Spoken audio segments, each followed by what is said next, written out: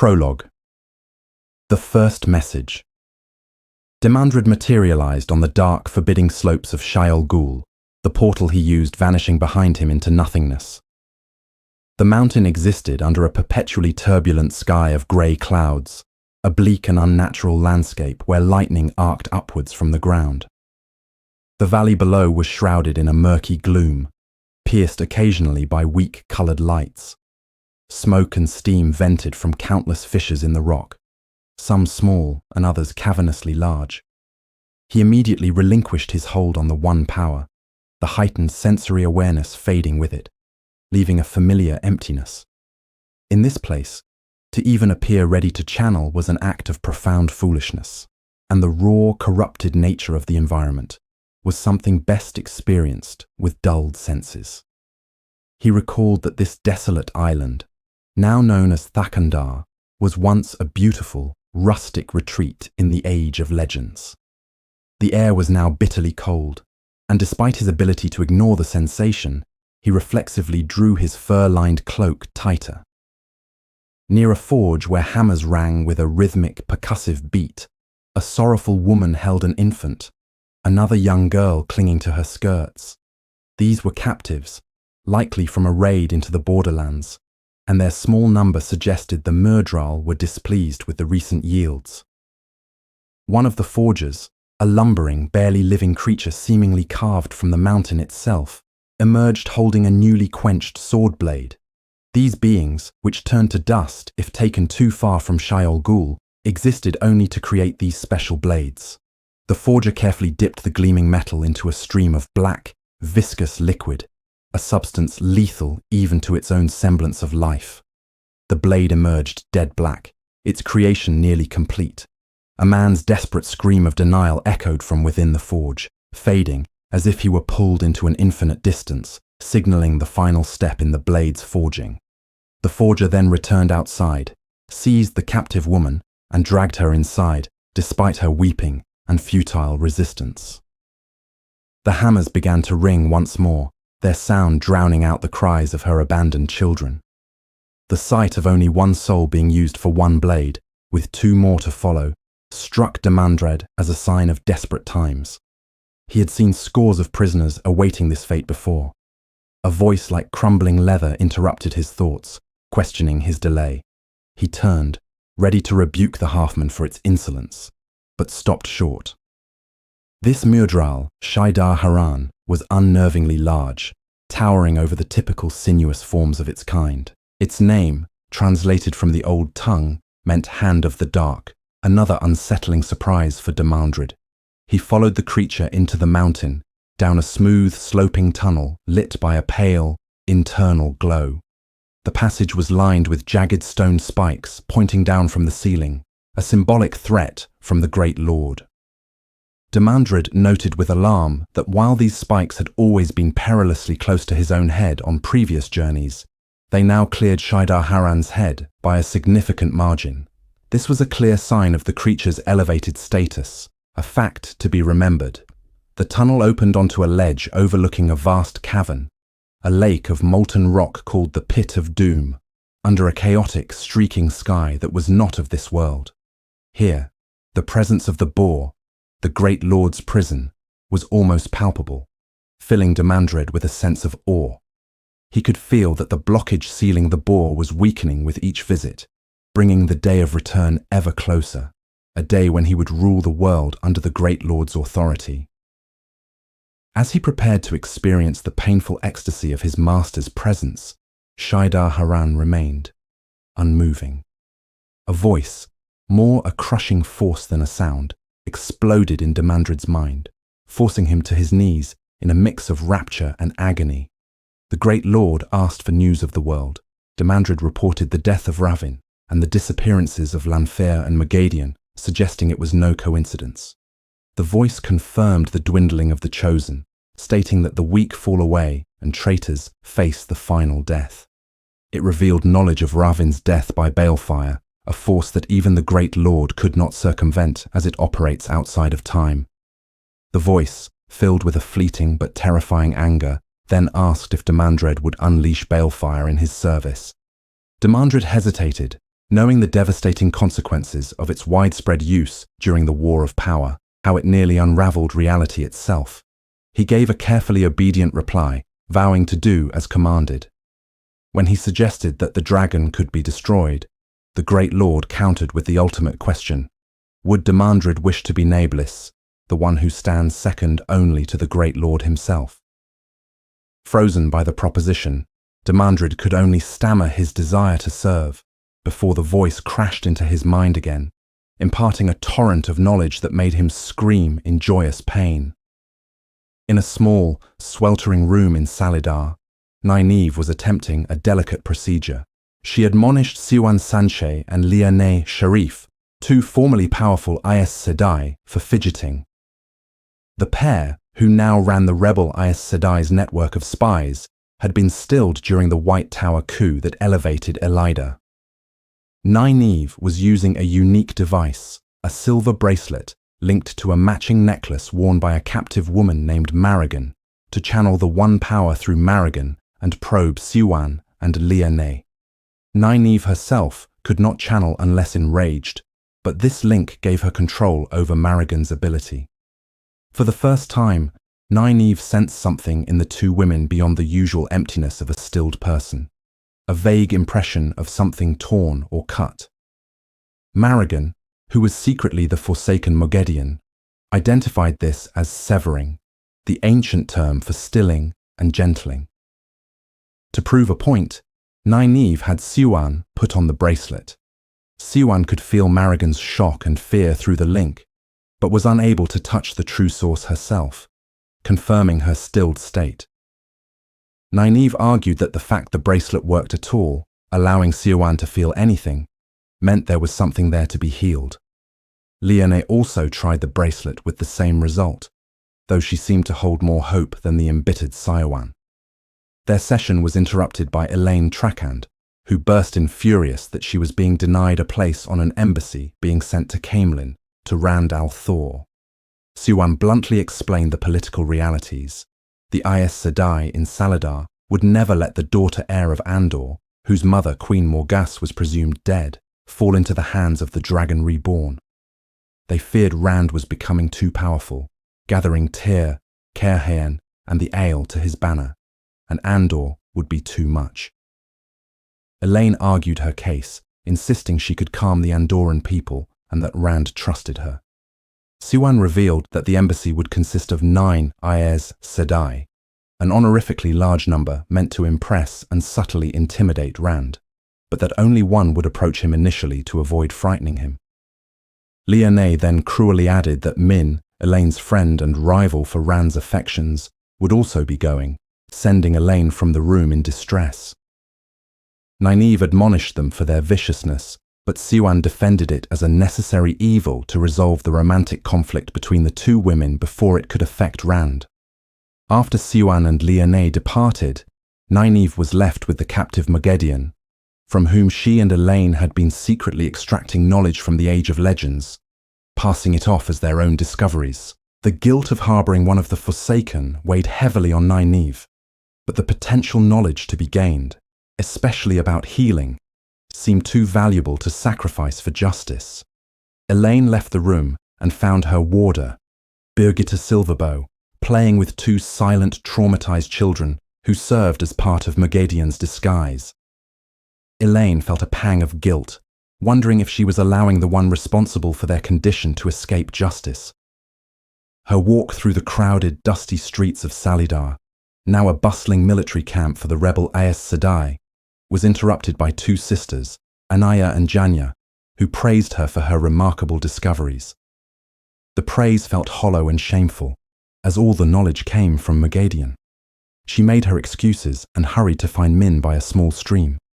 Min confessed that Siwan had tasked her with spying on Rand. Elaine, trusting her friend, knew she would not do it, and they reaffirmed their pact not to let Rand come between them, though they acknowledged the difficulty. They discussed the complexities of their situation, with Min viewing a future where 3 women, including themselves, would be tied to Rand. Elaine, feeling overwhelmed by the unnatural heat and the weight of their secrets, tried to use the power to create a single cloud as a sign of hope, but failed, leaving her with a sense of dread. Meanwhile, in the Two Rivers, Failni Basher Taibara held court in her husband Perrin's stead. Perrin, now Lord of the Two Rivers, avoided the duty of passing judgment on his own people. Fail deftly handled a series of disputes, two women arguing over a man whom she sent to the village wisdom. Sen Bui, a thatcher complaining about competition from a newcomer making roof tiles, and various refugees seeking permission to start new enterprises. Afterward, she was visited by 4 of the local wisdoms, led by Days Kongar. They were deeply worried about the unnatural, prolonged heat and drought, and the fact that they could no longer listen to the wind to predict the weather. They admitted their own fear, seeking reassurance. Fail, drawing on her noble upbringing, gave them a rousing speech about the resilience of the Two Rivers people, reminding them of their strength and restoring their confidence. Later, she found Perrin on a porch overlooking the grounds. He was watching Tamal Thor train a young man named Aram with a sword. The unnatural, cloudless heat lightning flashed in the sky. Perrin, his golden eyes filled with sadness, confessed that he could feel Rand pulling at him, that Rand was in need. He had already spoken to others about his departure, planning to leave that night in secret. Fail, though angered by his secrecy and his attempt to leave her behind for her own safety, calmly agreed with him, all the while formulating her own plan to ensure she would accompany him. Miles away, on a dusty rolling plain, Gawyn Trakand commanded his company of younglings, providing an escort for a delegation of Aes Sedai. He watched as 3 Shido Aiel Wise Ones approached their position for a clandestine meeting. Gawyn reflected on his precarious situation, having sided with Elida in the Tower coup, but then secretly helping the deposed Amerlin, Siouan Sanche, to escape. He remained in Tarvalon out of a complex sense of duty to his mother, his sister Elaine, and his love for Egwene Alvera. He had been told the Aes Sedai were travelling to Cairhien to invite the Dragon Reborn to the White Tower, an act of support he found almost unbelievable coming from Elida's Reds. A wandering peddler approached his men, and when questioned for news, revealed that Queen Morgus of Andor was dead, supposedly killed by Rand al'Thor. The news struck Gawyn like a physical blow, igniting a cold, murderous rage within him. If the rumours were true, he vowed to kill the Dragon Reborn himself. Inside a tent, the Aes Sedai concluded their agreement with the Shido Wise Ones. The Aiel leader, a sulky woman named Savannah, agreed to help them as long as she could witness Rand al'Thor's defeat personally. After the Aiel departed, Katarina al-Ruddin, a Red sister, spoke with Galena Casban, the head of the Red Aja. It was revealed that both women were secretly members of the Black Aja. Galena confirmed their orders were to preserve Rand, not to let the Shido kill him, a command that mystified Katarine. As the Wise Ones walked away, Savannah reflected on her own ambitions. She intended to use the Aes Sedai to capture Rand al'Thor, believing that once she held the Karakan in chains, the world would belong to the Shido, and to her. She possessed a strange carved cube given to her by a mysterious wetlander, an item connected to her plans for Rand that she had kept secret from everyone. In Amadisia, a desperate Queen Morgus was a political supplicant at the court of King Aelron, seeking an army to reclaim Andor from the usurper Gabriel. She was frustrated by Aelron's endless delays and the growing insolence of her loyal guardsman, Talonvor. Her fragile hopes were shattered by the arrival of Pedron Neal, Lord Captain Commander of the Children of the Light. Niall informed her that Gabriel was dead and Caemlyn had fallen to Rand al'Thor, whom he dismissed as a false dragon and a puppet of the White Tower. He offered Morgase 5,000 White Cloaks to retake her throne, a tempting but dangerous proposition. As Morgus grappled with this, a young palace servant revealed himself to be a loyal Andoran who offered her a means of escape. Back in his fortress, Niall mused on his grand strategy. Believing the tower was using Rand to further its own ends, he intended to unite the world under his own command to face the coming last battle. He gave orders to an inquisitor, Jaikim Caridin, to create chaos by unleashing bands of false dragonsworn across Altara and Mirandi, thereby turning the world against Rand al'Thor and the White Tower. In a timeless, placeless room, the forsaken Mesa'ana, Semihaj, and Grayendal gathered. They were joined by Demandred, who had returned from his meeting at Shaol Ghul.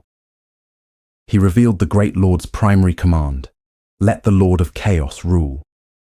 The cryptic order filled them with a mixture of excitement and fear as he explained the rest of the plan. Elsewhere, in another featureless chamber, 2 other Forsaken were resurrected. They awakened in new bodies, with new names, Osangar and Arangar. Arangar, who had been a man, was horrified to find himself in the body of a beautiful woman. They discovered they had been cut off from the one power. The towering Miodral, Shaidar Haran, appeared and asserted his absolute authority over them, informing them that they were being given a second chance to serve the Great Lord. They would be sent back into the world, their existence a secret to all, to carry out a new mission, with failure being an unthinkable alternative. Chapter 1. Lion on the Hill. The story opens as the wheel of time turns, with a wind blowing across the war-torn and drought-stricken land of Caerhien before crossing into Andor. The landscape is described as suffering under an oppressive, unseasonable heat, with abandoned and burnt farms in Caerhien and withered fields in Andor, causing deep anxiety among the populace. The wind eventually reaches the great city of Caemlyn, where 2 significant banners fly above the royal palace. One is the ancient symbol of the Aes Sedai, a disc of white and black, while the other is the personal banner of the Dragon Reborn, a snow-white flag bearing a golden-maned serpent-like creature. The narrative notes that these 2 banners evoke a powerful mixture of fear and hope within the hearts of those who see them, representing both potential salvation and utter destruction from the same source. Within a courtyard of the palace, Rand al'Thor is engaged in intense sword practice.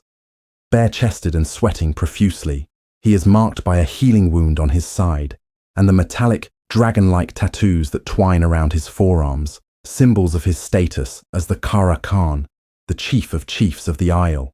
He moves with fluid grace, flowing between sword forms taught to him by Lan Mandragoran, his mind empty of all thought except the motions of the practice. He faces 5 skilled swordsmen simultaneously, the best he could find, whom he deliberately keeps at a distance emotionally by never asking their names. His goal is to be tested, not to make friends, as he believes his friendships are doomed to end in tragedy. In a display of superior skill and tactical awareness, he rapidly dismantles their encirclement, using a sudden reversal of movement to catch them off guard. He efficiently dispatches 4 of his opponents with precise, non-lethal blows from his wooden practice sword. The 5th combatant, a heavy, shaven-headed man, anticipates Rand's final move and manages to strike him on the head. Despite the blow, Rand remains standing and orders that the man be paid a bonus, a system he instituted to ensure his sparring partners would not hold back out of deference to his title. Once the practice concludes, Rand is immediately surrounded by a crowd of fawning Andoran nobles, including Aramilla, Elenia and Nayan, all of whom harbour their own ambitions for the Lion Throne. They offer him effusive, insincere praise for his swordsmanship, their flattery thinly veiling their political manoeuvring. Rand internally expresses his disgust for their sycophancy, recognizing them as opportunists who would have just as eagerly served the Forsaken Ravin when he masqueraded as Lord Gabriel. He endures them only out of necessity. In stark contrast to the nobles are his Isle bodyguards, the Maidens of the Spear, led by the stern, white-haired Sulin. They stand as vigilant protectors, their cultural disdain for swords and non-Isle people evident in their expressions as Sulin grimly tosses the payment coins to the swordsman. The scene is interrupted by Davram Bashir, the Marshal General of Saldia, who has been observing from a chair. He bluntly criticizes Rand's 5-against-1 training exercise as foolish and purposeless, questioning why he would risk injury when he has other, more potent means of defense. To emphasize his point, Bashir suddenly throws a dagger directly at Rand's heart. Without moving a muscle, Rand instinctively seizes Saidin, the male half of the One Power. He is flooded with the corrupting taint, a sensation like an avalanche of filth and fire, yet he masters it and weaves a simple flow of air to halt the dagger in mid-flight. This act of channeling causes the Andorran lords to draw their swords in alarm, and the Ael maidens to veil their faces, preparing to kill. Rand commands everyone to stop. Bashir calmly explains that his action was meant to prove a point. Any assassin who could get past Rand's formidable Ael guard and his own Saldean cavalry would not be human, and against such a threat, sword skills would be useless compared to his ability to channel. The tension of the moment triggers an episode within Rand, where he clutches his head, assaulted by the thoughts of Luz Therin Telemon, the man whose soul he now shares. The Andorrans react with fear, suspecting madness, while the Ael maidens show quiet concern. Bashiri urges Rand to find an ally with Aes Sedai, arguing that their endorsement is necessary to legitimize his authority in the eyes of the world's rulers. Rand, however, expresses his deep-seated distrust of all Aes Sedai, whether of the White Tower or the rebels, stating that he will use them as he must but will never trust them. Just as their intense discussion concludes, one of Bashir's soldiers arrives with urgent news. The man reports that a visitor has appeared at the city gates, a man who has given his name as Mazrim Taim. Chapter 2. A New Arrival, Mazrim Taim. The chapter commences by establishing the context of Mazrim Taim, a man who, like several others in recent years, had proclaimed himself the Dragon Reborn and was one of the few who could genuinely channel the One Power. His campaign had wreaked havoc in his native Saldaea before his capture. The mere mention of his name elicits a powerful reaction in the courtyard. Marshal General Davram Bashir, a Saldean, grips his sword with such force his knuckles turn white, while the Andorran nobles present are overcome with terror. Elegar vomits, and Aramilla faints once more. Bashir's entire mission in Andor, leading a Saldean army, was to hunt Taim down after his escape en route to Tar Valon, a testament to the profound fear and hatred Queen Tenobia and her people held for him.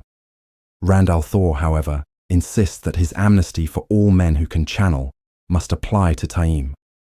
He is prepared for a confrontation, secretly holding a rare male Angreal, a small carved figure, to augment his power should Taim still claim to be the dragon. Bashir reluctantly agrees to honor Rand's amnesty, but issues a stark warning. If Taim ever returns to Saldaea, he will be killed, regardless of any official command. After dismissing the terrified Andorrans, who hastily depart, Rand and his allies await Taim's arrival. The man who appears is a tall Saldean with a proud bearing, despite his worn and dusty clothes. He is escorted by Bashir's soldiers, their sword points resting against his ribs. As Rand prepares to speak, he is assaulted by a furious internal monologue from Luz Therin Telemon, the voice in his head, who rages about betrayal from powerful lieutenants like Demandred and Samael, screaming for Rand to kill Taim immediately. Rand struggles to suppress the voice and maintain his composure. Taim, meanwhile, engages Bashir with mocking confidence, proving his identity by referencing a secret, brutal incident where he used the power on two men and their wives under a flag of truce.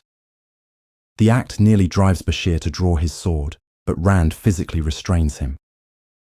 Taking control of the situation, Rand delivers a calculated speech, contrasting Taim's crimes with the world-shattering atrocities committed by the Forsaken. He details Semehage's citywide torture, Grandal's murder of children, and Demandred's feeding of entire populations to Trollocs, arguing that Taim's past deeds pale in comparison, and that his help is needed to fight these true evils in the last battle. Taim initially proposes a partnership, an idea that fills Rand with cold fury. Luz Therin's voice again screams for blood. Rand rejects the offer with absolute finality, declaring that there will be no partners, only a master and a servant. In a startlingly abrupt shift, Taim kneels and swears to serve and obey the Dragon Reborn. Rand is deeply suspicious of this rapid submission, but Taim explains his choice with cold pragmatism. It is better to gain a portion of the victor's glory than to be hunted and killed by Aes Sedai or Rand's followers. He acknowledges that Rand fulfilled the key prophecy of being born on Dragonmount, a fact he could not fabricate, cementing Rand's legitimacy. To demonstrate his future loyalty, Taim presents Rand with a gift, a circular object wrapped in rags. Unwrapping it, Rand discovers it is one of the 7 seals on the Dark One's prison, a disc of Quendilar bearing the ancient Aes Sedai symbol. The sight of the seal triggers an even more violent reaction from Lews Therin, whose voice overwhelms Rand with a frantic, thundering command to break the seal and all the others.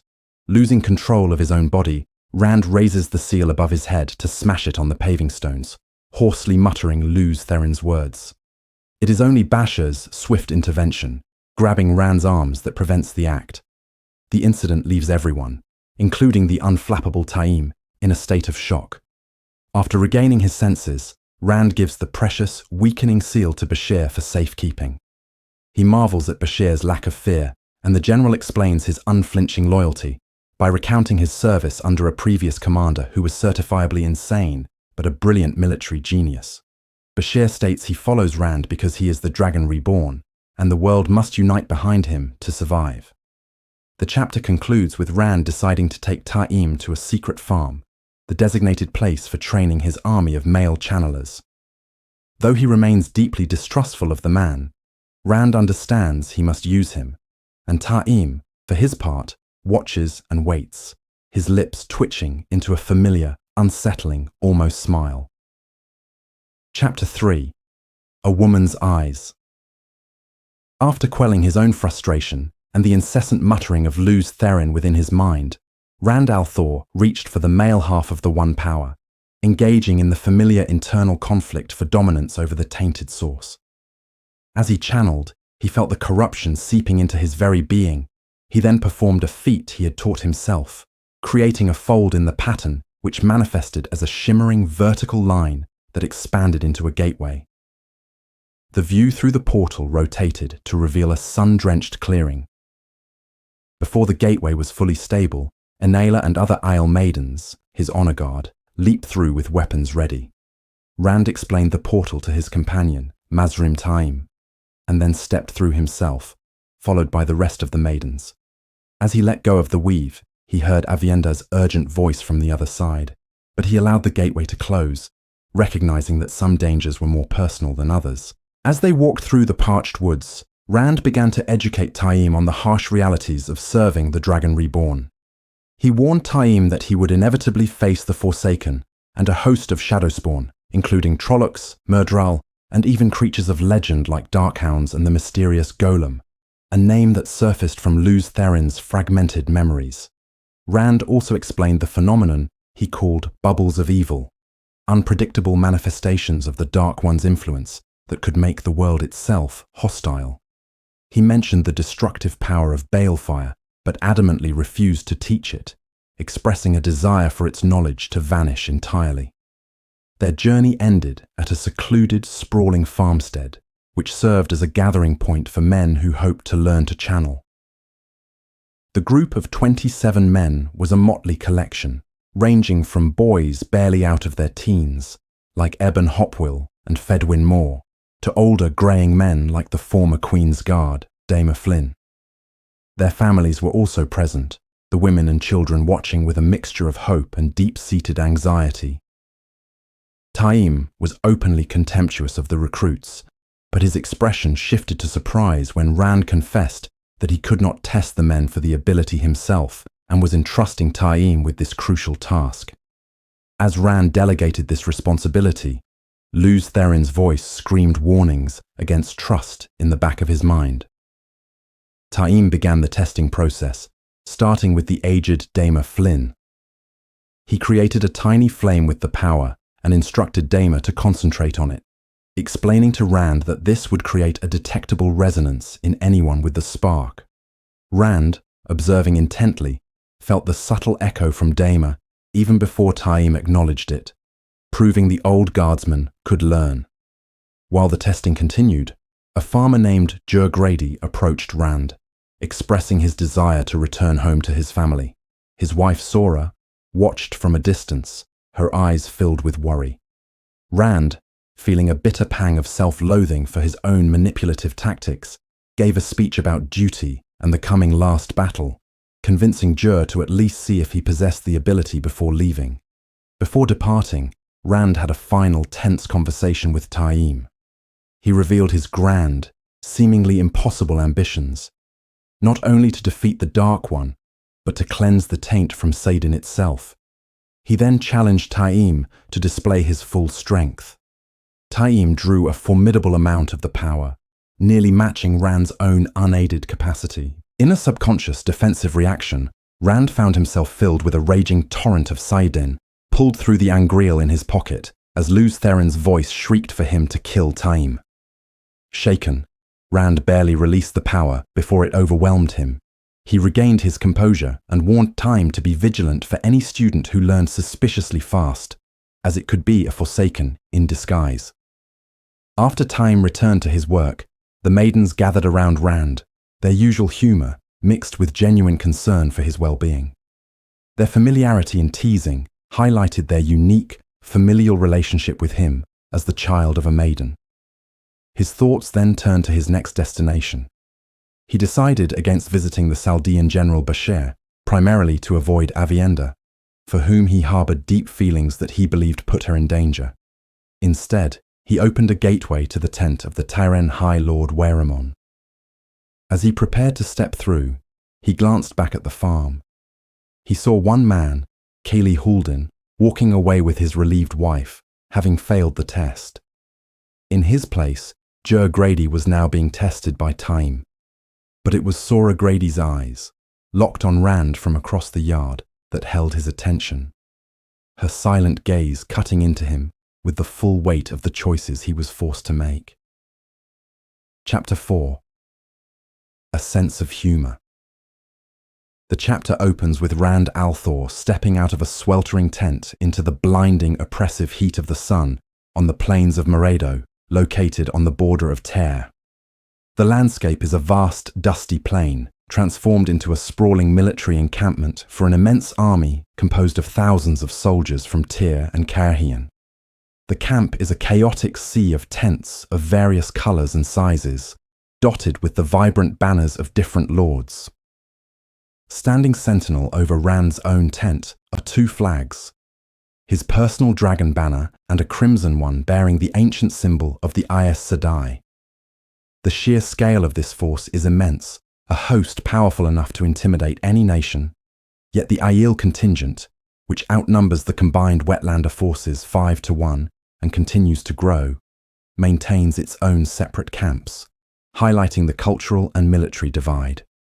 Rand is immediately met by his Aiel honor guard, the Maidens of the Spear, and a contingent of male warriors from the Shamad Conde Society, or Thunderwalkers, led by a scarred and formidable man named Royden. A significant detail is noted among half of the male Aiel warriors.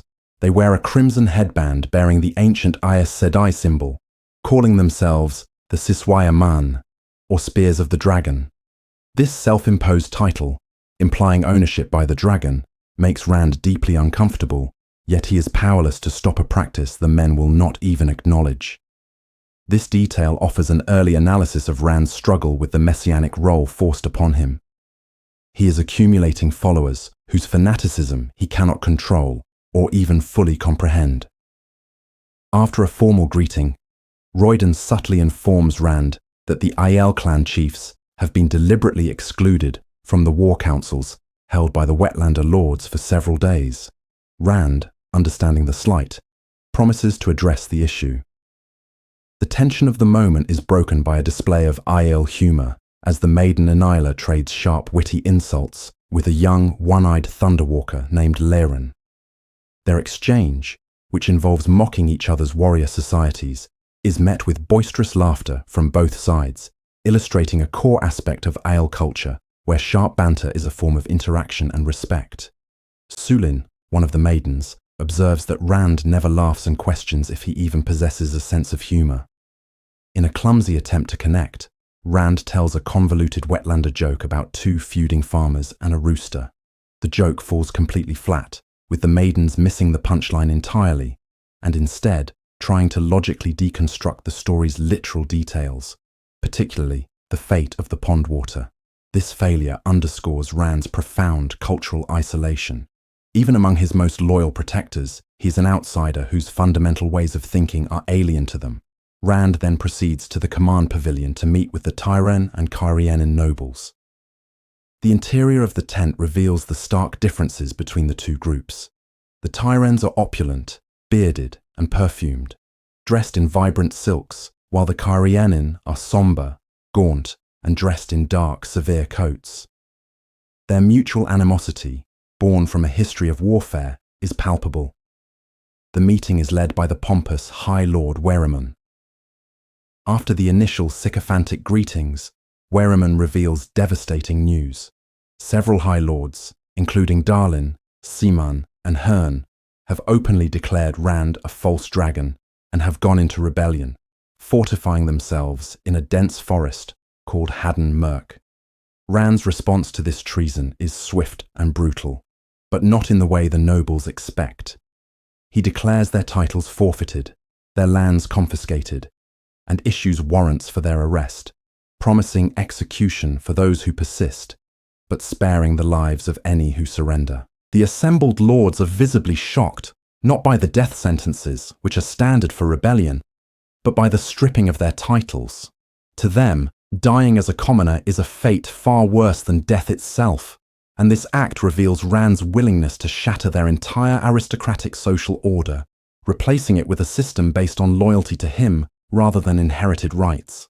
This is a calculated power move, instilling fear by attacking the very foundation of their identity. The discussion then turns to the war against Ilion and its ruler, Samael. Weramon proposes a foolishly direct and vainglorious cavalry charge across the plains, a plan Rand instantly rejects as suicidal. Instead, Rand lays out his own supposed strategy. The army is to wait in its current position for further reinforcements and for Mat Cauthon to arrive and take overall command. This plan is met with veiled disapproval.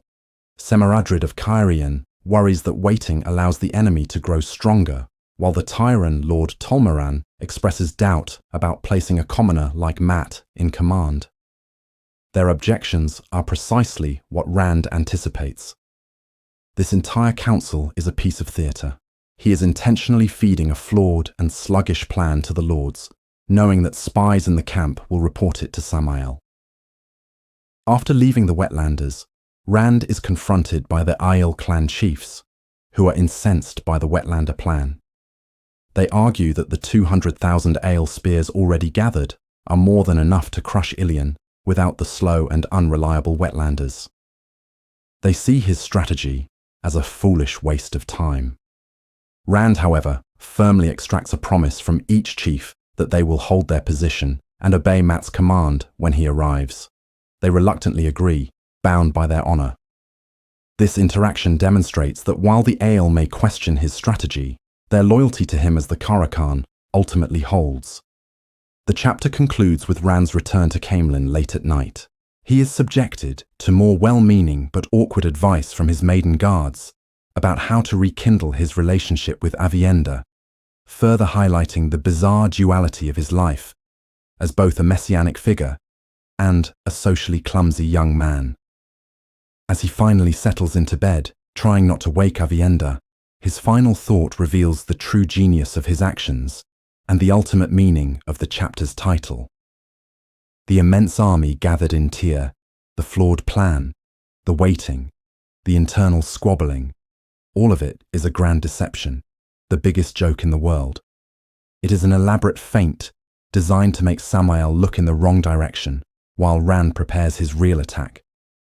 Samael, a being with no sense of humor, is about to become the punchline to a continent-sized practical joke that will end with his death.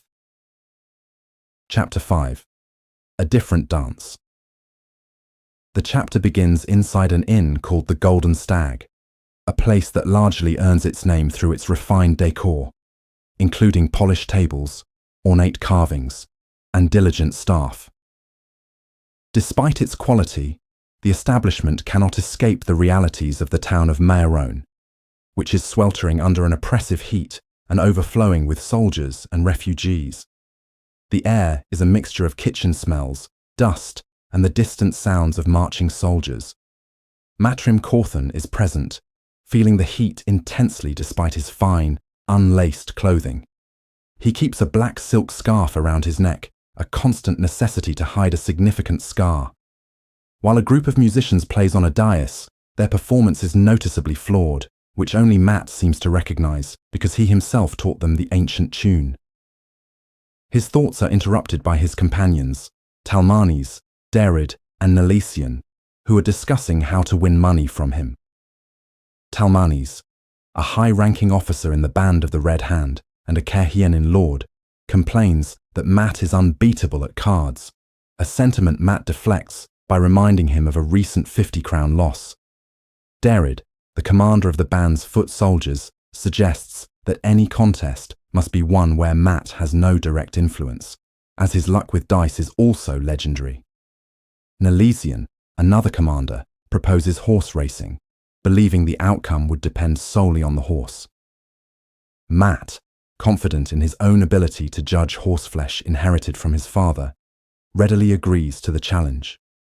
Their conversation is joined by a serving maid named Betsy Sylvan, a dark-eyed beauty with whom Matt has been hoping to speak. His companions tactfully give them space as Matt attempts to flirt with her.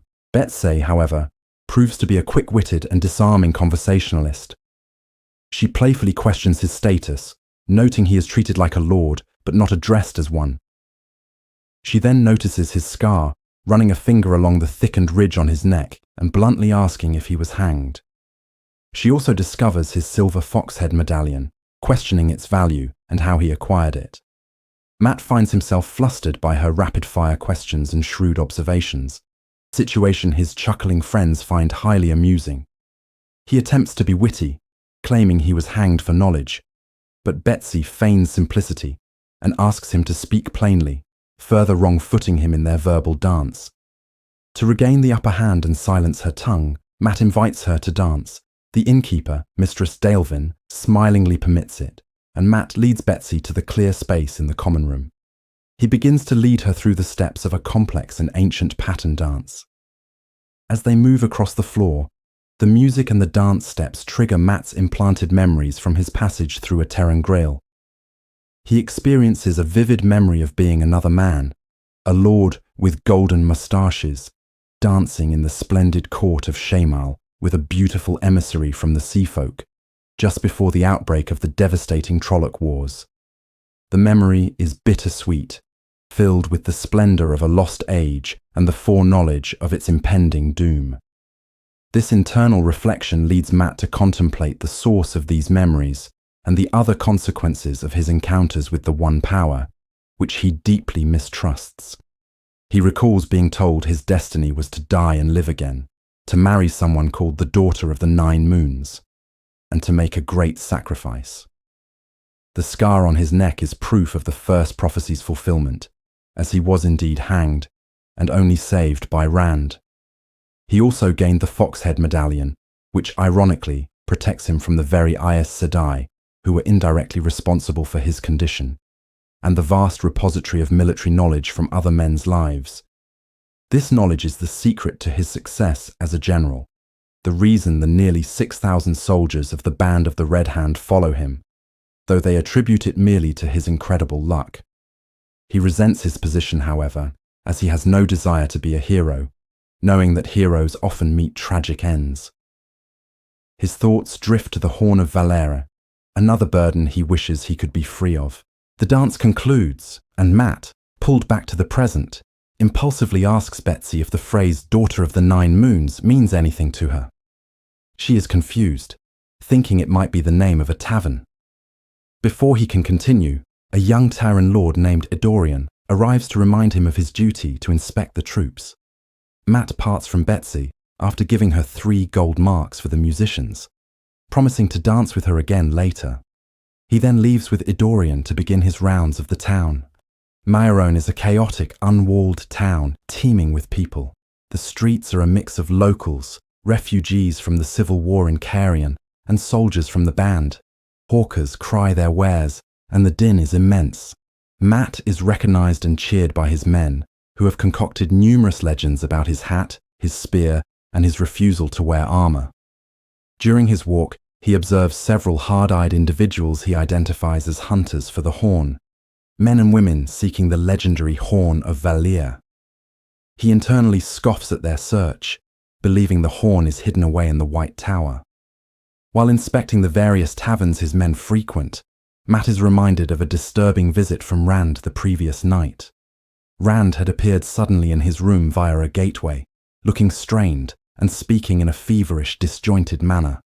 He jumped from the planned invasion of Ilion to his confusion about women, to his grand ambitions of uniting all nations, and chillingly muttered about having another man's voice in his head.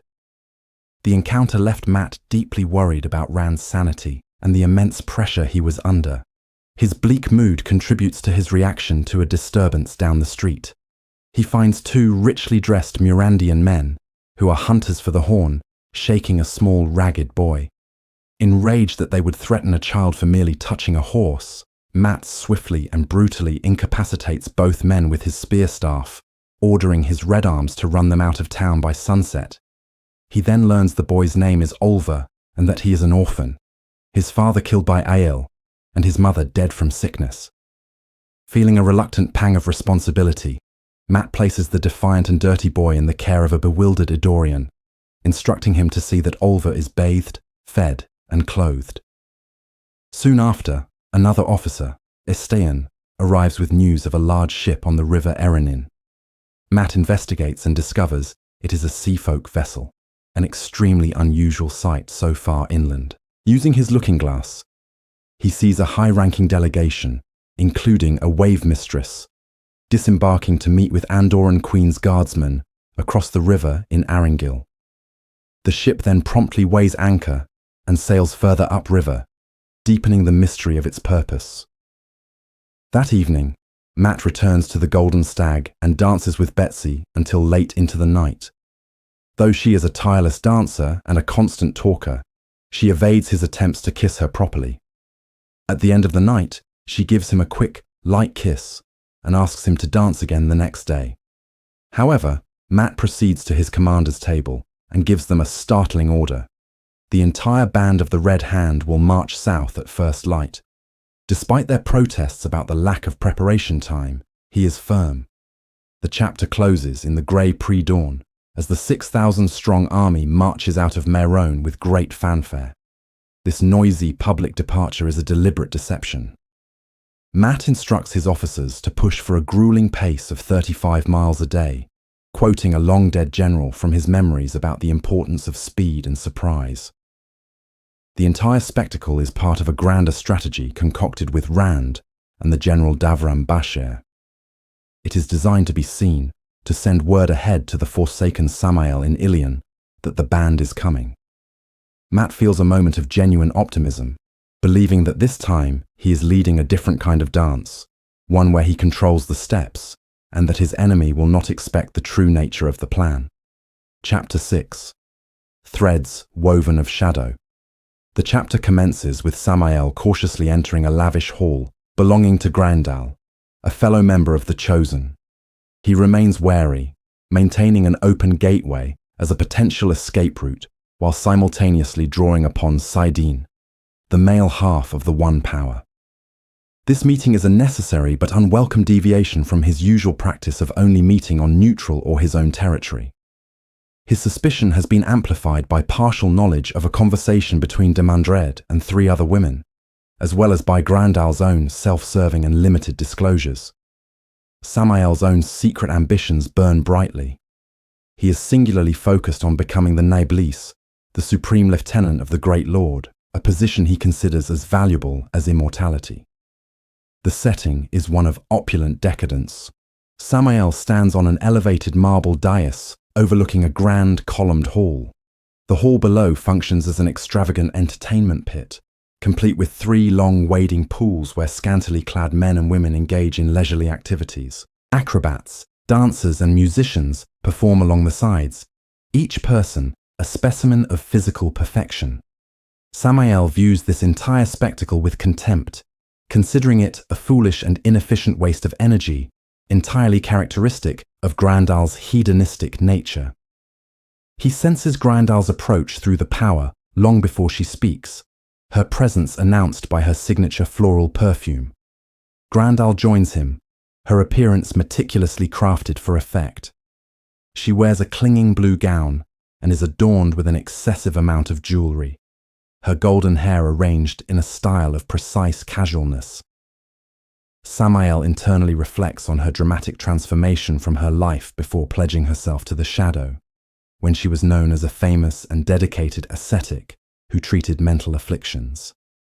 Now, she appears to be the complete antithesis of her former self, obsessed with personal pleasure and a veiled desire to undermine all who possess power, which in turn masks her own deep-seated thirst for control. She proudly points out her pets in the hall below, specifically identifying a group of acrobats as the brother, wife, sister, and daughter of the Domani king, Al-Salam.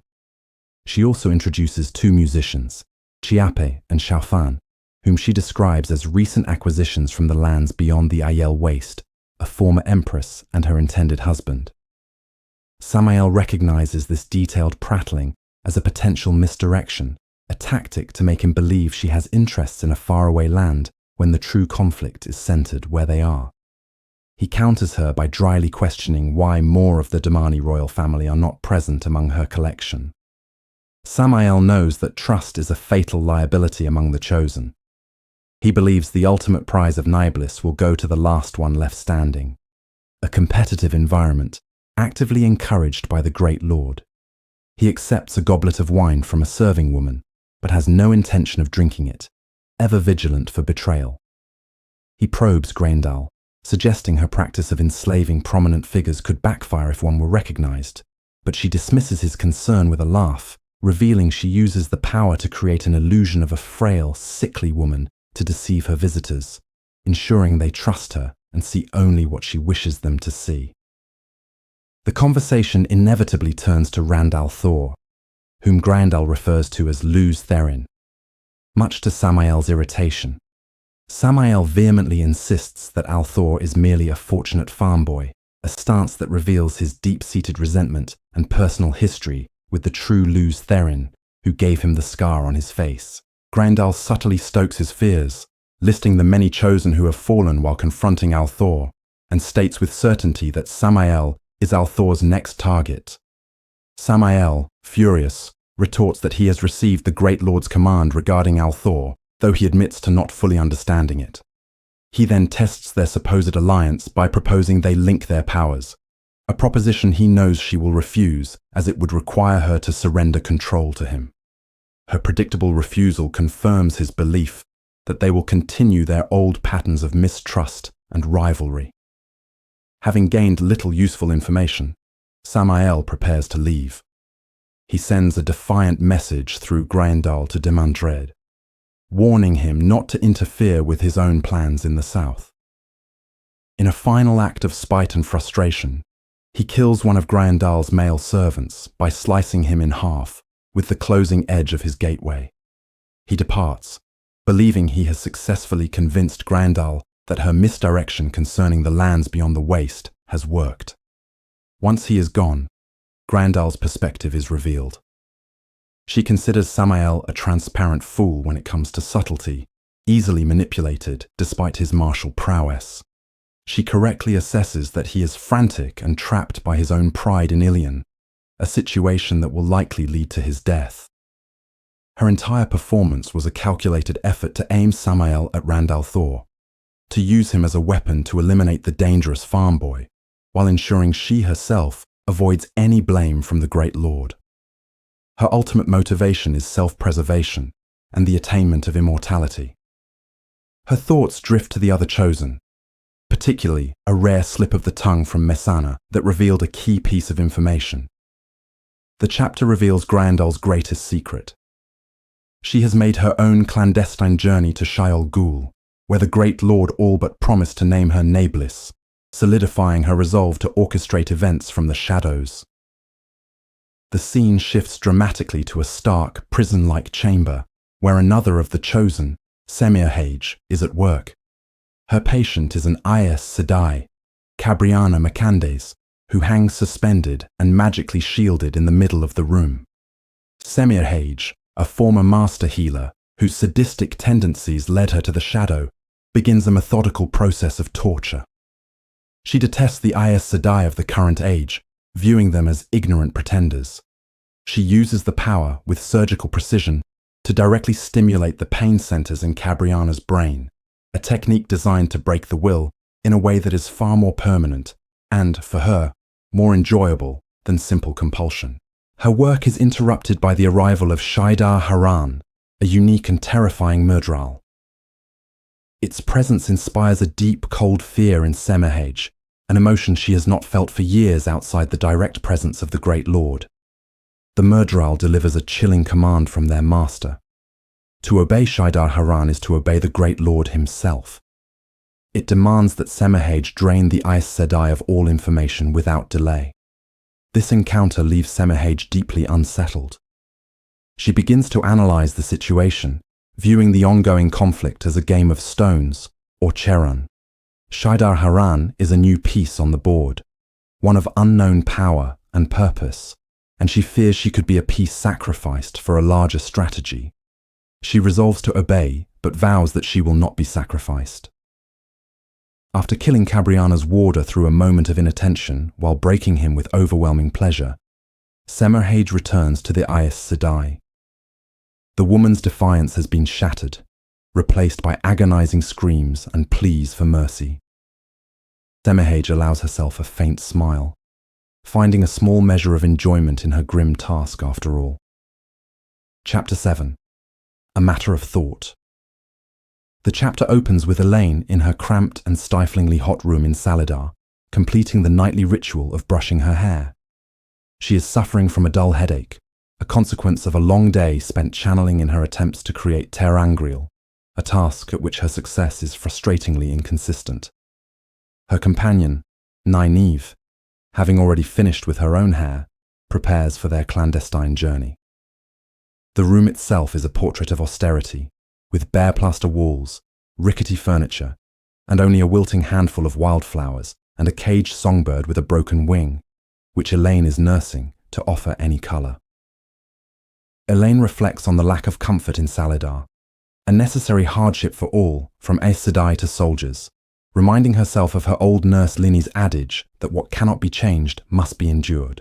Her thoughts drift to the oppressive weather, wondering if something could be done, a brief respite from her primary focus on terangrial, which the Aes Sedai in charge demand of her relentlessly. Nynaeve, preparing for bed, fiddles with the Adem bracelet on her wrist, a precaution she insists upon to control the captive Forsaken, Mogedion, even though the woman is already well guarded by Birgitte. Impatient to begin their journey into the world of dreams, Elaine urges Nynaeve to hurry, as they are expected. Nynaeve, who chafes at being at anyone's beck and call, reluctantly takes one of the two twisted stone rings from the table. These are terangrial, copies made by Elaine of an original now held by Siwan Sanche, which allow the wearer to enter Teleran Riod in their sleep. Elaine internally contemplates the complexities of their creation. While she understands their function, the fundamental principles, the how and the why, still elude her. She theorizes that the pattern of colors is as crucial as the shape, yet she struggles to reproduce the original precisely. This uncertainty gnaws at her. A failure could result in something far worse than a non-functional object, potentially leading to being burned out, a permanent severing from the one power. After taking a sleep-aiding herbal tincture prepared by Nynaeve, both women lie down, the rings on cords around their necks. As sleep approaches, Elaine's mind races over the precarious political situation.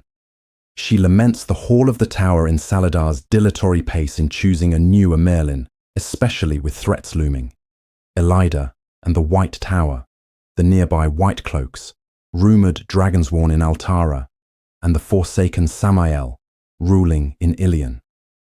Her thoughts then turn to Rand, the key to everything, and her determination to bond him as her warder.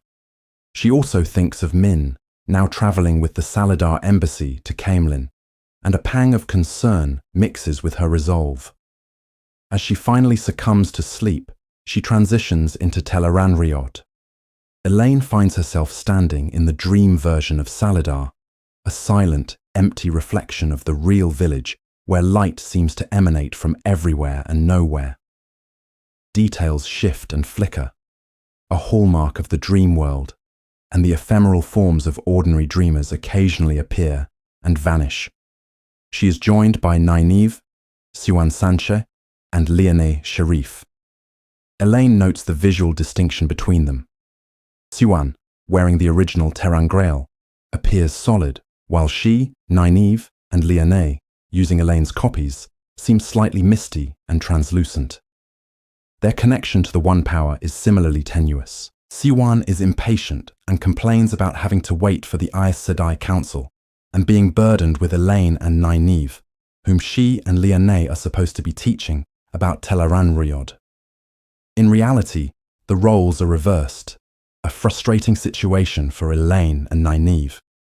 Siwan and Liane maintain a facade of constant bickering, a clever performance designed to make the Aes Sedai underestimate them and see them as broken, stilled women, thereby allowing them to manipulate the Council's opinions, particularly in favor of supporting Rand. 6 Aes Sedai, led by Sherry and Bayonar, arrive. Their dream selves are also misty, as they use different dream Ter'angreal, some of which are also Elaine's copies. Their clothing shifts uncontrollably, a sign of their inexperience in the dream world, and they appear unaware of it. Elaine overhears them discussing a decision they have made regarding an unnamed woman who might be too easily guided. Their arrival interrupts their private talk, and they turn their attention to the others.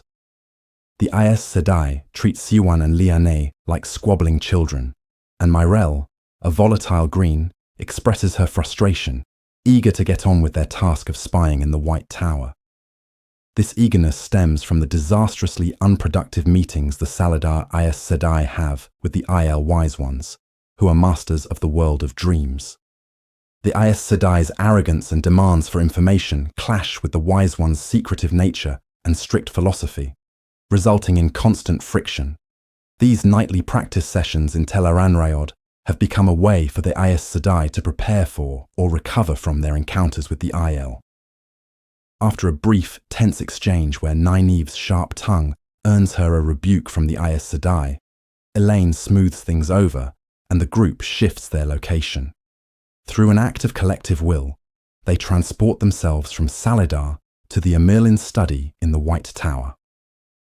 The room reflects the power of its office and the personality of its current occupant, Elida.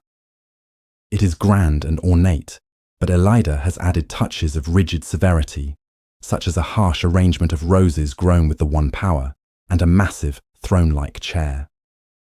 Above the fireplace hangs a painting of Rand fighting at Falmer, with a mended tear across his face, indicating Elida's conflicted obsession with him. Liane and Nynaeve are quickly dispatched, leaving Elaine to observe as the Aes Sedai begin their espionage. Their work is interrupted by the sudden appearance of Elida's dream self, who declares a foretelling that the tower will be reunited under her and demands they kneel. The vision vanishes, leaving the Aes Sedai unsettled, though they quickly dismiss it as a mere dream, pointing out that the Amirlins stole in the vision was missing the blue stripe of the blue Aja. The Aes Sedai resume their task, rummaging through the contents of a lacquered box on Elida's desk. The papers within are ephemeral, changing and dissolving as they are read, but the women persevere. They learn several key pieces of intelligence. Elida is pressing rulers in Ilion, Murundi, Gialdan, and Altara for support. She is unaware that Moiraine is dead and maintains a warrant for her arrest, and she has followed through on her threat to demote a yellow sister, Shemarin, to the status of accepted, a violation of Tower law that confirms what Elaine and Nynaeve had previously reported to deaf ears. They also learn of continued skirmishes in the borderlands, silence from their agents in Tarabon, and a multitude of unsettling rumours from across the continent, including tales of madness, nightmares, and shadowspawn. The most disturbing discoveries are an order for Elaine's own capture, stating that the ruling house of Andor is the key to something unknown, and a document revealing Elida's intent to send an embassy to Rand al'Thor in Carrion, offering him the tower's support. This news throws the group into alarm, as they know Elida's Red Arja background makes any offer of support a likely trap. Elaine's passionate outburst that they must warn Rand is coldly dismissed by Sheriam, who questions how an accepted proposes to do so. Their debate is cut short by screams from the anteroom. Rushing out, they find a scene of literal nightmare. The corridor has been transformed into a vast, fiery cavern filled with monstrous Trollocs, torturing several of the Aes Sedai. Anaya, Morvrin, and Carlinia are already trapped within. The remaining Aes Sedai make a critical error. They link and attempt to fight the nightmare with the One Power. By doing so, they accept its reality, and the nightmare immediately pulls them in, subjecting them to horrific tortures. Elaine and Saiwan, remembering the lesson that one must deny a nightmare's reality, realize they must enter it willingly to help the others. Inside, Elaine is bound and helpless, a massive Trolloc preparing to kill her. Through the cacophony of screams, she and Siwan shout at the others, urging them to focus their minds on the true appearance of the corridor. Just as a Trolloc's blade touches Elaine's neck, their combined mental effort succeeds, and the nightmare shatters, returning them to the normal hallway. The Aes Sedai are left in a state of ruin, their dream selves appearing bloodied, bruised, and broken from the ordeal. They decide to return to their bodies in Saladar immediately to receive healing. Elaine wishes to stay and continue gathering information with Saiwan, but she is overruled by a grim Morvrin. However, instead of returning directly to Saladar, Elaine makes a detour. She transports herself to the Grand Hall of the Royal Palace in Caemlyn. There, she is shocked to see that the Lion Throne of Andor has been moved and set upon a pedestal, placed behind and above a new grandiose throne made of golden dragons. She interprets this as Rand's arrogant bungling of Andoran politics, fearing he is alienating her people without her there to guide him. Filled with a mixture of fear for him and jealousy of Min, who will soon be with him, she reaffirms her vow to bond him as her warder. As Elaine departs Tel Aranrhiod, the Forsaken Demandred steps out from behind a column. He had been watching her, correctly identifying her and understanding her disapproval of Rand's actions. He views her determination as another minor but useful complication in the grand scheme of events.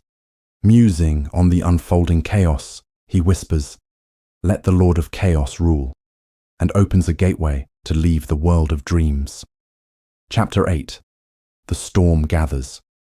Nynaeve awakens at dawn in a foul mood, her senses wrongly predicting an impending storm despite a clear sky, a sign of how her ability to listen to the wind has become unreliable since she left her home.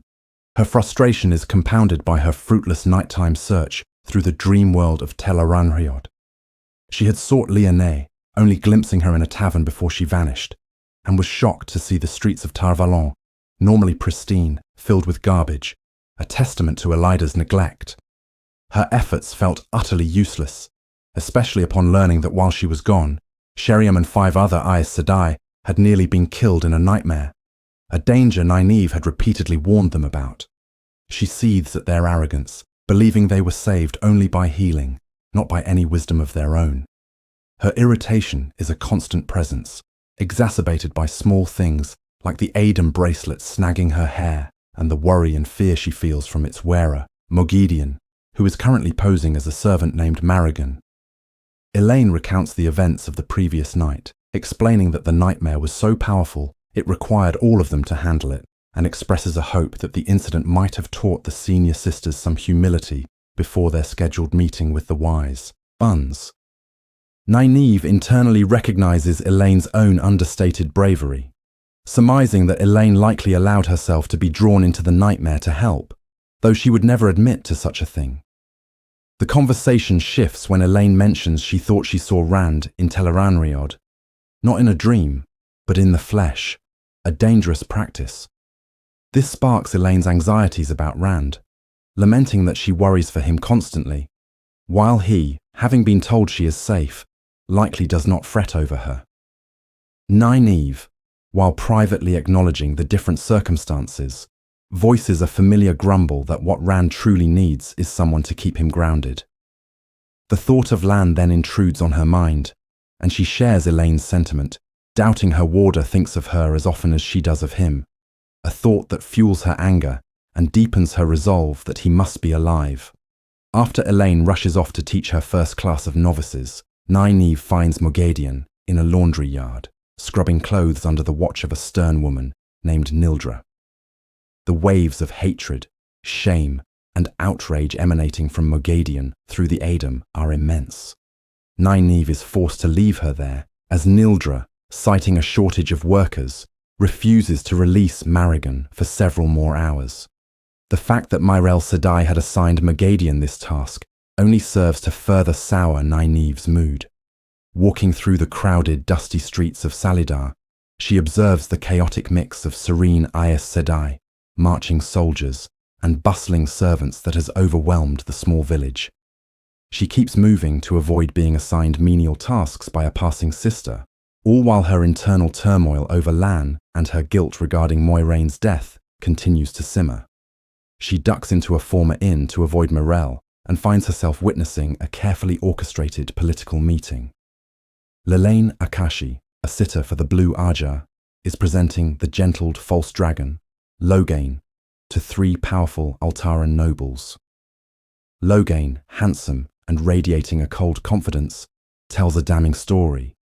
He reveals that Red Sisters, acting with Elida's knowledge, found him a year before he proclaimed himself and actively encouraged his rise. They gave him a choice between death and their assistance, providing him with intelligence on troop movements and helping him avoid other Aes Sedai. His tale is a calculated act of vengeance designed to destroy the Red Aja and, by extension, Elida's authority. He explains that the Red's ultimate plan was to gain the glory of putting down a powerful false dragon they themselves had helped create. The revelation visibly shakes the Altaran nobles, securing their support for the Salidar rebellion and further isolating the White Tower under Elida. Leaving the inn, Nynaeve encounters Siwan Sanche in a heated argument with Gareth Brine. The general is frustrated by the army's inactivity and Siwan's prickly demeanor, while Siwan accuses him of taking pleasure in her lowered status as his servant. Their argument is a complex dance of pride and obligation, ending with Brine sending a message through Siwan that the army is ready to move and should not be left to stagnate. Immediately after, Liane appears, and she and Siwan have a tense, cryptic exchange, in which Liane informs Siwan their meeting with the Wise Ones has been cancelled, before both women stalk off in opposite directions. Lelaine then approaches Nynaeve, commenting on Siwan and Liane's lack of decorum and subtly questioning Nynaeve about Rand and the other 2 Rivers folk. She dismisses Nynaeve's attempts to heal Siwan and Liane's stilling as holding out false hope and, in a moment of condescension that infuriates Nynaeve, suggests she should cut her long braid. This series of frustrating encounters leaves Nynaeve fuming. Her anger is directed at the Aes Sedai's inaction, their condescension, and her own perceived uselessness. She sees Uno, the Shianaran officer, and for the first time seriously contemplates leaving Salidar. The thought is tempting, but she is held back by pride and the logistical difficulty, especially with Tom and Julin away on a scouting mission. Later, she observes Elaine's novice class and is cornered by Theodrin, a woman in a unique position between Accepted and Aes Sedai. Theodrin, who successfully broke her own channeling block, insists on beginning a rigorous daily schedule to help Nynaeve overcome her anger-dependent block, issuing a firm ultimatum that leaves Nynaeve feeling even more trapped. Finally, Nynaeve begins a lesson with Moghedien in their room, attempting to learn the difficult weave for detecting a man channeling. The process is slow and gives them both headaches, but Nynaeve persists, driven by the thought that it could be useful, when she eventually sees Rand. The lesson is abruptly interrupted when Elaine bursts in with momentous news. An emissary from Elida has arrived in Saladar. She is Tana Fear, a Red Sister with a reputation for a freezing demeanor. The news throws the entire village into a state of shock and speculation. Elaine worries that the Saladar Aes Sedai, in their deep-seated desire to reunite the White Tower, might actually consider returning. Nynaeve finds it incredible, believing Elida would demand absolute submission and that the sisters could not simply ignore the damning testimony of Loghain. As they ponder the implications, Nynaeve's faulty weather sense intensifies, feeling as though a violent hailstorm is beating down upon Saladar, a powerful premonition of the political storm that has just arrived. Chapter 9. Plans. The chapter commences with Pedron Niall, the Lord Captain Commander of the Children of the Light, coldly questioning his subordinate, Abdel Omerna, about the presence of illuminators in the city of Amador. Niall expresses his profound displeasure, emphasizing that the nation of Tarabon, the homeland of the illuminators, is under a strict quarantine to prevent the spread of its chaos and madness into Amadisia. Omerna, who presents a flawless image of a commanding and competent Lord Captain, explains that the illuminators wish to establish a new chapter house in the city.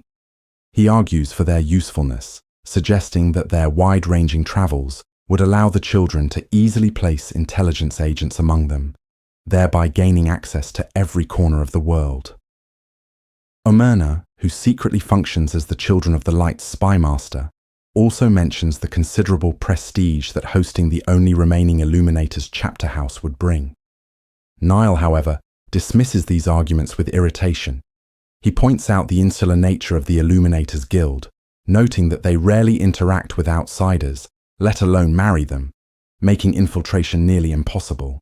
He curtly orders Omerna to have the Illuminators escorted from Amadisia under guard, refusing to hear any further debate on the matter. Shifting topics, he demands useful intelligence. Omerna reports on the growing presence of Dragonsworn in Altara and Mirandi, suggesting a swift military action could neutralize both them and the Aes Sedai enclave in Saladar. Niall rebukes him for overstepping his role, reminding him to gather information and leave strategy to his commander. Omerna then delivers a series of reports, all colored by his own credulous and overly optimistic perspective. He claims King Matin Stepaneos of Ilion is on the verge of allying with the children, that Rand al'Thor's advance in Andor has stalled, and that the rulers of Mirandi, Altara, and Gealdan are ready to fall in line. He paints a glowing picture of affairs within Amadisia, citing high recruitment numbers, the containment of the Prophet's forces, and the effective quarantine of Tarabon. Internally, Neil reflects on Omerna's profound incompetence. He recalls Omerna's past failures, such as his insistence that Morgus was dead, his denial of the fall of the Stone of Tyr, his absurd belief that Arta Hawkwing's armies had returned, and his numerous other misinterpretations and invented conspiracies. Neil recognizes that Omerna's primary flaw as a spy master is his tendency to believe anything, from street gossip to his own convoluted theories. After dismissing the preening Omerna, Neil sends for his secretary, Seban Balwa, but not before Omerna almost forgets to deliver a small bone cylinder containing a priority message. Alone for a moment, Neil contemplates a crude drawing of al'Thor, weighing the risks of waiting to deal with the false dragon versus the dangers of acting too hastily. Seban Balwa enters, a man whose desiccated and bird-like appearance belies his true function.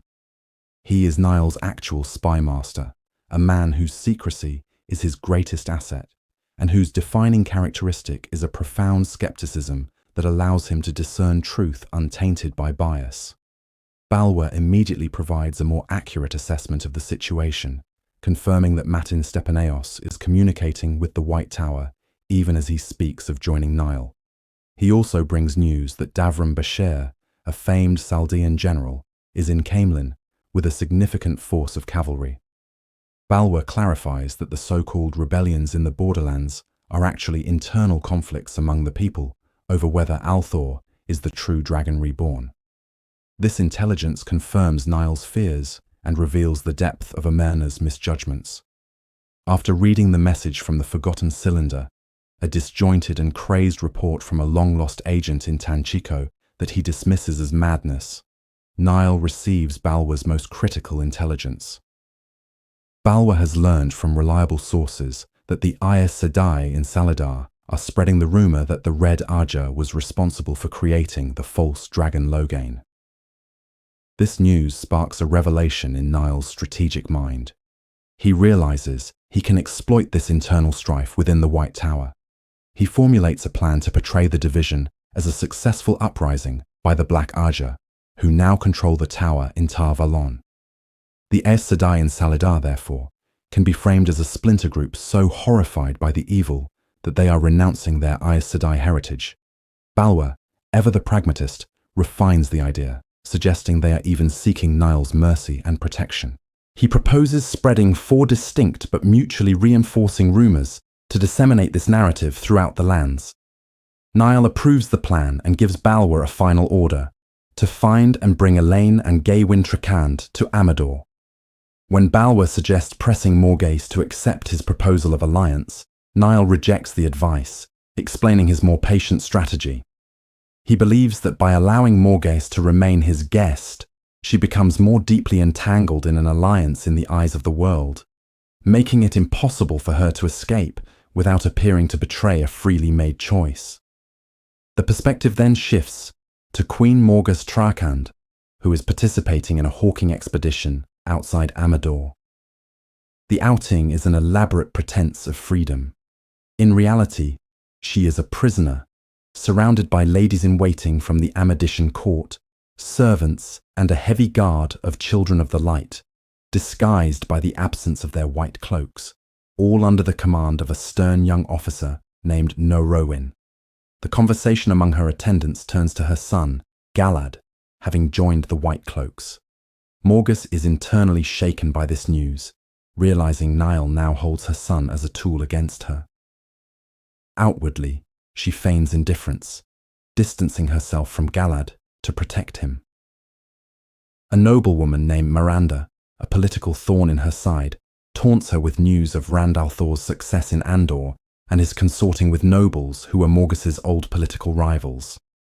Morghese finds a strange comfort in this, as the names Miranda mentions are all enemies. The fact that her loyal supporters are not named gives her hope they have not yielded to al'Thor. Deciding to return to the city, Morghese and her retinue ride back toward Amador. Along the road, they encounter numerous displaced people. Morghese engages Norowin in conversation, and he reluctantly explains that these are not refugees from the Prophet, but locals who have abandoned their homes and responsibilities. He states that they believe the false dragon has broken all bonds, as foretold in prophecy, and that this societal decay is a plague spreading on the wind from al'Thor himself. Seeing the desperate, hungry faces of a young couple, Morghese is horrified at the chaos inflicted upon the common folk and silently vows that Rand al'Thor will be made to pay for it, though she remains trapped by the dilemma that her only path to reclaiming her throne may be through an alliance with the equally dangerous Children of the Light. Chapter 10. A Saying in the Borderlands. The chapter begins with Rand al'Thor walking through the corridors of the royal palace in Caemlyn, feeling burdened by his new responsibilities and wishing for the simpler days when his only concern was his own well-being. He is not alone, but surrounded by a diverse and crowded honor guard, including 20 of Sulin's Maidens of the Spear, Baal, a prominent Aiel clan chief, with his own entourage of knife hands, and Davram Bashir accompanied by his Saldean soldiers. The hallway is filled with servants, a mix of old retainers in the red and white livery of Queen Morghese and newly hired help in their own clothes. Rand makes a series of mental notes, demonstrating the constant pressure of his leadership. He must arrange for proper livery for the new servants and ensure that the elderly pensioners who have returned to work can enjoy their retirement. He feels as though he is being beaten to death with feathers, as every small detail reminds him of another larger problem, such as the dangerous, unguarded waygates scattered across the land. He reflects on his own past, acknowledging that in those simpler times, he would have been viewed as a potential thief in these same corridors. The one respite is the silence of Luz Theron's voice in his head, and his growing mastery of a mental technique taught by Mazrim Taim, which allows him to distance himself from physical discomforts like the oppressive heat, a skill he wonders if Aes Sedai also possess. This thought leads to a moment of levity where he laughs aloud at the absurd image of an Aes Sedai sweating, a brief escape from his grim reality that puzzles his companions. Bashir, unperturbed by a new rumor of fighting among the borderland nations, brings Rand back to the serious matters facing Caemlyn. The city is overflowing with people. For every person who fled in fear of a false dragon, 2 more have arrived because they believe in him. Bale adds a more ominous analysis, pointing out that among these newcomers could be enemies and dark friends, warning Rand that another attempt on his life is inevitable. The conversation shifts to the growing unrest within the city itself. Bashir reports that people are being violently attacked for expressing doubt about Rand being the dragon reborn, with one man having been hanged for mocking Rand's supposed miracles. When Rand questions the term miracles, a nearby servant accidentally drops a priceless seafolk porcelain vase, which tumbles and bounces across the floor, only to land perfectly upright and unharmed. A stark, immediate example of the phenomenon. Bael and Bashir then recount other strange occurrences, all attributed to Rand's presence as a powerful tavern twisting the pattern around him. A child falling from a great height without a scratch, a gambler's impossibly long winning streak, and even roof tiles falling into the shape of the ancient Aes Sedai symbol. Rand internally acknowledges that this twisting of chance also has a dark side, causing freakish and fatal accidents as often as it produces wonders. Resigning himself to his fate, he recalls a borderland saying, "Duty is heavier than a mountain, death lighter than a feather." He orders Bashir to find and arrest the men responsible for the hanging, asserting that doubting him is not a crime. He also learns of whispers inciting rebellion against him, accusing him of murdering Queen Morgus. With cold resolve, he commands that the originators of these rumors be imprisoned, determined to hand over an intact Andor to Elaine, should he ever find her. The discussion turns to matters of statecraft, with Bashir reporting that several powerful Andoran nobles have secretly entered the city, but have not responded to Rand's invitations. In a moment of shrewd political calculation inspired by Moiraine's lessons, Rand devises a plan to use the ambitious Lady Aramilla to deliver new invitations, showcasing her supposed closeness to him and hopefully compelling the others to attend. The conversation is interrupted when Bael reveals that 2 Aes Sedai have just arrived at an inn in the new city. This news immediately captures Rand's attention. As he considers how to handle them, Luz Theron's voice intrudes with a cry of pride. The thought is cut short as Rand catches sight of Avienda in a nearby garden. He is struck by her beauty and internally struggles with his feelings for her, Elaine, and Min, convinced he is a danger to them all. This sight prompts him to act immediately. Instead of sending for the Aes Sedai, he decides to go to the inn himself, using the urgency of their arrival as a pretext to avoid an encounter with Avienda. Rand and his retinue ride from the palace through the sprawling city of Caemlyn. He observes the stark contrast between the serene, Ogier-designed inner city and the chaotic, bustling new city. He is particularly struck by the sight of refugees and wanderers, people who have abandoned their entire lives to seek him out. He feels a profound sense of responsibility for them, mixed with a fear of their desperate fervour, which could easily turn violent.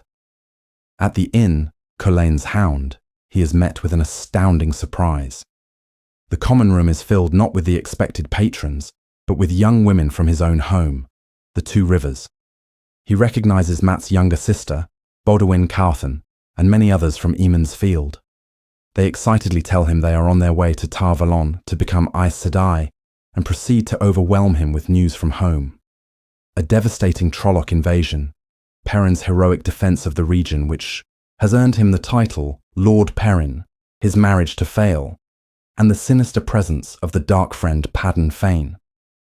As Rand listens, he is racked with guilt for having abandoned his people, though he recognizes that his absence was necessary to gain the allies and power needed to face the larger threat. His reunion is cut short by the arrival of the two Aes Sedai, Verin Mathwin, a brown sister Rand knows, and the beautiful but sharp-eyed Alanna Mosvani, a green. After a tense standoff between their warders and Rand's Aiel and Saldean guards, Rand agrees to speak with the Aes Sedai in private. In the meeting, he questions them about the location of the rebel Aes Sedai, who have broken with the tower, hoping they might be allies, and, more importantly, that Elaine is with them.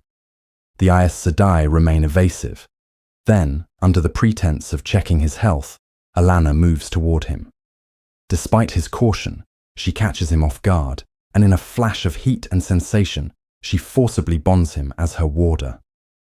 Enraged by the violation, Rand seizes Sidon and, with his vastly increased power, effortlessly shields both women from the source, a feat that leaves them stunned. He furiously commands them to remain in Caemlyn, barring them from the inner city and threatening to leave them shielded and imprisoned if they disobey. When Rand storms out of the room, he is confronted by the Eamon's field girls. Having heard Bashir speaking of his identity, they mock his claim to be the Dragon Reborn, with Lorene calling him a fool. Pushed to his limit by the emotional turmoil and the lingering rage from the bonding, Rand loses control. Still holding Sidon, he lifts Bode and Lorene into the air, shouting at them that he is no longer the man they once knew. The display of power terrifies them and all the other girls from home, who recoil from him in tears and horror. He immediately releases them and the power, filled with regret. But the damage is done. He has shattered their connection to him, replacing friendship with fear. Bashir remarks that perhaps it is for the best. Rand leaves the inn, the joyous reunion turned to ashes, feeling more isolated than ever and reflecting on how the mountain of his duty only seems to grow heavier. Chapter 11. Lessons and Teachers. The chapter commences in the immediate aftermath of Rand al'Thor's tumultuous departure, with the Aes Sedai Verin Mathwin releasing a breath she had not realized she was holding. Her mind races, reflecting on the profound danger Rand represents, a warning she had given to Siwan Sanche and Moiraine Damodred over a year prior. Her fears have been tragically realized. Siwan is now stilled and presumed dead. The White Tower is fractured, and Moiraine is ominously absent from any credible rumors surrounding the Dragon Reborn, suggesting she too may have met a grim fate.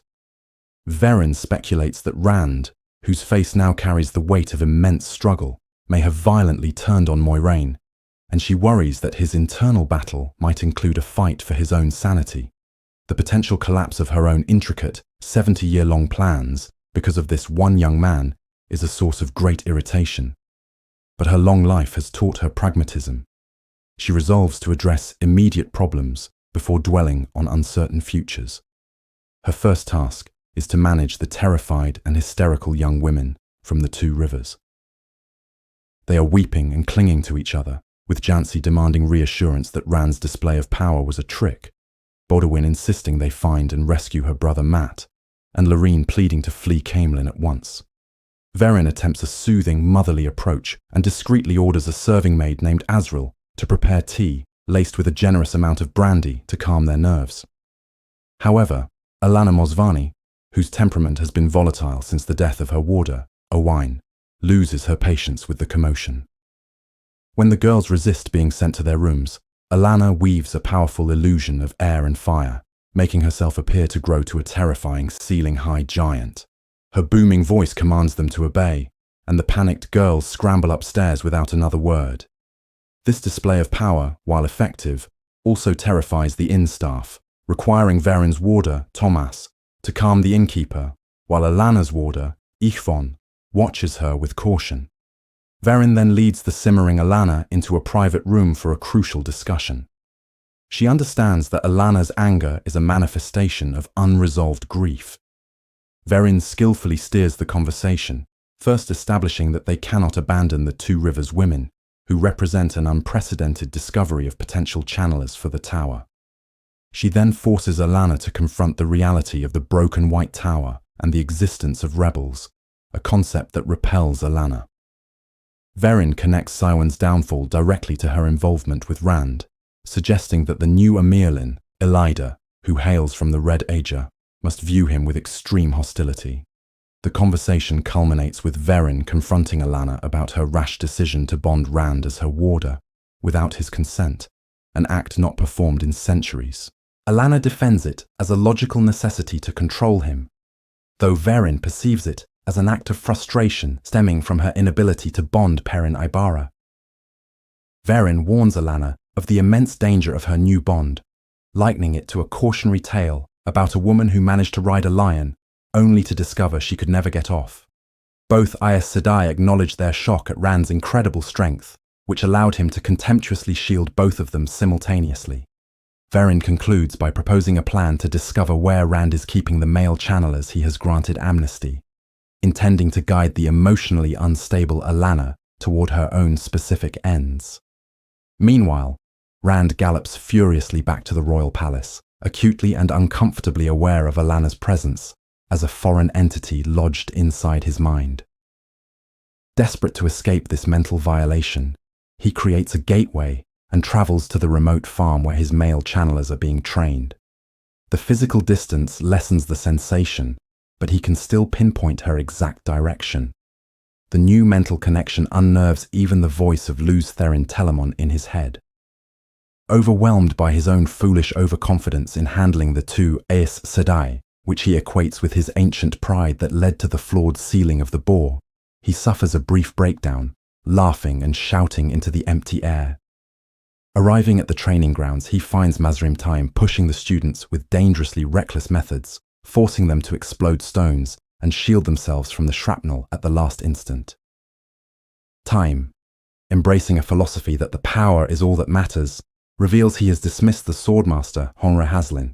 Rand, containing his fury within the void, firmly orders Taim to bring Haslin back, arguing that the men must remain connected to the world and learn to fight without channeling, citing Taim's own capture by Aes Sedai as an example of when such skills are vital. Rand then forbids any of the men from visiting Caemlyn to prevent any disastrous encounters with Verin and Alana. Taim scoffs, offering to remove the Aes Sedai himself, an offer Rand flatly rejects. Frustrated by the slow pace of recruitment, Taim proposes an aggressive new strategy. Using gateways to travel to remote villages, he will recruit directly for the Dragon Reborn, test men on the spot, and transport successful candidates back to the farm. He wagers he can match the White Tower's numbers in under a year. Weighing the immense risk of unleashing the ambitious Taim against his desperate need for an army of male channelers, Rand gives his consent, a decision that causes the voice of Luz Therin to buzz with madness in his mind. Chapter 12. Questions and Answers. The chapter begins with a palpable sense of frustration, centered on Nynaeve Almiara, as she waits impatiently in her small, hot room. She and Elaine Trakand are attempting to covertly gather intelligence on the secret meetings between the Salidar Aes Sedai leadership and Tana Fair, the envoy from Elida's White Tower. Elaine has been trying to use the subtle weave taught by their captive, Mogadian, to pierce the ward against eavesdropping that surrounds the little tower. But she returns from the window defeated. She reports that the weave was ineffective, failing to penetrate the intricate defenses spun by the Aes Sedai. This failure only serves to deepen Nynaeve's irritation, which is already simmering due to the oppressive heat and her own lack of sleep. Her annoyance is particularly directed at Mogadian, who sits coolly in the corner, her composure a stark contrast to Nynaeve and Elaine's sweat-drenched state. Mogadian defensively explains that her weave should have worked, but that the countless variations of wards make any single method of penetration uncertain, a process that could take days of probing. Elaine prepares to leave for her duties, which include the tedious task of demonstrating her unique ability to create terangrial for other sisters and the exasperating duty of teaching a class of novices. She complains about the novices, with the youngest being dangerously overeager and the oldest being insubordinate. a source of constant irritation that has soured her on teaching. As she departs, she unfastens the bracelet to the Adam that controls Moghedien, intending to leave it behind. Nynaeve, however, insists that Elaine wear it. This moment reveals Nynaeve's deep-seated paranoia and distrust regarding their prisoner. She recalls a time in Tanchico when Moghedien escaped a seemingly secure magical shield, and although Elaine believes the Adam is infallible, Nynaeve refuses to take any chances, unwilling to leave the powerful Forsaken without the tangible symbol of control nearby. The instant Elaine leaves the room with the bracelet, the dynamic shifts dramatically. Moghedien sheds her usual demeanor of a cowed and anxious captive, straightening her posture and meeting Nynaeve's gaze with a newfound confidence. She bluntly advises Nynaeve and Elaine to flee to Caemlyn and seek refuge with Rand al'Thor. Moghedien astutely points out the precariousness of Nynaeve's situation in Salidar, predicting that the Aes Sedai will inevitably grow suspicious of her incredible discoveries in healing and other areas, especially when contrasted with her infamous block against channeling. She paints a terrifying picture of what will happen when they begin to probe for the truth, invoking the name of the Forsaken Semihage and her expertise in torture as a chilling warning. Moghedien argues that being a slave in Caemlyn is a far better fate than what the Salidar Aes Sedai might do to her. Furthermore, she highlights the strategic danger they are in, suggesting the rebel Aes Sedai might use them as a peace offering to Elida or as leverage to control Rand. Nynaeve is profoundly shaken, realizing that Moghedien's sudden boldness stems from the psychological advantage of the control bracelet being physically absent from the room.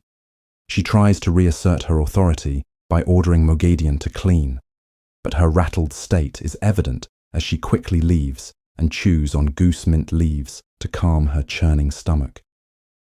Outside, the atmosphere of Salidar mirrors her own anxiety. The village is tense and quiet, filled with whispers and rumors sparked by Tana's presence. Nynaeve overhears snippets of panicked conversations about White Cloak armies allied with Elida and other wild speculations. This climate of fear and suspicion reinforces the urgency of her situation. She seeks out Birgitta Silverbow, finding her watching a group of boys play. The sight of Sieve and Jaril, two boys she and Elaine rescued, triggers a fresh wave of panic in Nynaeve. She realizes that now that the boys are no longer traumatized into silence, they could at any moment reveal that their caretaker, Marigan, is, in fact, the captive Moghedien, potentially unraveling their entire deception. Driven by this new fear, Nynaeve asks Birgitta to procure horses for a swift departure to Caemlyn. Birgitta agrees in principle, but strongly advises taking Uno and his Shennaran soldiers for protection, citing the growing chaos of bandits and dragonsworn in the surrounding lands. Nynaeve stubbornly refuses, unwilling to rely on anyone else's protection. Birgitta, unyielding, states she will only arrange the horses if Elaine herself confirms they should travel without the soldiers. Thwarted, Nynaeve asks a second favor, for Birgitta to spy on the sitters' meeting. Birgitta refuses flatly and forcefully, revealing that she was once caught spying on Aes Sedai and suffered consequences she is unwilling to repeat. Their tense conversation is interrupted by Nicola, a novice who summons Nynaeve to her overdue appointment with the Aes Sedai Janya and Delana. Nicola's demeanor is a study in subtle insubordination. While her words and actions are formally correct, her eyes hold a weighing, measuring quality that unnerves Nynaeve, who senses the novice is cataloguing her weaknesses. When Nynaeve arrives, she finds that Janya and Delana have no intention of having her copy notes. Instead, they launch into a grueling interrogation about Rand al'Thor. Using classic Aes Sedai tactics of intimidation and manipulation, with Delana's piercing stare and Janya's feigned sympathy, they attempt to pry new information from her, suggesting her loyalties are divided. The session leaves Nynaeve emotionally and physically exhausted, but she reveals nothing they do not already know. Finally released, and now extremely late for her lesson on her channeling block, Nynaeve passes the warded little tower. Acting on a desperate impulse born from her earlier conversation with Birgit, she decides to risk spying herself. She slips into a back alley and finds an open window where she overhears the conclusion of a meeting between Tana and the 6 Aes Sedai, who secretly run Saladar. She learns that they have told Tana the Hall of the Tower needs more time to consider Elida's proposal. After the envoy departs, Nynaeve listens as the sisters discuss their own secret plans, mentioning their need to find and control a biddable child to ensure their schemes succeed. They express deep anxiety, caught between the threats of Elida, their own hall, and Rand al'Thor. As Nynaeve turns to leave the alley, heart pounding with this fragmented but crucial intelligence, she is discovered by Theodrin, the Aes Sedai tasked with helping her overcome her block. Instead of raising an alarm or questioning her, Theodrin remains unnervingly calm.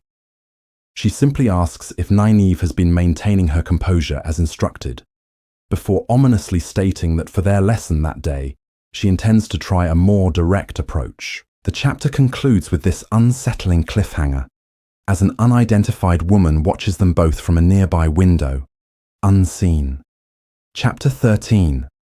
Under the Dust. The chapter opens with Nynaeve feeling deeply frustrated after a lesson with Theodrin, an Aes Sedai attempting to help her break the block that prevents her from channeling Saidar unless she is angry. Their most recent attempt involved Theodrin dousing Nynaeve with a bucket of cold water, a shock that momentarily allowed Nynaeve to touch the true source without rage, but only because instinct took over and thought fled.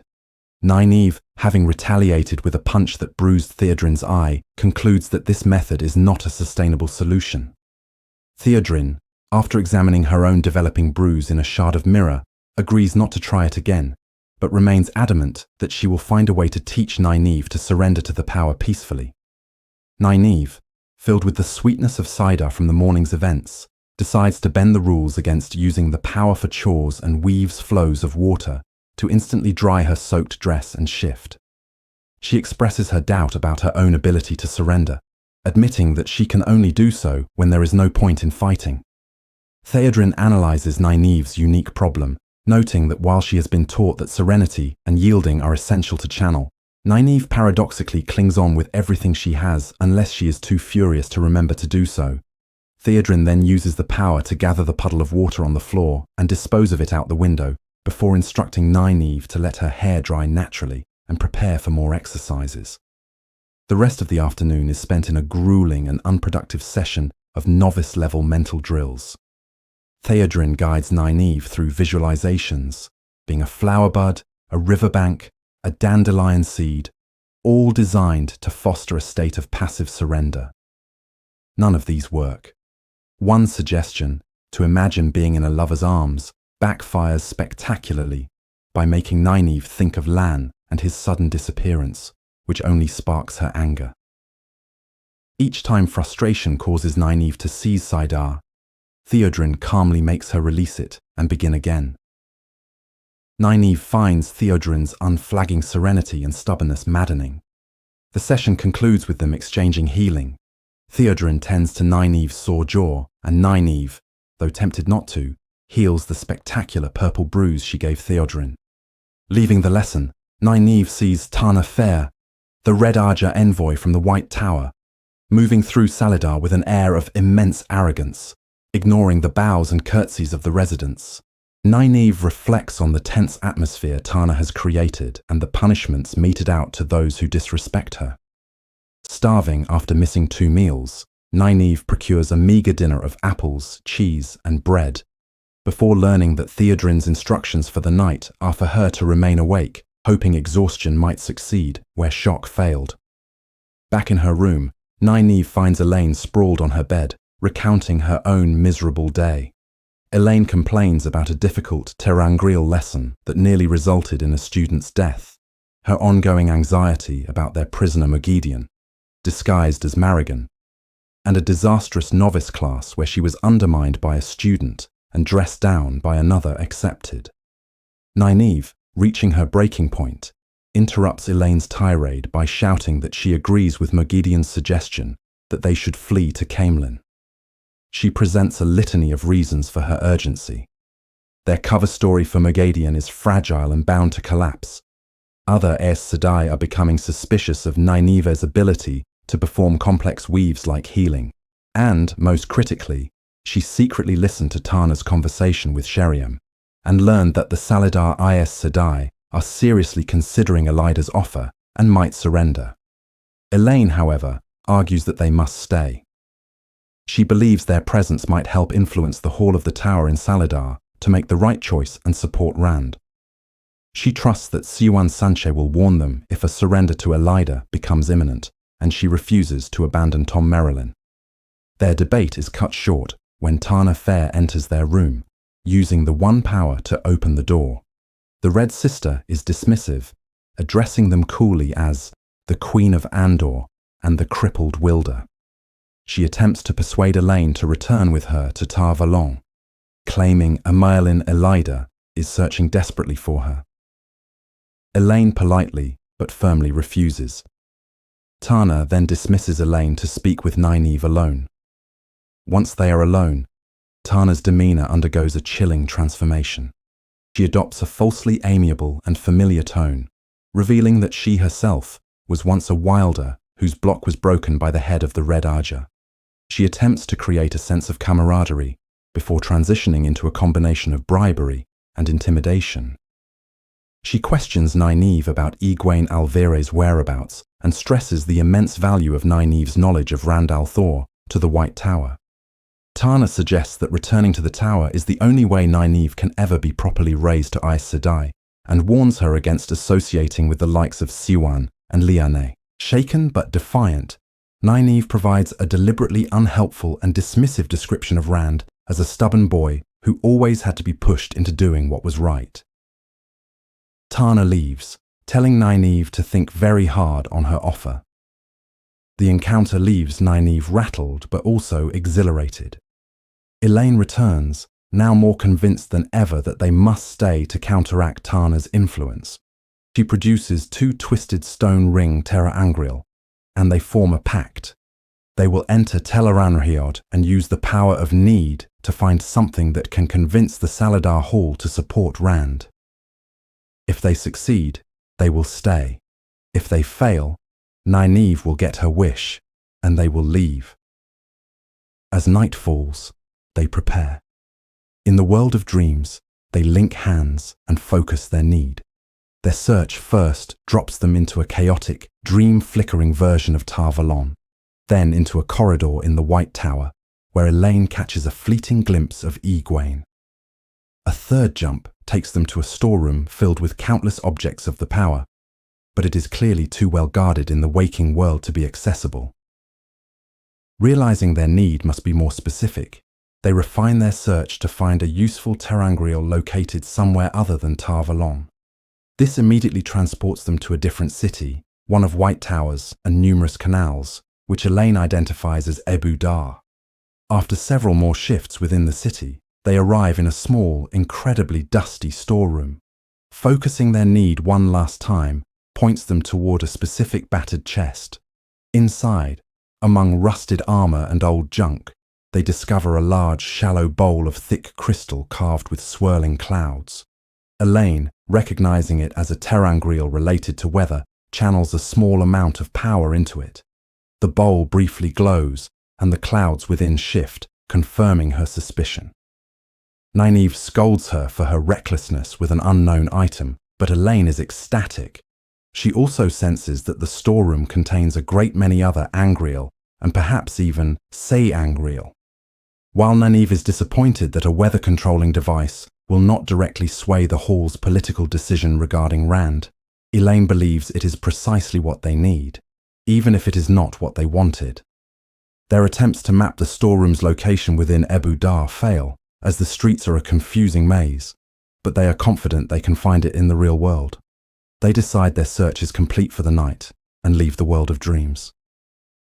Nynaeve awakens back in her bed, and after a brief discussion with Elaine, who promptly falls back asleep, she lies awake. She is initially pleased by the prospect of traveling to Ebu Dar, but then she remembers Theodrin's instruction to stay awake all night and begins to pace the small room, overcome with frustration and a feeling of being trapped. Chapter 14. Dreams and Nightmares. Egwene immediately withdraws from the world of dreams upon glimpsing Nynaeve and Elaine in an unexpected part of the White Tower. Instead of returning to her body, she retreats to the vast, formless void that exists between the dream and waking worlds, a dark expanse filled with the shimmering lights of every person's dreams. Her heart, if she possessed one in this state, would be racing with anxiety. She is frustrated by her situation. The wise ones ration their teaching of dreamwalking, forcing her to learn through slow and often perilous self-discovery what they could teach her in an hour. This yearning for immediate and complete knowledge gnaws at her, especially when she feels she could be doing more. Floating in this sea of dreams, she contemplates the lights she has learned to recognize. She observes the dream of Berylin, which often contains embarrassingly intimate fantasies, and the dream of Rand, which is shielded from her by a powerful ward, woven from the male half of the One Power, a barrier that both fascinates and frustrates her. She also spies the dreams of the Wise Ones and quickly moves away, fearing that if they are dreamwalking, they could easily find and control her. Her primary purpose for these nightly excursions, aside from self-training, is to gather intelligence, but her efforts have been stymied. She has been forced to abandon surveilling the White Tower due to the presence of her friends and two other mysterious women, who frequently wander its dream corridors. One is a beautiful copper-skinned woman using a dream terre engrail, and the other is a determined, solid-looking woman who appears to be a natural dreamwalker. Egwene speculates that they could be Black Ager or agents from Salidar, but with no way to confirm her suspicions or warn anyone, she can only avoid them. As she ponders her next move, a particular pinpoint of light seems to draw her attention, eventually pulling her toward it against her will. This is a terrifying and unprecedented experience, as the dreamwalker is always meant to be the one who seeks the dream. She is drawn into a vast hall of white columns where she finds herself chained, a prisoner in the dream of Garwin Trakand. She immediately understands the danger. She must hold on to her own identity and the truth that this is not real, or she risks becoming trapped within his fantasy. The dream unfolds as a heroic rescue, with Garwin facing down a distorted, villainous version of Rand al'Thor. Garwin slays this dream Rand, decapitating him before freeing Egwene. As he carries her, she experiences a disorienting split, with her true self acting as a passenger inside the mind of the dream Egwene he has created. The dream shifts through several scenarios reflecting Garwin's inner turmoil, a grandiose declaration of love, a moment of guilt-ridden anguish over his brother Gallad's own feelings for her, and finally, a raw and vulnerable confession of his love, where he appears unsure and boyishly nervous. In this final, more genuine version of his dream, Egwene's resistance crumbles. The barrier between her true self and her dream counterpart dissolves, and she fully merges with the dream, happily reciprocating his love.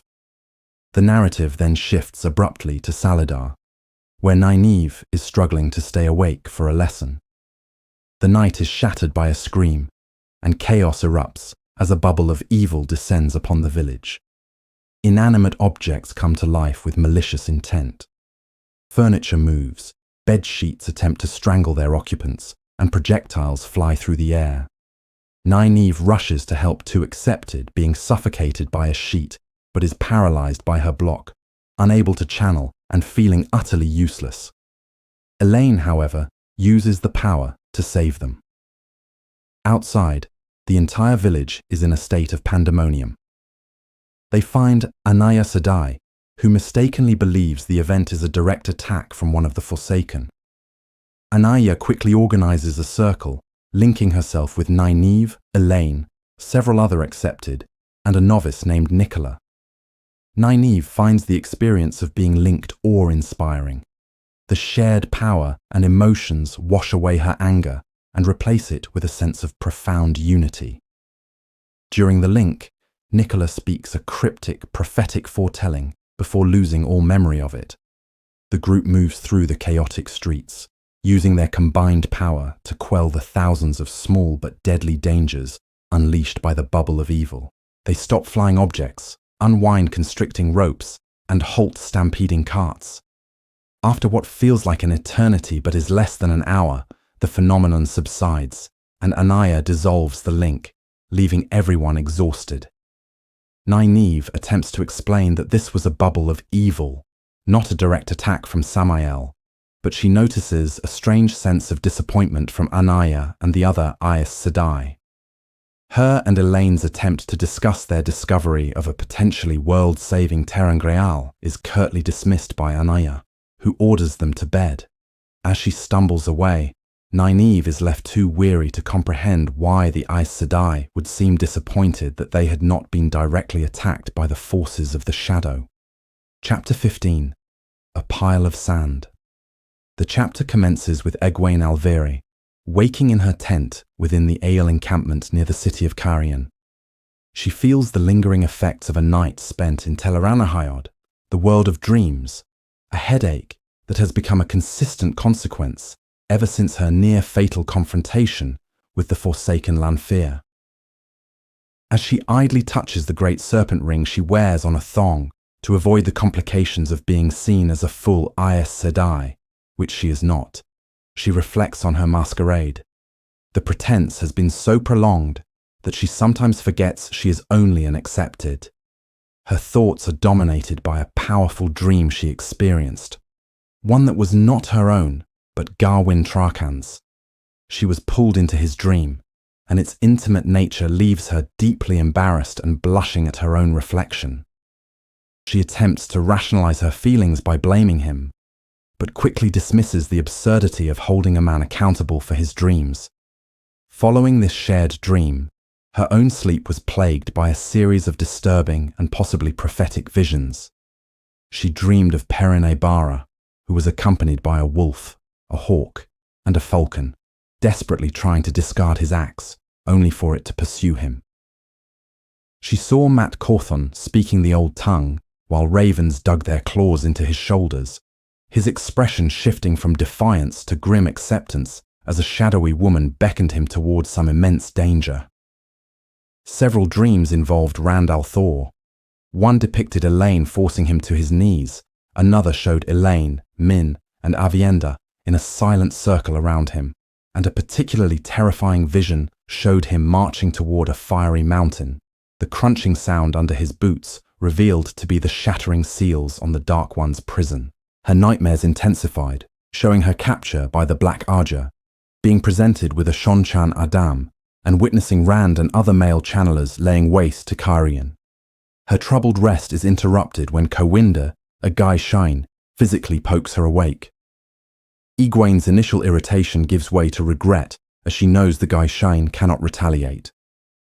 Soon after, the three wise ones who are her teachers, Amys, Bear, and Melaine, enter her tent. They express concern over her health and reveal their frustration with the Salada Aes Sedai they meet in Tel'aranahayod, whom they consider foolish. They recount with amusement how Bear dealt with Karlinya Sedai's accusation that they were holding Egwene against her will by filling the woman's dress with non-venomous reptiles. Egwene, seeking to understand her experience with Garwin, carefully asks if it is possible to be pulled into another person's dream. Bear confirms that it can happen when extremely strong emotions, such as profound love or hate, are involved between the two individuals. This explanation, though doubted by Amys and Melaine, provides Egwene with a stunning and implicit confirmation of the depth of Garwin's feelings for her.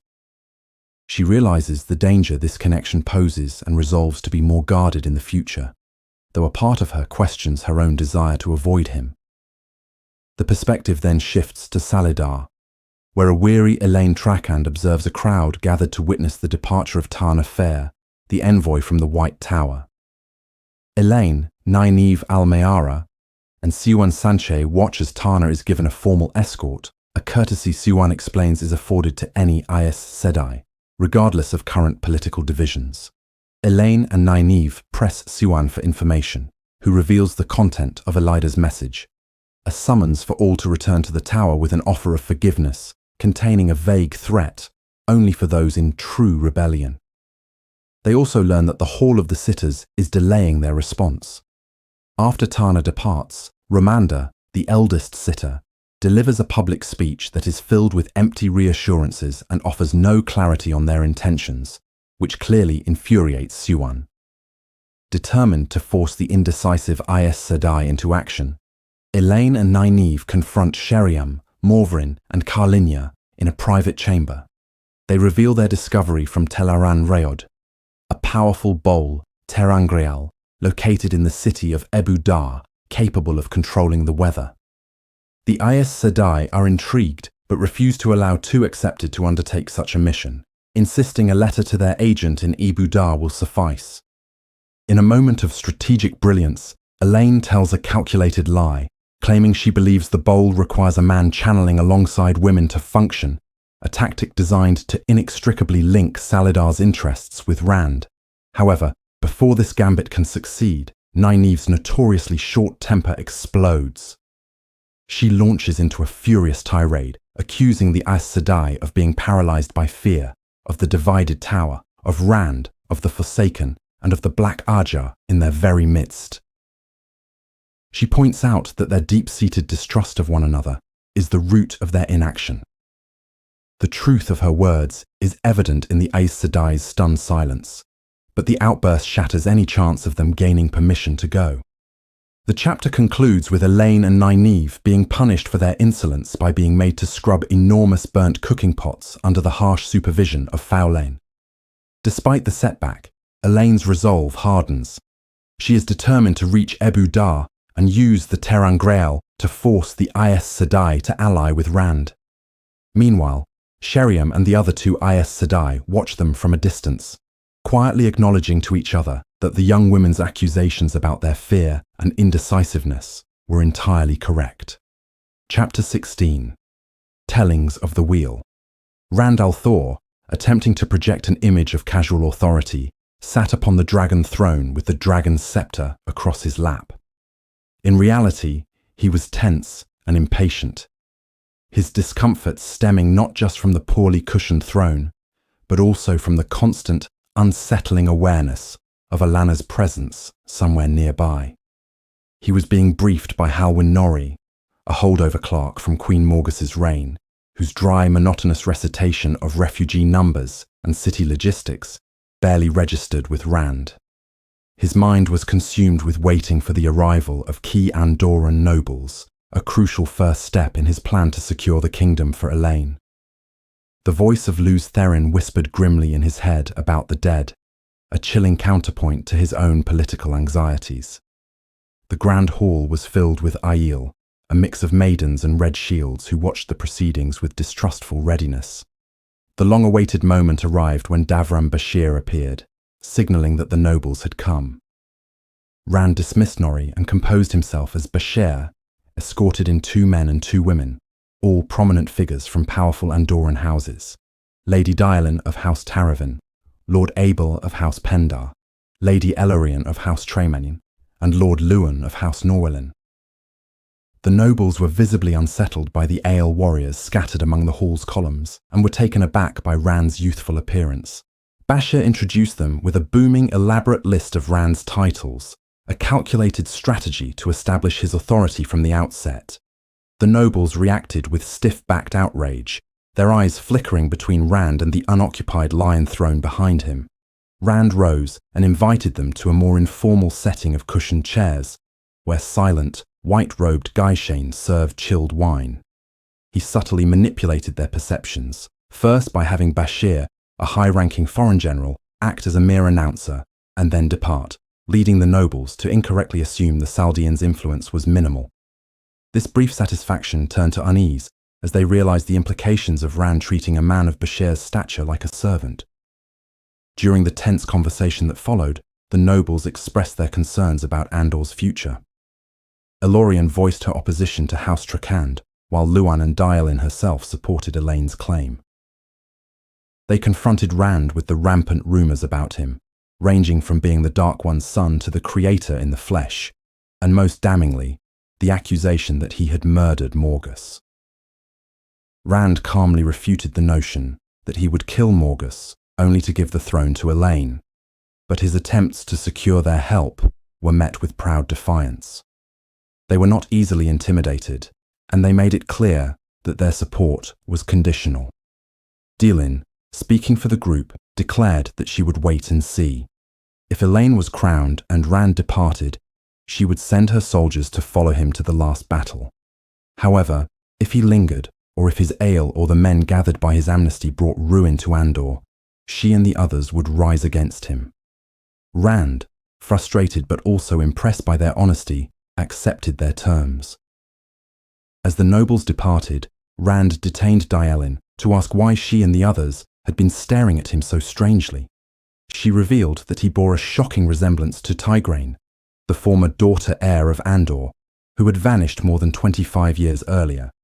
Rand, feigning simple historical interest, learned the fragmented history.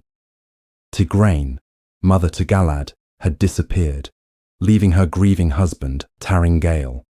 This event was linked to the meddling of the Aes Sedai councillor, Gitara Moroso, who had also influenced Tigraine's brother, Luke, to ride into the Blight, never to return. Tigraine's disappearance ultimately destabilized relations with Caerhien, leading to the Aeol War. For Rand, this was a profound revelation, confirming what the Wise Ones had told him in the Waste. Tigraine was his mother, who had fled to become a maiden of the spear named Shael. He was shaken by the realization of how his own birth was the focal point of so many tragedies and historical currents. His turmoil was interrupted by Basher, who announced the arrival of an emissary from Samael. A man with a fixed, unnatural grin and terrified eyes was brought before Rand, guarded by Saldeans. The Aiel, sensing the shadow's touch on the man, warned Rand to be cautious. The messenger, in a voice that was not his own but Samael's, proposed a truce. Samael suggested they should not destroy each other and leave the world to the other Forsaken, offering to limit his sphere of influence and remain neutral in Rand's conflicts with the others until the last battle. Filled with a cold rage that merged with Lews Therin's own fury, Rand seized Sidin. He flatly rejected the truce, declaring that he would hold Samael accountable for every life he had ever taken and that there would be no peace with the shadow. As he finished speaking, the messenger began to sweat blood from his pores, convulsing horrifically before collapsing and dying in a spreading pool of his own blood. Samael's answer delivered through the man's grisly death. Following this grim encounter, Avienda appeared, stating she also needed to travel to Caerhien. Overwhelmed by the day's events, the political maneuvering, the revelation of his parentage, Alana's pressing presence, and the confrontation with Samael, Rand decided he needed to leave Kemlin immediately. He brusquely told Bashir he would review the Saldean cavalry another day and resolved to spend the night in Caerhien, seeking even a brief escape from the crushing pressures closing in on him in Andor. Chapter 17. The Wheel of a Life. Rand al'Thor employs the one power to create a gateway, instantly transporting himself from the royal palace in Caemlin to a designated, secure chamber within the Sun Palace in Caerhien. As he fastens his sword belt, his Ael honor guard, including Sulin and Urien, precede him into a corridor already heavily patrolled by both Ael warriors and Beryllin's red-clad Mayana soldiers. The news of his arrival spreads with supernatural speed through the palace. Internally, Rand is troubled by his magical bond to the Aes Sedai Alana, feeling her presence like an intrusive touch on his neck, a trap he cannot escape. This thought is accompanied by the fragmented, maddening voice of Lews Therin Telemann in his mind, muttering cryptic phrases about power and eternal imprisonment. As he walks, Rand is formally greeted by Corman, an Ael warrior, and Havian Nurel, a youthful Mayana officer who vie for his attention. When he turns to find Avienda has vanished, he curtly orders them to lead him to Berylin and Ruark, feeling a familiar frustration with the Aiel woman who seems to alternately pursue and avoid him. The procession moves through the palace, whose decor is stark, orderly, and largely colorless, a reflection of the Caerhyanan disposition. The rigid geometry extends even to the gardens, visible from colonnades. He is met by Ruark, the Aiel clan chief, and Berylin, the first of Mayene, whom Rand has placed as steward of the city. While Berylin is dressed in a revealing gown, Luz Therin's voice begins to hum appreciatively inside Rand's head, forcing Rand to mentally silence him. Berylin gives a cautiously positive report on the state of Caerhyan and inquires about Egwene's health, which is slowly improving under the care of the Wise Ones. Their walk is interrupted when Rand notices a group of Caerhyanan noblewomen in a courtyard below, practicing with swords under the watch of an instructor. Berylin explains that many young Caerhyanan, impressed by the Isle, have begun emulating their ways and adopting a modified version of their code of honor, Gieto. This explanation incenses Ruark, who views their practices as a grotesque mockery of Aiel culture, particularly their custom of losers in duels donning white and declaring themselves Gaishayan without understanding the deep obligations involved. Berylin defends the trend, arguing pragmatically that it has at least prevented deaths in duels. Rand, despite understanding the Isle's offense, ultimately sides with Berylin in order to support her authority. Once alone with them, in their shared study, a room reflecting both their cultures, Rand asks for an unvarnished assessment of the situation. They discuss the growing rebellion led by Caroline Damadred and Torum Riatin, the troubling news that the Shido Isle are constructing permanent settlements and have no intention of leaving, and a deeply disturbing report from Ruark. News of the Dragon Reborn has reached the isolated lands of Shara beyond the Ale Waste, sparking unprecedented warfare in that supposedly peaceful nation. The weight of this unintended consequence of causing death and chaos in a land he has never seen settles heavily upon Rand. The conversation shifts to more practical matters of trade and governance, with Berylin demonstrating a keen administrative mind. Their discussion is cut short by the arrival of an Aiel warrior named Mangin, who seeks to speak with Rand. Mangin, one of the first Aiel to follow him, calmly confesses to killing a Caerhyanan man 6 days prior. He explains that the man deserved death because he was drunkenly displaying a tattoo of the dragon marking on his arm, a sacred symbol reserved for Aiel clan chiefs. Mangin acknowledges that in killing the man, he has violated Rand's decree against murder and has therefore incurred a profound obligation, a TOH, to Rand himself. He understands the penalty is hanging and asks only to be told the time and place. A horrified Rand realizes he is being asked to sentence a man he respects. After Mangin departs, stoically accepting his fate, Rand turns his anger on Berylin and Ruark for allowing the matter to wait for him. Berylin expresses frustration with the complexities of Aiel honor, while Ruark simply states the toll was to Rand alone. Coldly, Rand orders them to enforce the law themselves in the future, saddened and burdened by the judgment he was forced to pass. As he contemplates what he has become, the voice of Luz Therin whispers within him about the merciless nature of a man's life, a turning wheel with no pity. Chapter 18.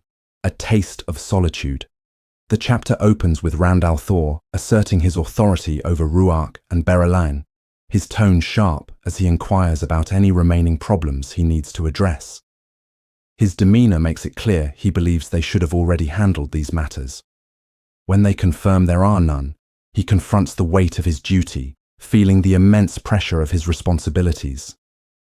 Internally, he hears the voice of Luz Therin Telamon whispering a dark suggestion: to displace his own pain by inflicting it upon others.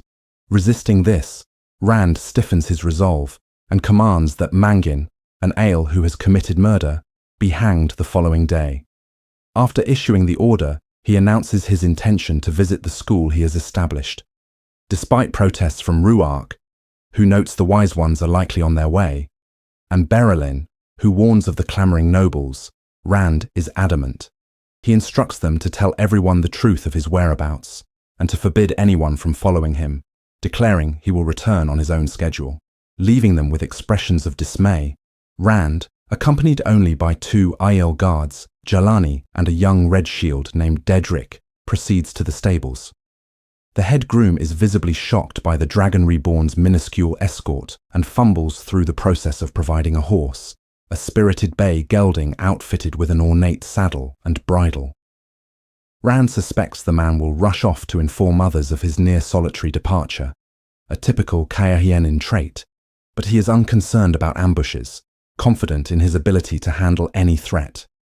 His primary concern is avoiding the throng of nobles who would inevitably delay him. As he rides, flanked by the trotting Aiel, he reflects on his lack of true solitude. He can still feel Alana's warder bond, a constant and unwelcome connection, and Luz Therin's mad voice continues to echo in his mind.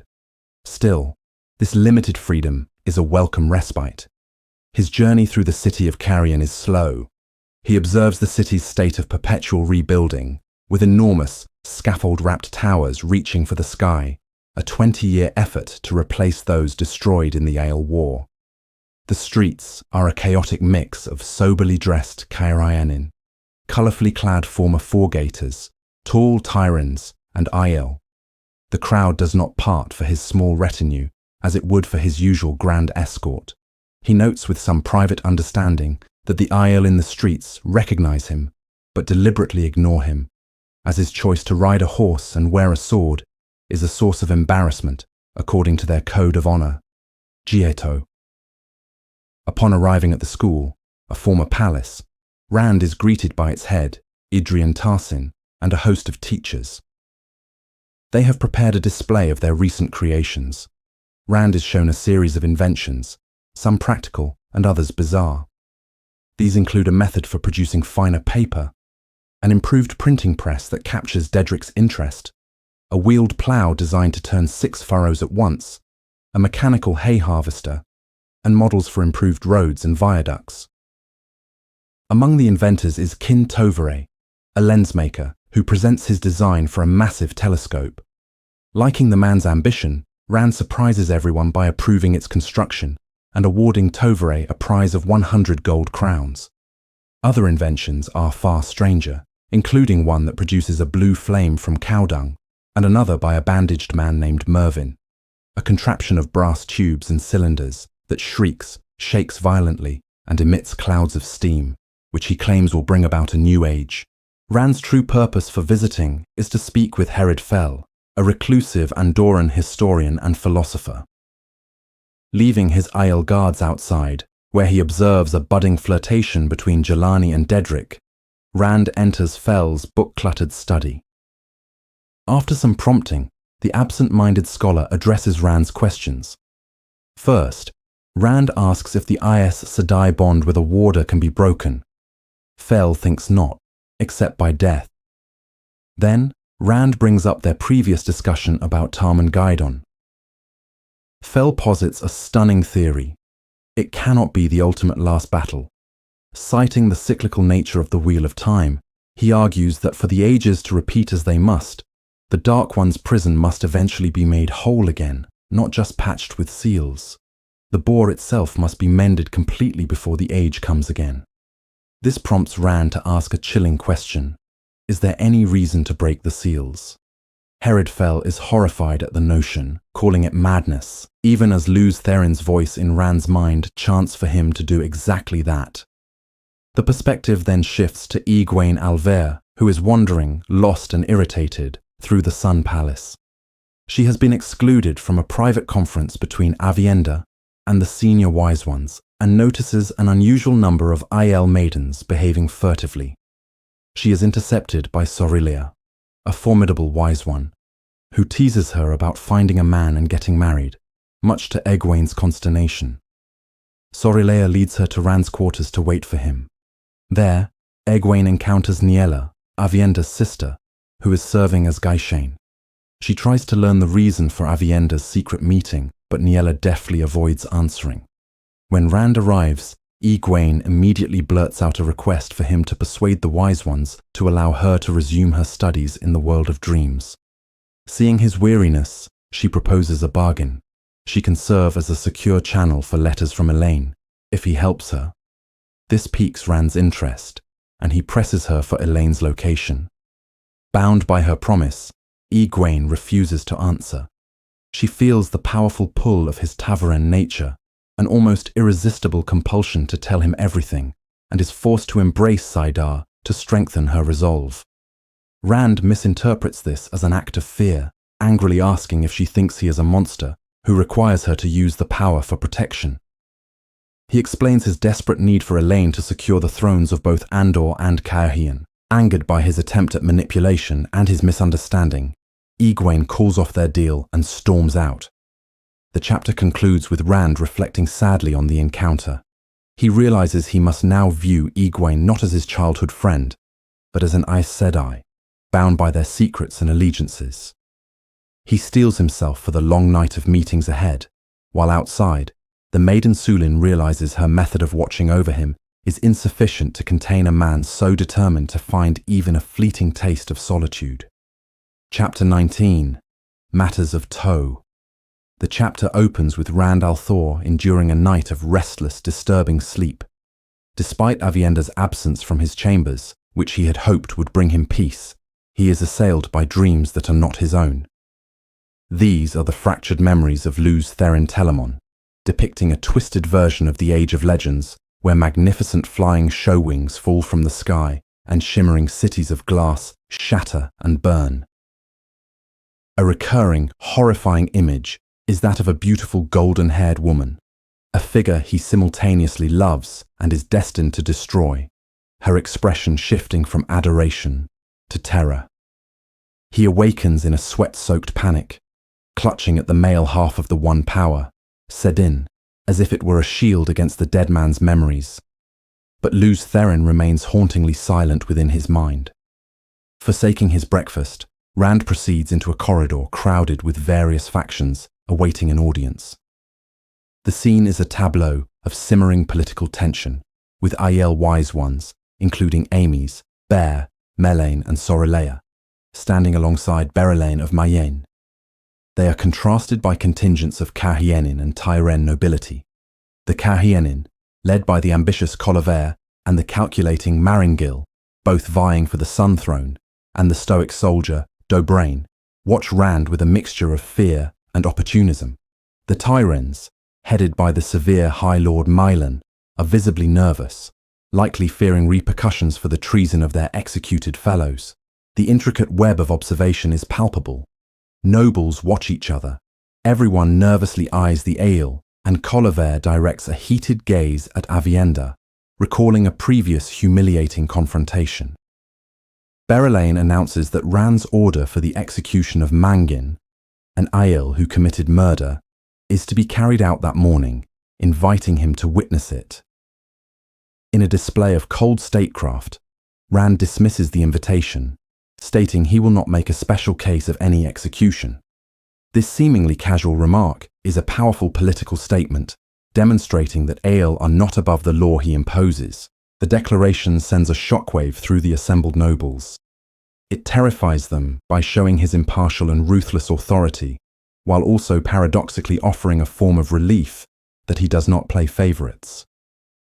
After this demonstration, Rand announces his immediate departure for Caemlyn, and the nobles offer flowery, insincere farewells. Melaine, one of the Wise Ones, unexpectedly joins his party to travel, ostensibly to consult with her husband Bael in Caemlyn, though Rand suspects it is a maneuver to maintain Wise One influence.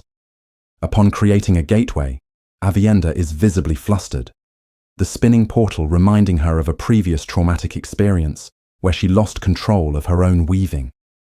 Upon arriving in the Grand Hall of the Royal Palace in Caemlyn, Rand is immediately berated by Sulin, a maiden of the Spear, for his carelessness in entering the gateway first. She passionately reminds him of his debt and responsibility to the maidens who have sworn to protect him. Rand asserts his authority by reducing the number of his personal guards within the palace to 2, a command that stuns Sulin into silence, though he compromises by allowing the full guard when he ventures outside. Later, in his private chambers, a tense conversation unfolds between Rand and Avienda. He struggles with his conflicting desires to both push her away for his own sanity and keep her close. She relays a series of significant dreams from the wise ones. One of Rand on a boat with 3 unseen women and a tilting scale. Another of an invisible man holding a dagger to his throat. And a third of him splitting the world with a sword. While Rand believes he understands the latter too, as a grey man assassin and his own destructive destiny, Aviendha remains skeptical. She shares one final highly significant dream, shared by all 3 dreamwalkers. A bowl that brings rain, surrounded by traps, which will yield immense treasure or doom the world depending on who finds it, with the key being the one who is no longer. When Rand offers to release her from her duty to him, she rebuffs him, listing Aiel customs he has yet to learn, before cryptically mentioning her need to meet her own honor debt, her to. The chapter concludes from Aviendha's perspective. She is in agony, torn apart by her proximity to Rand. Her immense to'o is not to him, but to Elaine. A debt so profound, it feels like a cruel cosmic joke. In the hallway, she has a tense, silent confrontation with another maiden, Leia, conducted entirely in ale hand talk. Leah's knowing gestures mock Aviendha's liminal state between maiden and wise one, suggesting she will surrender her soul to a man.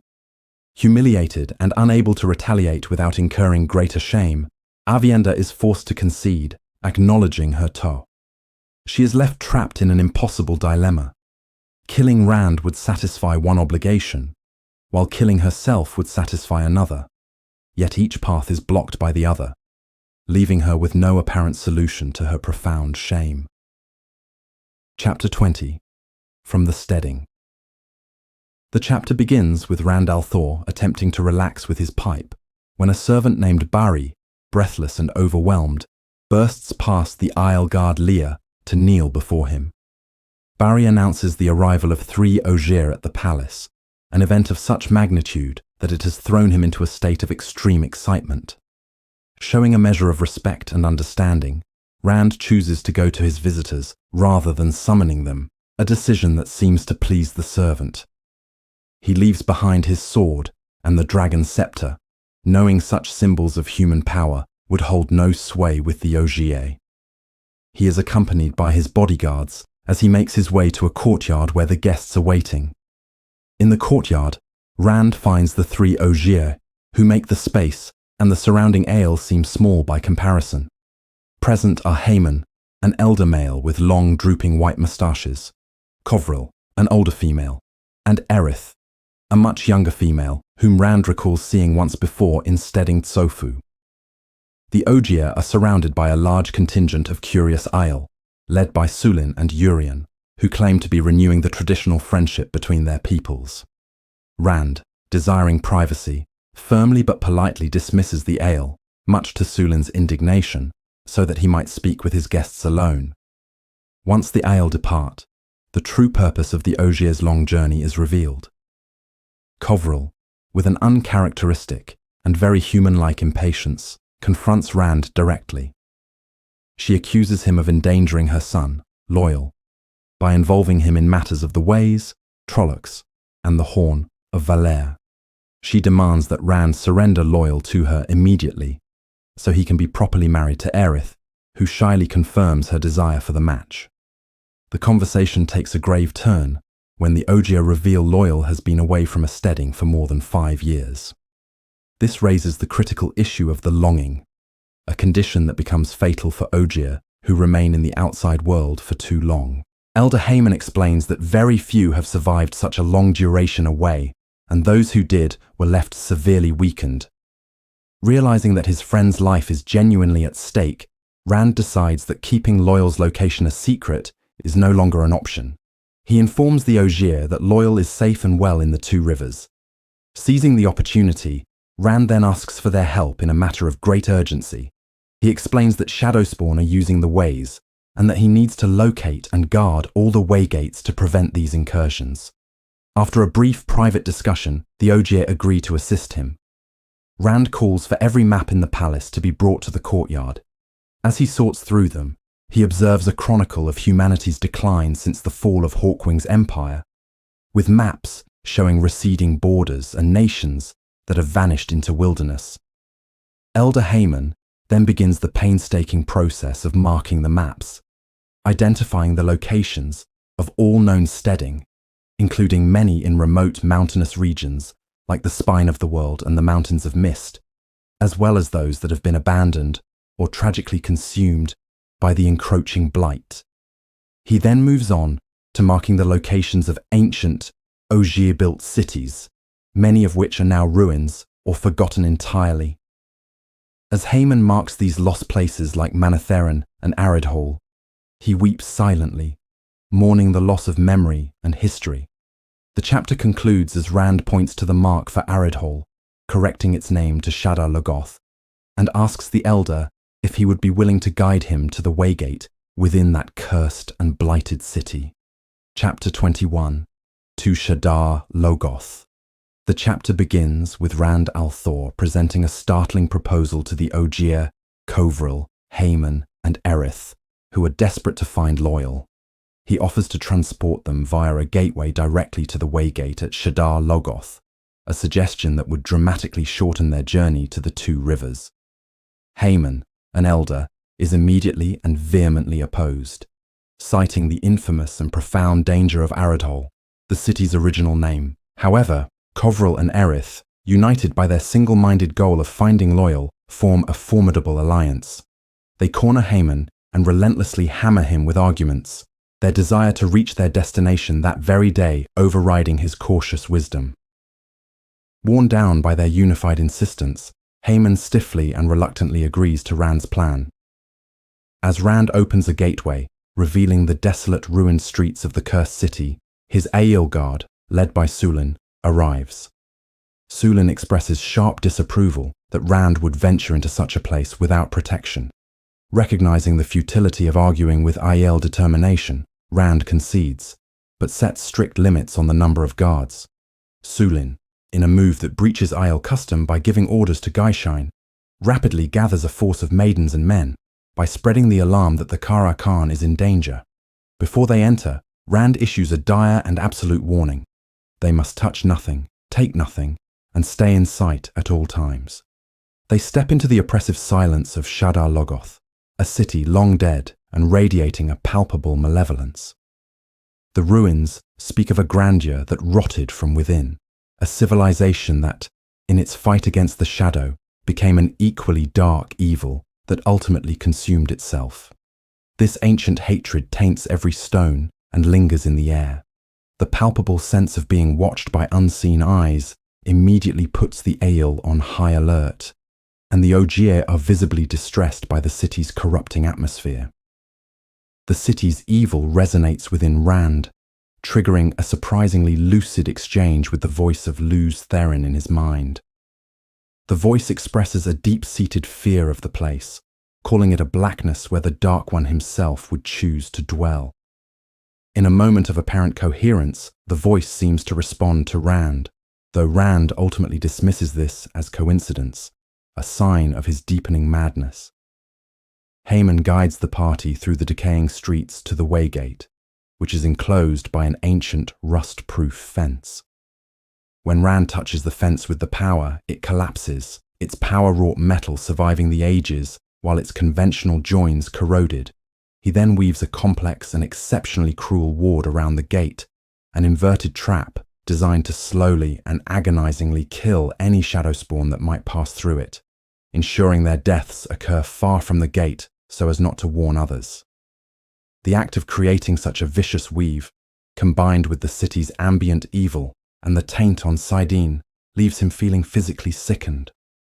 Immediately after, Rand realizes a maiden named Leah is missing. His immediate reaction is a surge of white-hot fury, a stark contrast to the Ail's collected concern. He rejects their suggestion to search individually and forces them into pairs, his knowledge of the city's dangers overriding their cultural instincts. The search proves fruitless, and as the sun begins to set, the feeling of being watched intensifies, and the shadows lengthen menacingly. His companions, Sulin and Haman, advise him that to remain after nightfall is to invite certain death as the city's deadliest entity, Mashadar, rises with the darkness. Rand is forced into an excruciating decision, caught between his duty to the missing maiden and the responsibility for the lives of everyone else. With profound reluctance and guilt, he agrees they must leave. As he makes the decision, he unknowingly clenches his fist so tightly that his fingernails break the skin, a physical manifestation of his internal agony. He opens a gateway to the two rivers, a short distance from Emmons Field.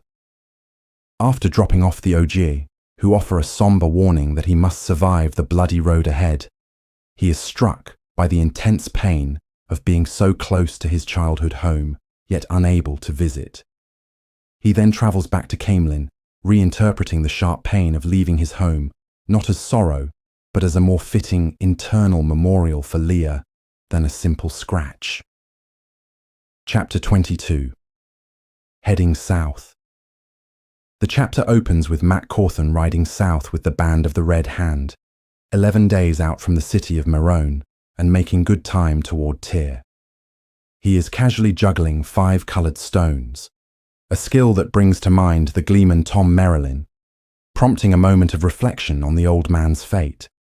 Matt cynically muses about Elaine and Nynaeve, the 2 women Tom was sent to protect, considering them a pair of trouble magnets who rarely appreciate the danger they court or the efforts of those who, like himself, have had to rescue them. His thoughts reveal a grudging affection, as he hopes they are well, yet also wishes they would encounter just enough trouble to recognize his value.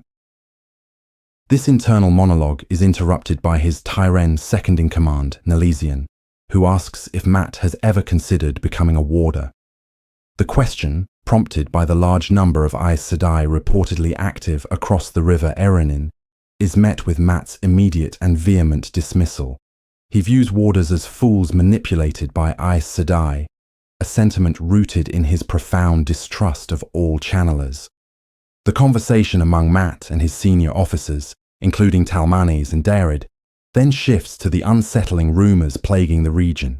They discuss the possibility of the White Tower having secretly controlled the false dragon Loghain, as well as more recent and horrifying news of a village in Mirandi being massacred by zealots calling themselves Dragonsworn, who allegedly killed anyone refusing to swear allegiance to the Dragon Reborn. Matt attempts to dismiss these matters as Rand's problems, asserting that the band has its own business to attend to. His focus is on the practicalities of command, such as the logistics of his supply boats on the river and the impressive marching pace of his soldiers, who are spurred on by the sight of Ael warriors easily keeping pace nearby. Their progress is halted by the arrival of a scout, Chel Vanin. Matt's method for selecting his scouts is revealed as a particularly cunning stroke of leadership. He specifically chose the best poachers and horse thieves from his ranks, offering them pardons, triple pay, and a simple condition: tell the truth or be hanged. Vanin, the most skilled of them all, reports a disturbing discovery that he insists Matt must see for himself.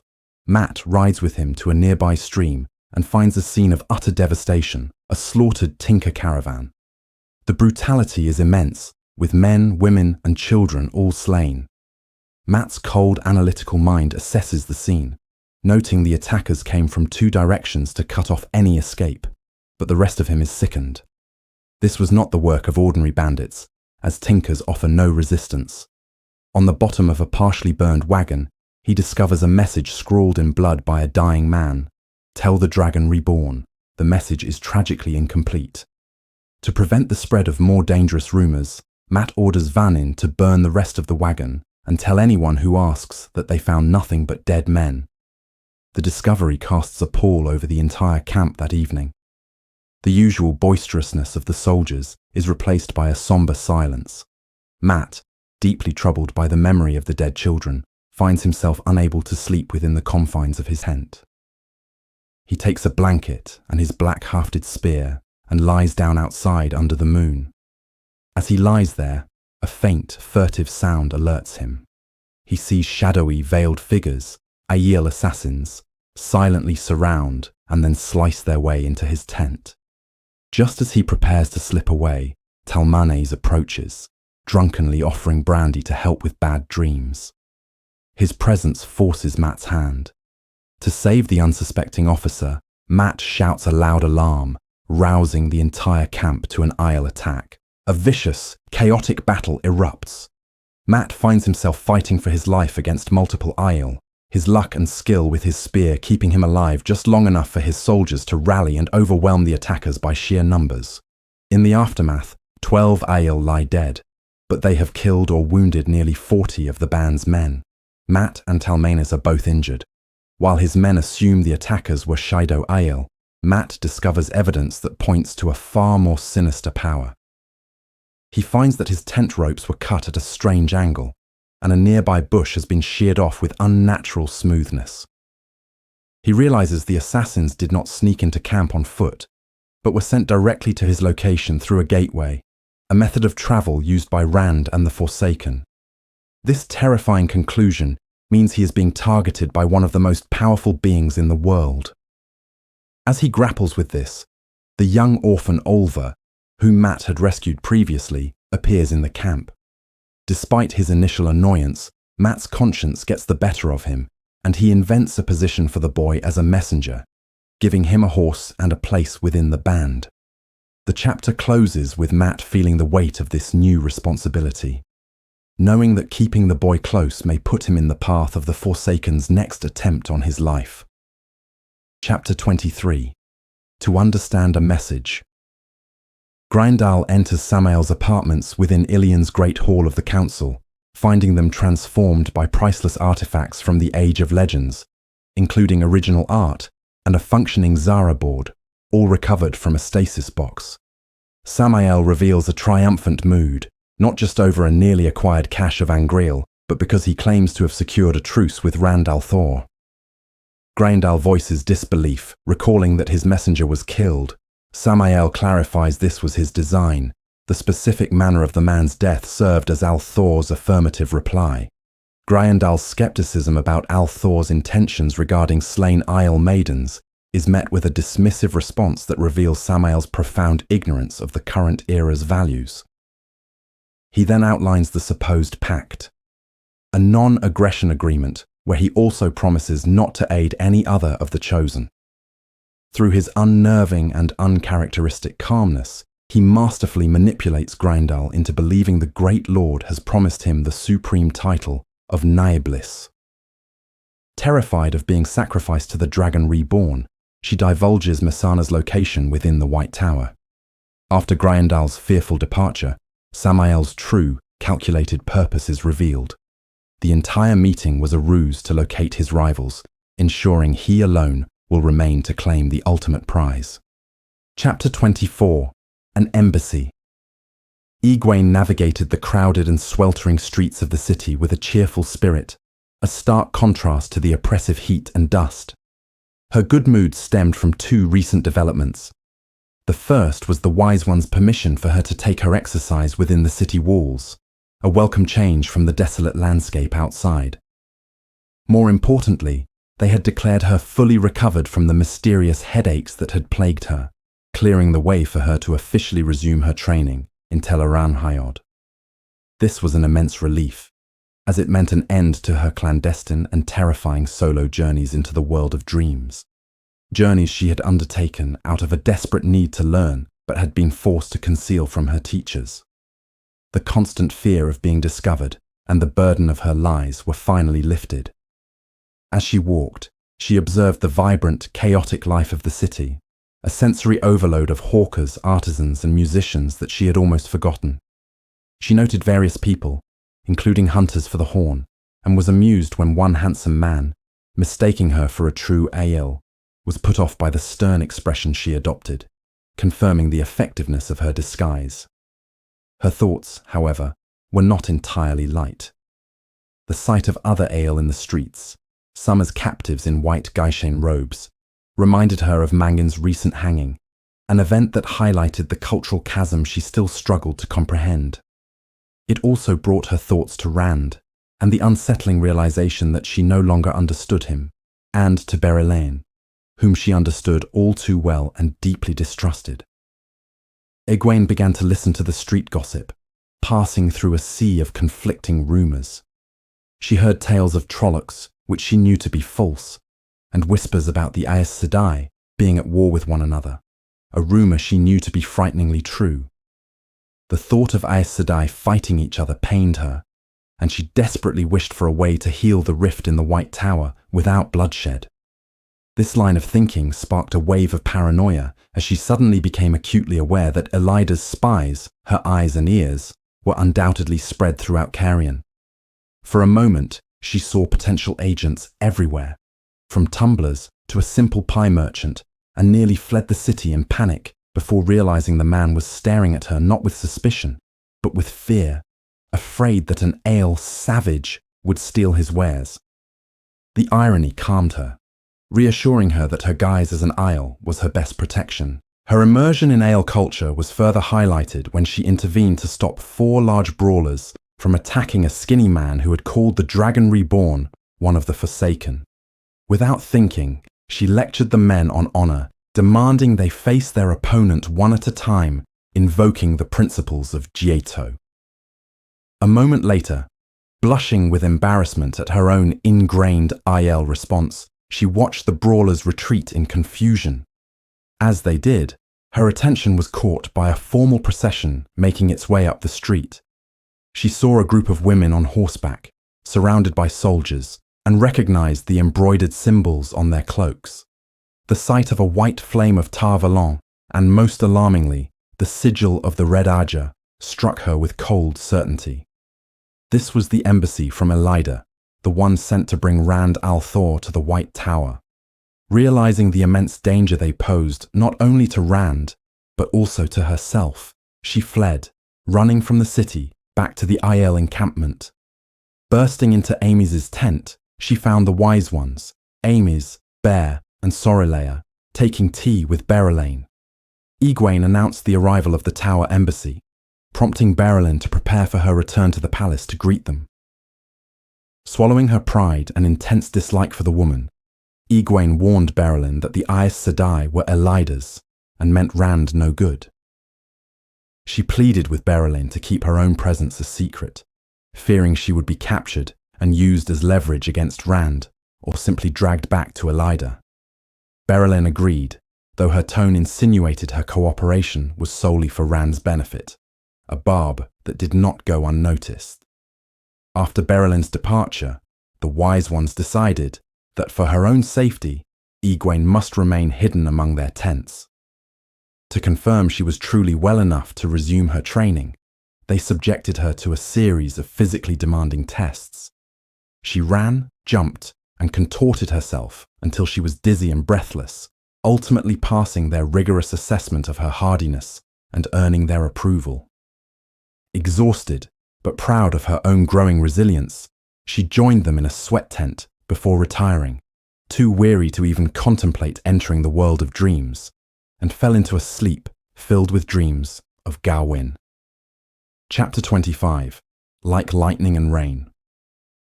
The chapter begins with Egwene feeling surprisingly invigorated upon waking, ready to investigate the city of Caerhien. Her intention to skip breakfast is thwarted by Sorelea, leading her into a gathering of Wise Ones within Amys's tent. Here, she learns more about the recently arrived embassy from the White Tower. Ruark has already reported that there are 6 Aes Sedai, including 2 from the Red Ajar, a detail Egwene finds astoundingly arrogant on Elida's part. Egwene, drawing on her past experiences as a novice without revealing the source of her knowledge, provides a careful analysis of 2 of the sisters she recognizes. She describes Nasune Behara as a brown sister with a frighteningly precise memory and an eye for the smallest detail, noting her peculiar habit of talking to herself. When Bear mentions Nasune's interest in the royal library and a muttered comment about seals, Egwene internally connects this to Elida's desperate search for the remaining seals on the Dark One's prison, a search likely informed by knowledge tortured from the deposed Amelin, Siuan Sanche. She explains this logic to the Wise Ones, prompting Sorelea to dispatch 3 of their number to the library to outpace Nasune. Next, Egwene characterizes Serain Nemdal as a typical white sister, governed by logic, yet possessing a formidable, if usually suppressed, temper. The Wise Ones also learn that the embassy has refused Berelain's hospitality, instead staying with a noblewoman named Arelyn, whom Ruark believes the embassy's leader, Coiran Sealdane, already knew. Egwene confidently identifies Arelyn as a spy for the Grey Aja, a conclusion based on her own knowledge of a previous Grey advisor to the Carhianin throne who frequented Arelyn's estates. The revelation that the Aes Sedai have brought over 500 soldiers, ostensibly as a guard of honor, further deepens the Wise One's suspicion and contempt, as they understand it to be a force intended to compel Rand al'Thor to Tar Valon. Egwene offers strategic advice, suggesting that the Wise Ones who can channel should covertly follow any Aes Sedai, visiting the palace to check for magical traps, and that they must verify there are no more than the stated 6 sisters, as any deception would expose their hostile intent. After the meeting, Egwene secretly makes her way into the city to observe Arelyn's mansion. She feels a significant amount of the One power being wielded within, confirming the Aes Sedai are actively engaged in some major weaving. Using a technique learned from Moiraine, she creates a weave of air and fire to eavesdrop. After sifting through the mundane chatter of servants, she overhears a fragment of a crucial conversation between Coiran and another sister about preparing for any eventuality and an arresting rumor, only to be cut off by a closing door. Her surveillance is interrupted when Nessun and her warder emerge, and Egwene, fearing discovery, flees, only to collide forcefully with a man who turns out to be Gorwyn Trackend. Their reunion is fraught with shock and unspoken history. Gorwyn, who reveals he commands the embassy's guard, is consumed by anger, believing Rand murdered his mother, Queen Morghese, in the privacy of an inn. Egwene reassures him that his sister Elaine is safe, though she cannot reveal her location. The emotional tension culminates in Egwene confessing her love for him, a declaration that stuns him before he passionately reciprocates, affirming his own love and his desire to be her warder. Their conversation then turns to a series of promises. Egwene first asks him not to reveal her presence to the other Aes Sedai, which he agrees to without hesitation. Her second request is far more difficult. She asks him to swear not to harm Rand until she can prove his innocence in Morghuse's death. Pained, but resolute in his love for her, he swears it. In a moment of desperation, Gorwyn offers to abandon everything and run away with her. In this, Egwene intuits that he believes she wants him to spy, and that he is willing to betray his allegiances for her.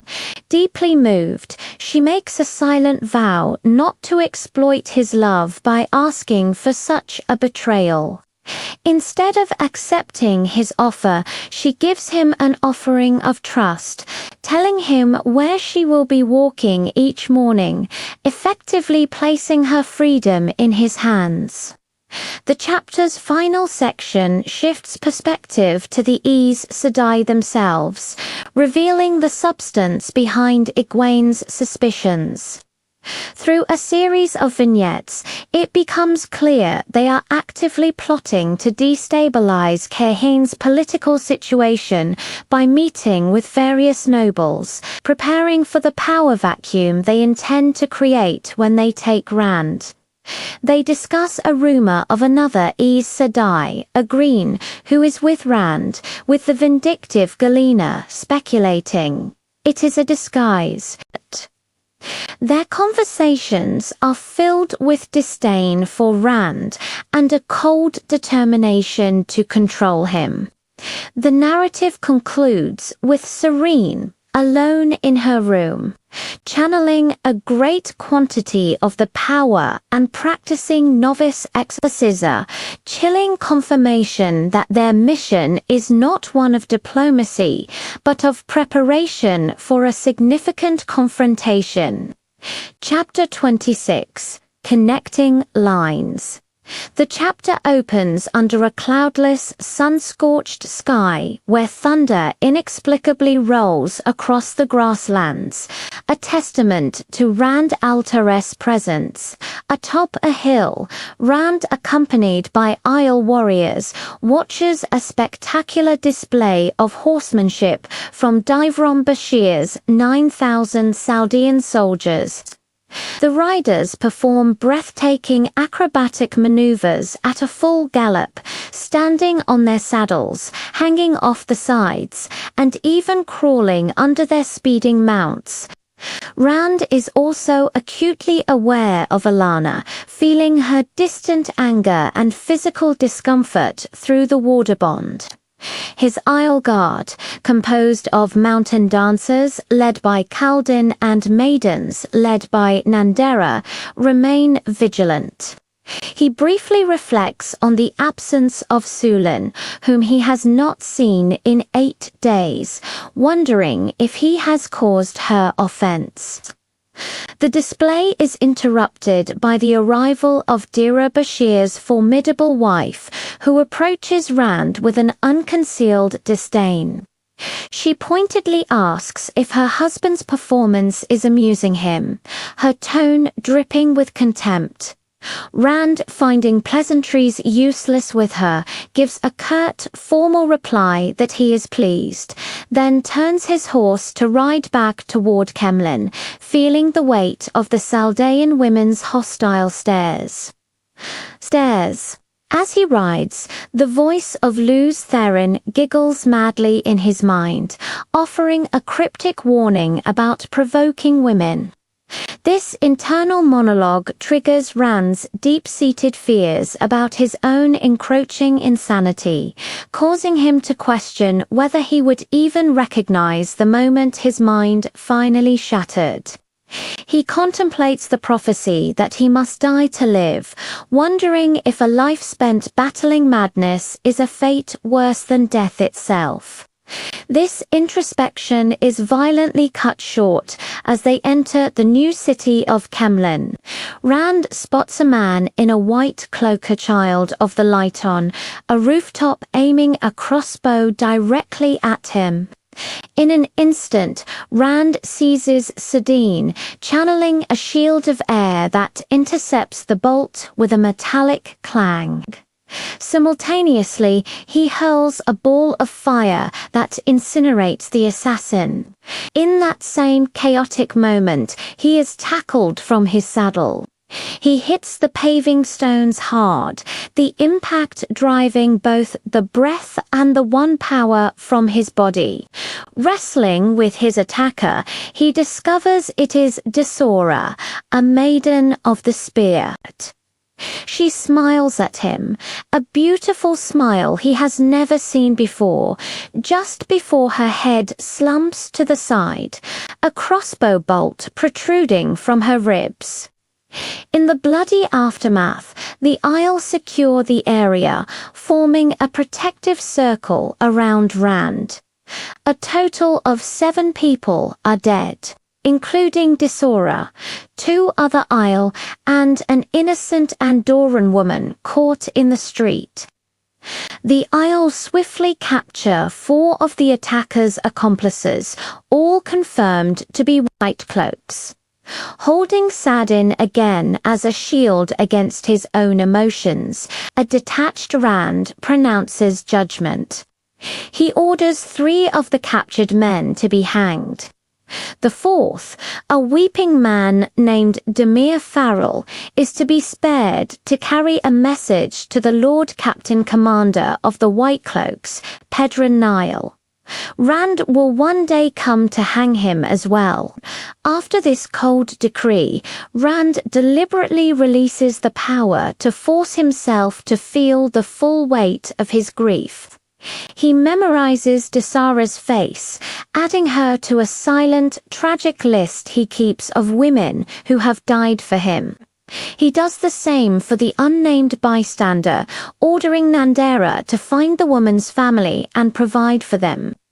Back at the royal palace, Nandera and Koldin reprimand him for his recklessness. He is informed by the stern-head maid Reen Harfor that he has two petitioners, a wave mistress of the sea folk and the lady Elenia Sarand. He agrees to see Elenia immediately in his rooms. His purpose is not to entertain her claims to the Lion Throne, but to resolve a deep, unspoken anxiety by questioning her about Andorran history. He specifically asks about the familial relationship between his own mother, Tigraine, and Elaine's mother, Morghese. Elenia eagerly explains the complex web of ancestry stemming from the first queen, Ishara, noting that succession is determined by the number of bloodlines connecting a claimant to her. When Rand presses for a simpler answer, asking how they would be related if they were common farmers, Elenia concedes that their connection is so distant they would not be considered related at all. This revelation brings Rand a profound and sudden relief, erasing a subconscious fear that he and Elaine were kin. The moment is shattered when Elenia remarks on his resemblance to Tigraine, which unnerves him so much that he abruptly dismisses her. The experience solidifies his resolve, and he immediately instructs Kaldin and Nandera to assemble their warriors for a journey to Kerheen, adding a final pointed command not to inform events. Chapter 27 Gifts.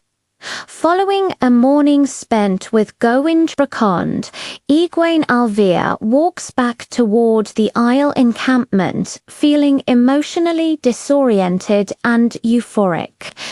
The time they shared in a private room at the Longman Inn was filled with hand-holding, conversation, and uncharacteristic boldness from Egwene, who initiated kisses and even briefly sat on his knee, causing her thoughts to stray toward his dreams and other immodest notions.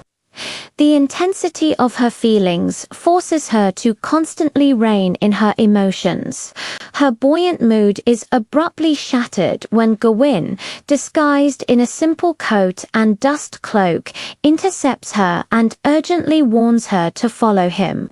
He reveals that the Aes Sedai women he accompanies are searching for someone matching her description, a revelation that fills Egwene with a lurching dread. Back on the hot, dusty ground, she reflects on their conversation. Gawain, deeply worried for her safety, believes the Aes Sedai he travels with could mean her harm and is convinced her only safe options are to return to the White Tower, either by sneaking back or by making peace with the embassy from a leader. Despite his misguided attempts to manage her life, Egwene finds herself feeling indulgent toward his protective nature rather than angry. She struggles with the promise she made to herself not to question him about his companions, which would dishonor him, leaving her with only the information he volunteers and a great deal of unsettling uncertainty. Upon reaching the Isle tents, she is invited by Saranda, an apprentice to a wise one, to join a gathering of women who have been given a rare day of leisure. Inside a tent, away from the dust and heat, she learns from the other apprentices that the wise ones are meeting because the Kara Khan, Rand Alta, has unexpectedly returned and is set to meet with the Aes Sedai embassy that very afternoon. This news immediately displaces her anxieties about Gawain, replacing them with a pressing concern for Rand. She worries about his judgment, recalling his skepticism of Alada's first letter but his gullibility regarding Alviaran's fawning one. She is convinced that both letters are part of a trap to lure him to the tower.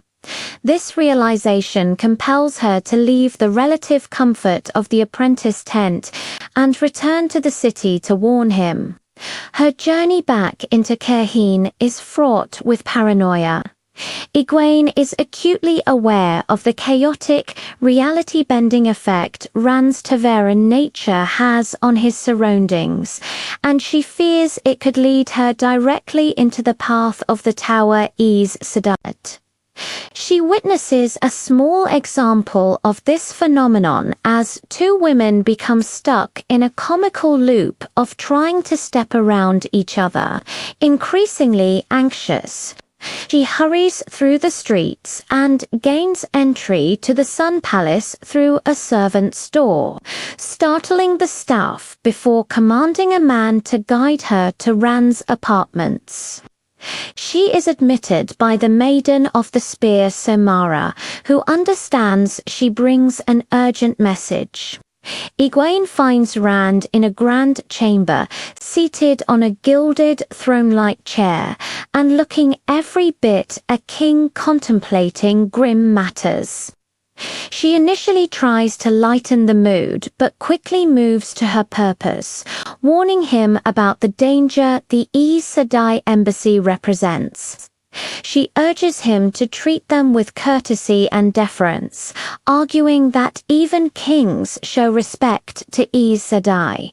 She secretly hopes he will do the opposite and antagonize them into leaving, but to her utter astonishment, Rand agrees with her counsel, promising to be as humble as a mouse.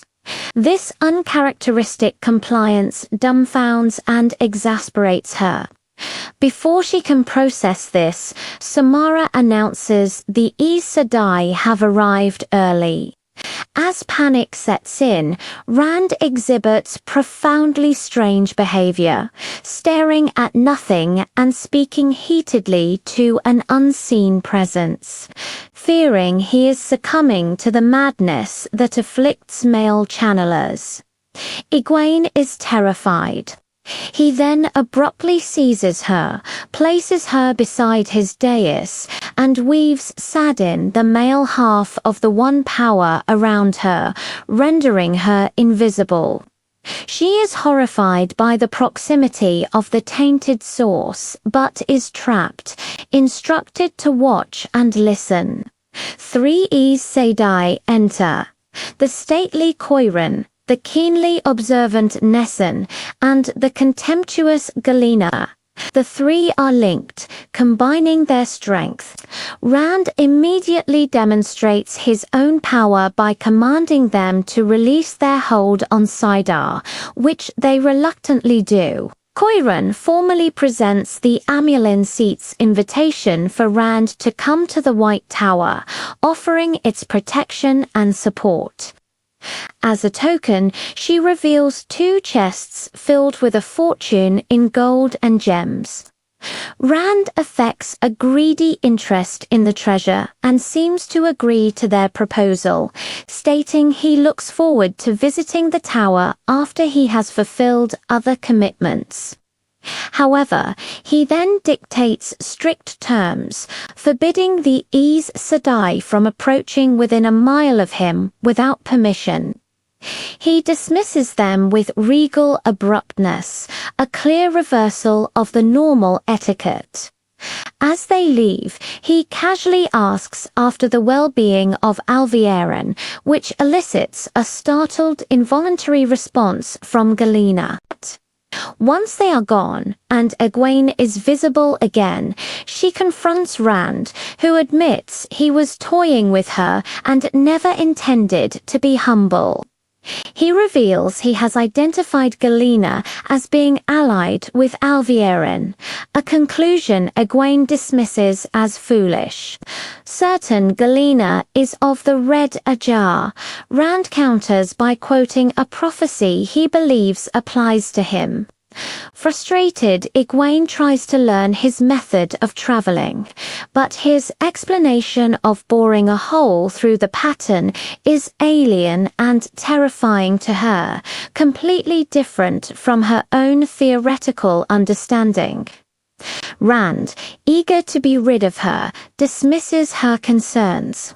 She leaves feeling deeply unsettled, her final glimpse of him being one of a man muttering to an empty room, reinforcing her fears for his sanity. The chapter concludes from the perspective of the Aes Sedai in their departing coach. Nessun, the analytical brown sister, reveals that she sensed the presence of another female channeler in the room with them, hidden from sight. Coiron and Galena, who noticed nothing, are shocked and speculate it could be Moiraine. Their failure to perceive what Nessun did highlights their dangerous overconfidence and singular focus on Rand, whom Nessun coolly regards as a fascinating subject for study. Chapter 28, Letters. The chapter commences with Rand Alter experiencing a deceptive mental quiet. He is certain of Lews Theron's presence within his mind, yet the madman's voice remains silent. This lack of overt intrusion does little to soothe him, as the day that follows is marked by his own profound agitation. His internal turmoil manifests as extreme impatience and a volatile temper, which he unleashes upon those around him. He repeatedly interrupts Berelain with trivial matters to the point where she begins to actively avoid him. He corners Ruark numerous times about the stagnant situation with the Shadow, frustrating the Isle clan chief. When Herod fell, the scholar cannot be located. Rand directs his fury at the assistant Idrian, leaving her terrified, despite Fell's known habit of wandering off while lost in thought. His rage extends to the Cairhienin nobles Milan and Meringal, whom he berates until they are pale and trembling, and he reduces Colivir to tears while causing Aniella to flee in panic. Even the Isle-wise ones, Amys and Cerilia, are not spared. When they inquire about his dealings with the Aes Sedai, he shouts at them, a shocking act that likely marks the first time anyone had ever raised their voice to the formidable Cerilia. This erratic behavior is fueled by the unnerving certainty that Lews Theron is not merely a voice but a tangible, separate consciousness hiding within him. Fearful that this hidden man might seize control of his body as he sleeps, Rand endures a night of troubled dreams. Waking exhausted and disoriented from visions of being pursued by an unseen entity, in the grey light of dawn, while shaving, he has a moment of piercing self-realization. He understands that the monster he was running from in his dreams was not the Dark One or the Forsaken, but his own fear. Specifically, he was fleeing from his fear of loving Elaine and Avinda. In a flash of combined rage and resolution, he shatters the mirror with the power and calmly finishes shaving, vowing to himself that he will no longer run from his duties or his emotions. As he leaves his chambers, he is given a letter from Berelain, sent by the Sea Folk, which he pockets without examination. He then uses a gateway to travel from Cairhien to Kemlyn.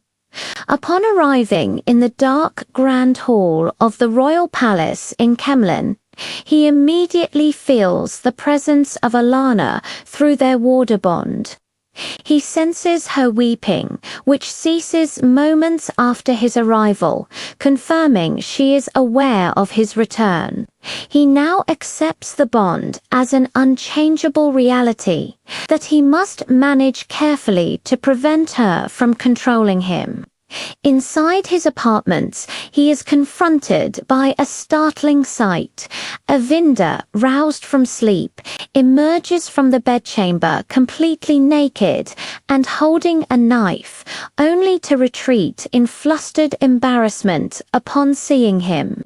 Her reaction, contrasted with her usual Isle sensibilities, is a source of amusement for the maiden guards Nandera and Jelani, who joke that Rand's problem is not in understanding Isle, but in understanding women at all. It is during this light-hearted moment that Luce Theron's voice breaks its silence, whispering a single ominous word: death. This is the first time the voice has addressed Rand directly. A frantic internal conversation ensues where Rand demands to know who is speaking and what the warning means, but Luce Theron only screams his own identity before his consciousness fades, leaving Rand with a profound sense of uncleanness, like the taint on Saidin itself. In her apartments, Queen Morgus was finalizing a plan to escape the fortress with her loyal retainers. The scheme, orchestrated by a man named Torwin Barshaw, involved her being hidden in a cart of kitchen refuse. Despite the misgivings of her guard, Talonvor, who found the plan's architects untrustworthy, Morgase was buoyed by the prospect of freedom. Her preparations were abruptly interrupted by the arrival of the Inquisitor Ainur Saren, who summoned her to see Nile.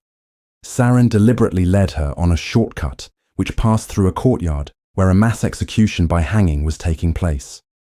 To her horror, Morgus witnessed the deaths of her would-be rescuers, Torwin Barshaw and his nephew Pater. The sight of their bodies choking at the end of their ropes shattered her hopes of escape.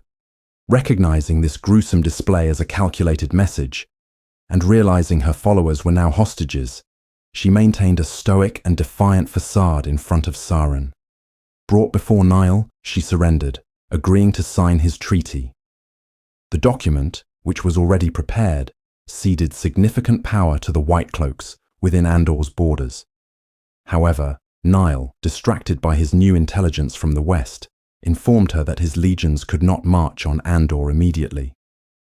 Seeing an unexpected opportunity in this delay, Morgus feigned a broken spirit and invited him to a game of stones, beginning a new, more subtle battle to reclaim what she had lost.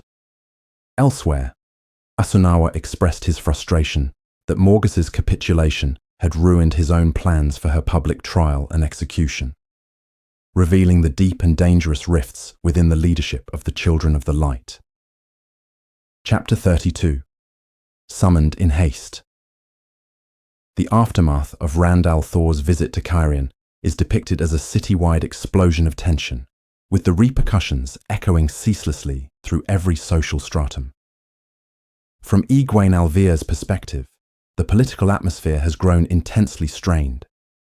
Both Tyren and Caer Hienin nobles now regard each other with profound suspicion, their interactions fraught with unspoken accusations. Even the formidable Beralan appears to have retreated from public life, a development that draws the disapproval of Ruark, who alone seems immune to the pervasive anxiety gripping the palace. The tension is so palpable that it affects the servants, who have become noticeably skittish, a condition exacerbated by the constant presence of wise ones meticulously searching for magical traps. Among the Aiel, a stark contrast emerges. While the warriors like Ruark maintain their stoic calm, the wise ones are in a state of collective agitation. Their return from a meeting with Rand leaves them simmering with a silent fury that quickly infects all of their ranks. This mood is not improved by the arrival of Shaido wise ones, including the arrogant Savannah, who carries herself with an air of unearned authority and uses every opportunity to demean Egwene. Savannah's presence sharpens Egwene's own frustrations, as she is forced to endure petty humiliations while her legitimate concerns about the Shaido spying are completely ignored by her mentors. The situation deteriorates further when a misguided attempt at reconnaissance goes awry. Several wise ones persuade 3 Maidens of the Spear to infiltrate Aralin's palace, where the Tower Aes Sedai are staying. The mission is an abject failure. The maidens are easily captured by the power, roughed up, and unceremoniously thrown into the street, their capture adding a layer of deep humiliation to the already volatile environment. The fallout is severe, creating public scorn from the Shadow and private recriminations among the other Wise Ones, pushing the camp's mood from tense to openly hostile. To escape this oppressive atmosphere and the tormenting presence of Savannah, Egwene seeks refuge in the city, her only solace found in her daily meetings with Gawain at the Longman Inn. These brief hours are a sanctuary from her duties and the political turmoil, a time where her complicated feelings for him deepen, offering a stark and pleasant contrast to the dragging, frustrating hours of her apprenticeship. Driven by a combination of boredom and a thirst for knowledge, Egwene undertakes a bold and risky venture to the docks. Recalling Elaine's stories about the seafolk windfinders and their mastery over weather, she hires a boat to visit their ship, hoping to learn some of their secrets. Her approach is met with immediate and shocking hostility. After climbing a rope ladder, she is confronted by a windfinder who, without a word, cuts the ladder and sends her plummeting into the river. Soaking wet and furious at the humiliation, Egwene's temper flares. In a potent display of her rapidly growing power, she embraces Saidar and retaliates with overwhelming force, shielding the main windfinder from the power, while simultaneously weaving flows of air to lift her two companions into the air and unceremoniously drop them into the water. The act, performed in broad daylight, immediately fills her with cold dread as she realizes how recklessly she has exposed herself to any watching Aes Sedai. She hastily retreats to the Isle camp, shaken by her own impulsive actions. After a period of cautious testing by Aemys and Bear, Egwene is finally permitted to fully re-enter Teleran Rayod for an important meeting. She appears in the heart of the stone in Tyr, where she finds Aemys and Bear already present and irritated. Soon after, 7 Aes Sedai from Salidar appear. They ignore the Wise Ones entirely and focus on Egwene, beginning a solemn and formal ritual. They officially summon her to appear before the Hall of the Tower in Salidar to accept their judgment, a terrifying prospect for Egwene, who fears severe punishment for her pretense of being a full sister. When the Aes Sedai suggest she travel to them by entering the world of dreams in the flesh, the Wise Ones react with outrage, declaring the practice to be an evil that diminishes the soul. As a fierce confrontation looms between the two groups of channelers, Egwene intervenes, agreeing to attempt the journey to prevent a disastrous clash. A young-looking Aes Sedai, shockingly identified as Siwan, aids her by creating a magnificent three-dimensional map in the air to pinpoint Salidar's location. After the Aes Sedai and the Wise Ones depart from the dream, leaving Egwene alone and resolved to face her fate, the chapter's final, critical secret is revealed. Rand al'Thor emerges from his hiding place among the stone columns. He had been present the entire time, secretly observing the entire exchange. The encounter provides him with a piece of information he desperately needed. He now understands that this summons is not from Elada and the White Tower, but from the faction of rebels located in a place called Salidar. Far from being concerned for Egwene, Rand views this revelation as a monumental strategic advantage. With a triumphant laugh, he realizes he now knows precisely where his enemies, and more importantly, where Elaine, are located. They have, in his eyes, unwittingly delivered themselves directly to him. Chapter 33.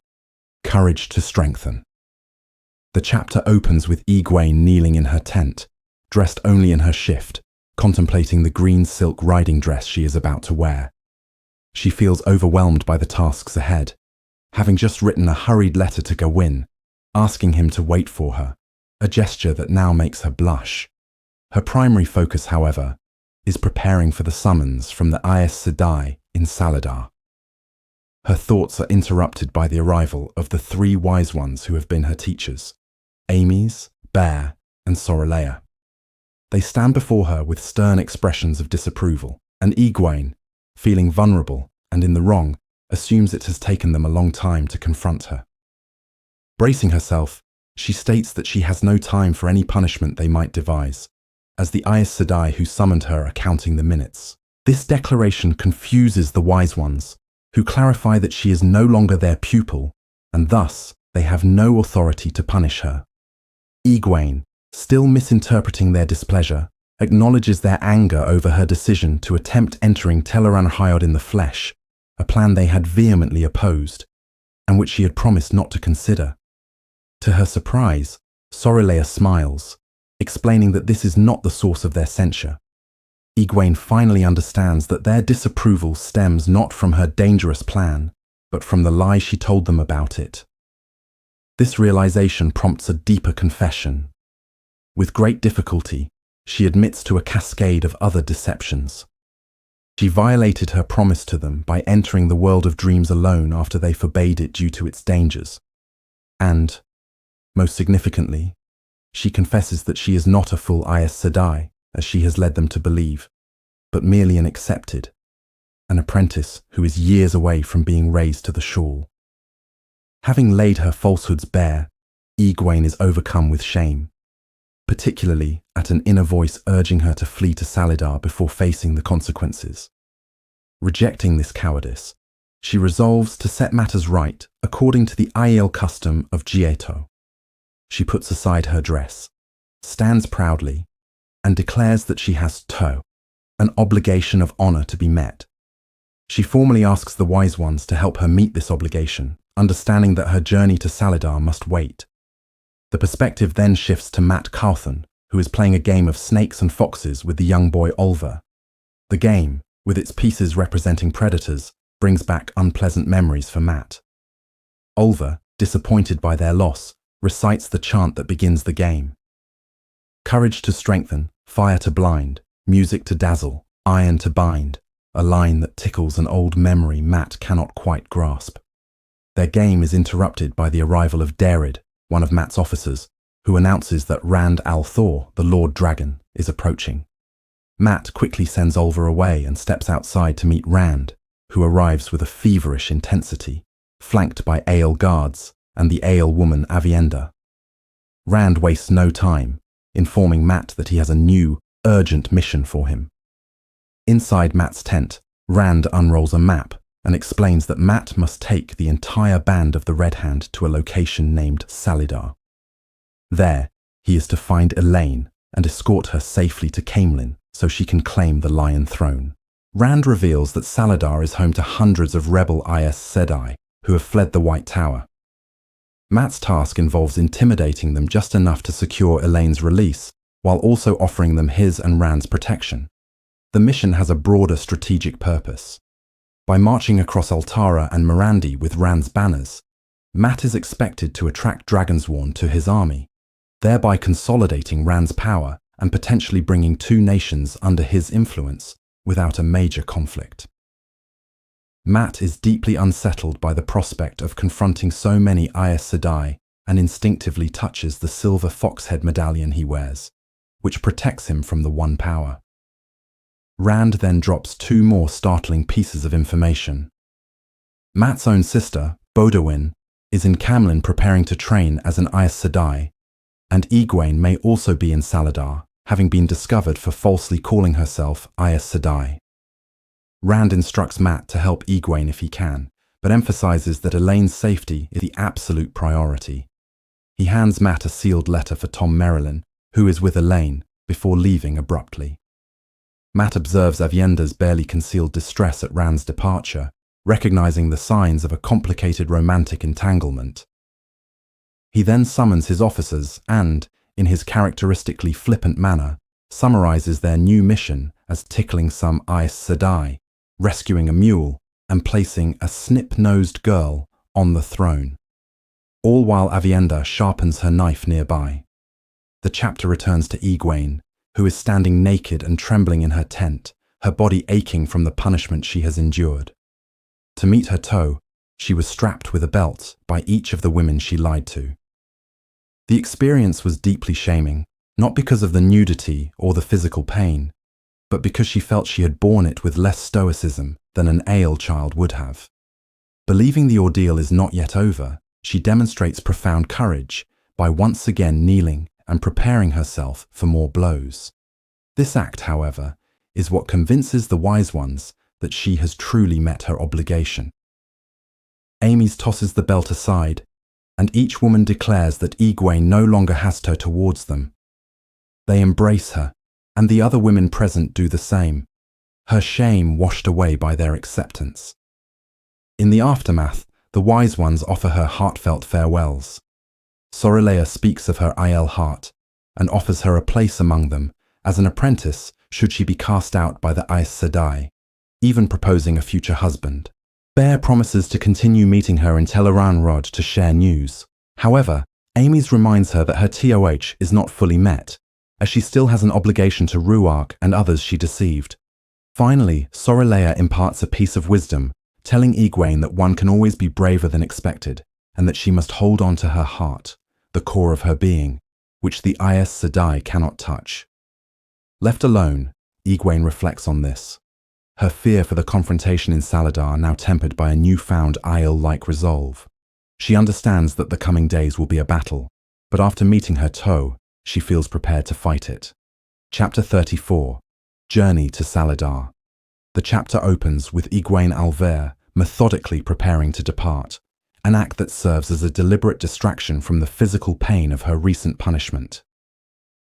After washing her face twice, she fills her saddlebags with personal effects, including her ivory grooming set, a sewing box, and soap, packing them so tightly that the leather strains. This focus on mundane tasks is a way of steeling her resolve before confronting the most difficult part of her departure.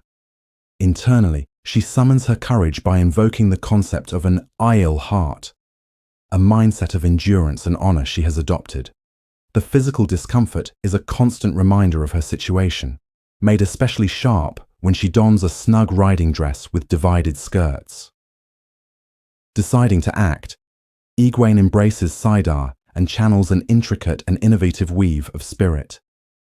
This creates a shimmering distortion in the air of her tent, a place where the physical world and its reflection in Tel Arenhayed become one. This is an unprecedented use of the power, allowing her to step, fully in the flesh, into the world of dreams. Once inside Tel Arenhayed, the environment is subtly altered. Lamps are extinguished, yet a strange light persists, and objects shift slightly, confirming her success. Needing a way to travel, Egwene uses her mastery over the dream world to will her old horse Bella into existence. In a moment of cleverness and self-preservation, she also alters her own dream self to be free of the pain from her ordeal, rationalizing that the Aes Sedai would not expect her to travel in such agony. The journey is depicted as a breathtakingly rapid transit across the land. With each of Bella's plodding steps, the landscape blurs and shifts, covering miles in an instant. Egwene experiences a dizzying and exhilarating succession of scenes, from villages and cities to ancient, forgotten statues, all while the moon hangs nearly stationary in the sky. Her journey, which she was told would take days, is accomplished in mere hours, a testament to the power of her new skills and a quiet rebuke to the supposed omniscience of the Aes Sedai. Upon nearing Saladar, she slows her pace, eventually dismissing the dream Bela with a sense of genuine regret before creating another shimmering gateway to step back into the real world. The moment she returns, the searing pain rushes back, a potent reminder that while she could escape it temporarily in the dream, her real-world obligations and their consequences remain. She is found by a harried woman named Nildra, who leads her to a house where the 6 Aes Sedai from her dream summons are waiting, along with a 7th younger woman. They are all stunned by her impossibly swift arrival. The conversation that follows is filled with startling revelations. Egwene discovers that the young woman is Siuan Sanche, the former Amelin, miraculously healed of being stilled by Nynaeve. This healing explains Siuan's youthful appearance, but Egwene senses a significant diminishment in her strength in the power. A tense exchange reveals that the Aes Sedai are engaged in a high-stakes political gambit, one that Siuan warns will destroy them all if they falter. After Siuan is swiftly silenced, Sheriam turns to Egwene and delivers the chapter's final, world-altering declaration. They have not summoned her for judgment, but to be raised as the next Amerlin's seat. Chapter 35. In the Hall of the Sitters. Egwene Alver finds herself in a state of profound disbelief when Sheriam and a group of 6 other Aes Sedai propose that she be raised to the Amerlin's seat. Initially, Egwene is so taken aback, she wonders if it is a strange form of joke, as she is not even a full Aes Sedai. The sisters, however, are entirely serious. Beonin, a grey sister with extensive knowledge of law, explains a critical legal loophole. While the Amerlin's seat is considered Aes Sedai by definition of the office, the laws governing her selection never explicitly state that a candidate must already be Aes Sedai to be chosen. This legalistic argument, supported by the others, forms the basis of their audacious plan. Egwene's objections regarding her youth, her brief time as a novice and accepted, and her profound lack of experience are systematically dismissed. They inform her that a summons from the hall to be raised is not an offer she can refuse, comparing its authority to a summons for trial. Sheriam's promise of guidance feels less like reassurance and more like an assertion of control over the young, unprepared leader they intend to create. Following her reluctant acceptance, Egwene is thrust into a whirlwind of preparation. She is drilled relentlessly on the words and procedures of the ancient ceremony, with the Aes Sedai's underlying nervousness showing through their stern insistence on perfection. Dressed in a borrowed accepted's dress, she is escorted through the quiet town to a stone building serving as the makeshift hall of the tower. The ceremony commences with a series of ritual questions and actions steeped in tradition. A pivotal moment involves all present, including Egwene, baring their chests to their waists to answer the ancient question, confirming that only women are present. After her 3 sponsors, Sheriam, Myrelle, and Morvrin, pledge for her, the formal vote of the sitters begins. The process requires unanimous consent, and a tense stalemate occurs when 9 of the 18 sitters stand in acceptance, while the other 9, led by the formidable Romanda and Lelaine, remain seated in a clear political statement of their independence. This act of defiance forces Egwene into a profound test of humility. To win over the dissenting sitters, she must perform the ritual of washing their feet, kneeling before each one and asking for permission to serve. The tension is palpable, revealed by the trembling of Sheriam's hands as she holds the basin of water. One by one, the seated sitters are swayed, until only Romanda and Lelaine remain. After a long, tense moment of silent consideration, Lelaine and finally Romanda rise, granting the necessary, unanimous approval. Egwene is then formally raised, draped in the 7-striped Amerlin's stole, and her great serpent ring is moved to her right hand. Her first act as Amerlin is to receive the pledges of fealty from each sitter. Afterward, the immense risk of the endeavour is revealed. Had Romanda not stood, Egwene would have faced exile, and her sponsors would have shared that fate for their failed gamble. The chapter concludes with the sisters deciding it is time to brief their new, and completely unprepared, Amerlin's seat on the true state of affairs in Saladar. Chapter 36. The Amerlin is raised. Egwene Alvera awakens in a large canopied bed within a room that feels unfamiliar, a space prepared for her by the Aes Sedai Anaiya. The furnishings, though the best Saladar can provide, are mismatched and overwhelmingly decorated with an abundance of lace and frills, making her feel as if she might suffocate in them. Her new maid, a kindly woman named Chessa, is present, attending to her morning needs. Egwene's thoughts drift back to the previous night, a whirlwind of discussions following her elevation to the Amerlin's seat. She recalls how Sheriam and her closest allies dominated the conversation, providing her with a flood of information about embassies sent to various rulers, the building of Gareth Bryne's army, and the status of the White Cloaks. They were dismissive of her own questions and provided only superficial answers, making it clear they intended to guide her actions.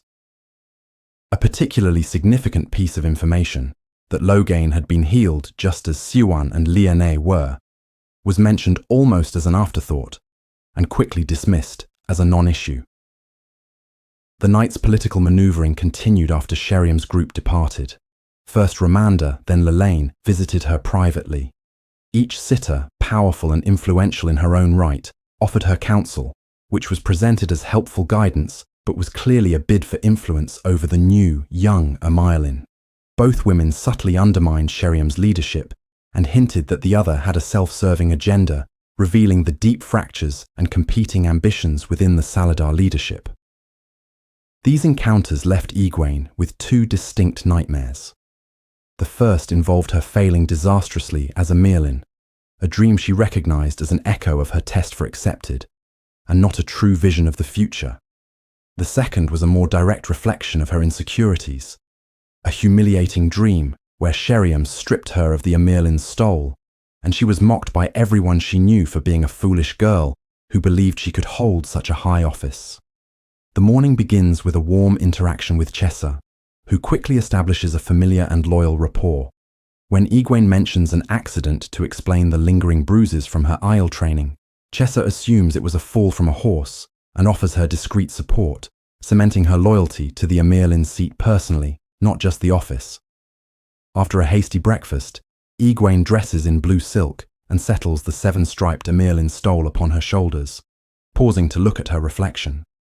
She acknowledges that she does not look the part, but internally affirms her new reality with conviction. She then descends to meet the sitters of the hall, who are gathered in tense silence, their age-based clusters a visual representation of their political divisions.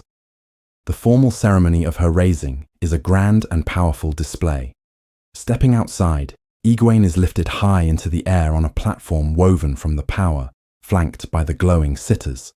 From this elevated position, Ramanda's magically amplified voice proclaims her to the massive cheering crowd as Egwene Alver, the Watcher of the Seals, the Flame of Tar Valon, the Amirlin's seat.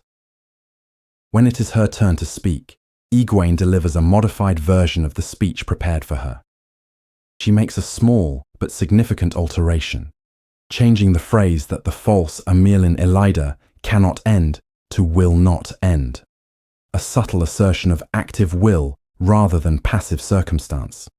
She then names Sheriam Bayanar as her keeper of the chronicles. Her subsequent decrees, however, diverge sharply from tradition. After the customary absolution of penances for novices and accepted, she makes a stunning and unprecedented announcement, immediately raising Theodrin, Faulen, Nynaeve Almeara, and Elaine Trakand to the shawl as full Aes Sedai. This act is met with a confused silence from the crowd, a stark contrast to the earlier cheers. The immediate aftermath of the ceremony is tense. Sheriam quickly hustles Egwene into her new sparse study before the other sitters can intercept her. Ramanda and Lelaine, however, follow them in, demanding an explanation for her unorthodox decree. Egwene coolly justifies her action as a strategic necessity.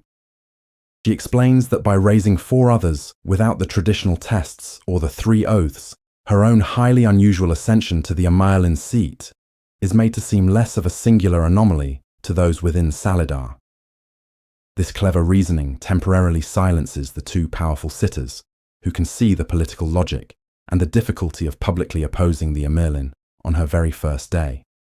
After their curt departure, Sheriam advises Egwene to consult with her and her allies before making any future decrees, gently reasserting their intention to guide her. Later, Egwene has an emotional reunion with Nynaeve and Elaine. She pleads with them to remain her true friends and not let her new title create a barrier between them. They discuss recent events, including Rand's encounter with the Tower Embassy in Carrion. Elaine reacts with indignation to the news that Rand intends to give her the thrones of Andor and Caerhien, asserting that she will claim what is hers by her own right. The conversation then shifts to a major discovery.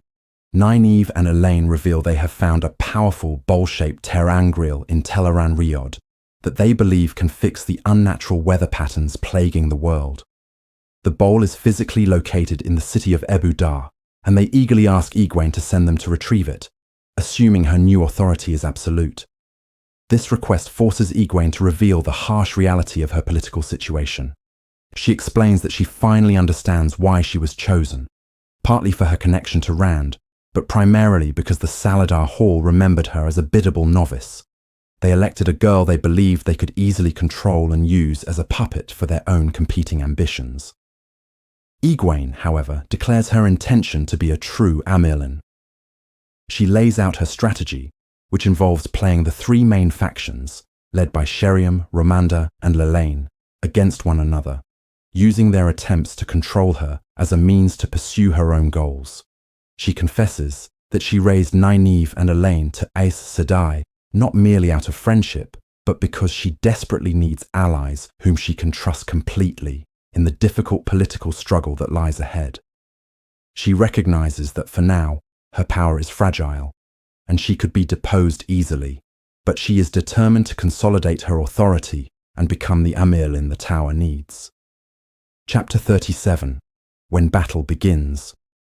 The chapter commences within a peculiar silence, as Egwene is confronted by Elaine and Nynaeve, who finally confess an astonishing secret they have been keeping. Nynaeve, in a rushed and hushed tone, reveals that she has captured one of the Forsaken, Moghedien, and is holding her prisoner using a silver bracelet that is, in fact, an Adam.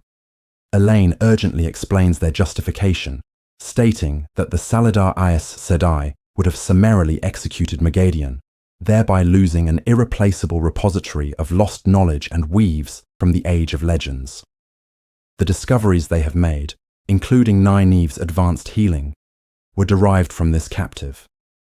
Egwene is staggered by the revelation, her mind racing with the immense danger and the potential fallout, particularly how Rand would react with absolute distrust if he discovered Elaine was secretly holding one of his greatest enemies. While awaiting the prisoner's arrival, Egwene pivots to her own ambitions as a Amyrlin, outlining a revolutionary vision for the White Tower. She proposes a radical new association with the Isle Wise Ones, and further suggests dramatic reforms such as abolishing the age limit for novices and creating a new path for women who are not strong enough to become full Aes Sedai, ensuring no woman who can channel is cast out from the Tower's influence. When Nynaeve brings in the captive, she is disguised as a plain, weary-looking serving woman named Marigan. Nynaeve momentarily lifts the inverted weave of disguise, revealing Moghedien's true proud and regal appearance before reapplying the illusion.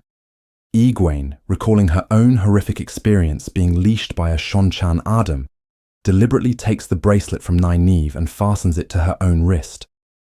She is immediately inundated with the Forsaken's raw emotions, primarily a torrent of fear and a deep self-loathing for her disguised state. Drawing upon the hard lessons learned among the Ale, Egwene adopts a cold, unyielding demeanor that shocks Elaine and Nynaeve. She threatens Moghedien with a permanent disfigurement and a slow, painful death for the slightest hint of disobedience or dishonesty.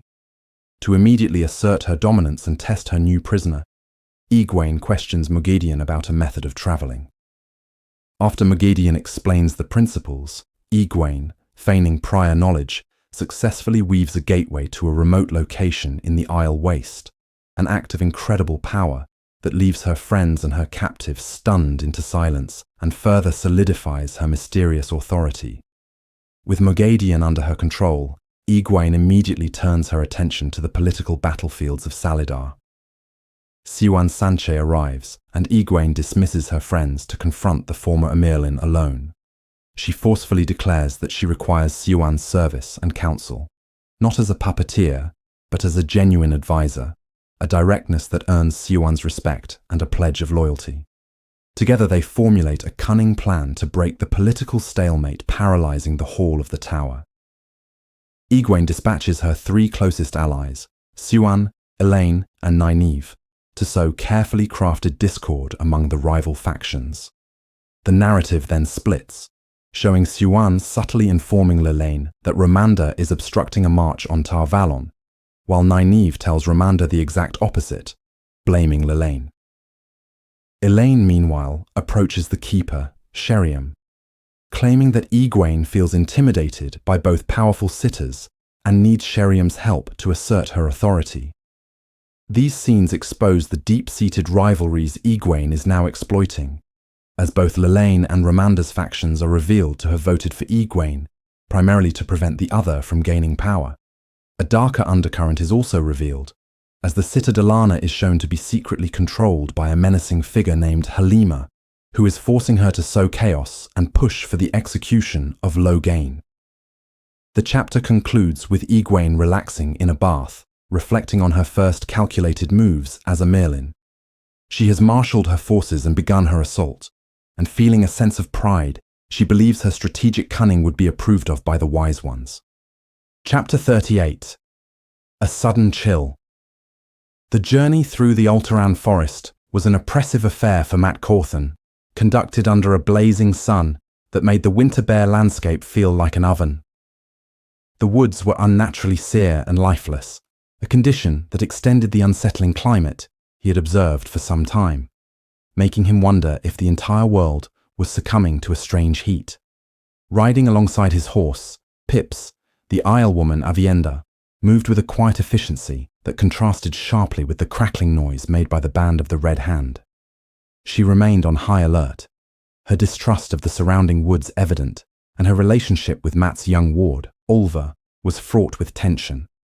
Olva, whose father had been killed by Shido Aiel, had attempted to attack her, and despite Mat's intervention and explanation, the boy continued to view her with hostile suspicion.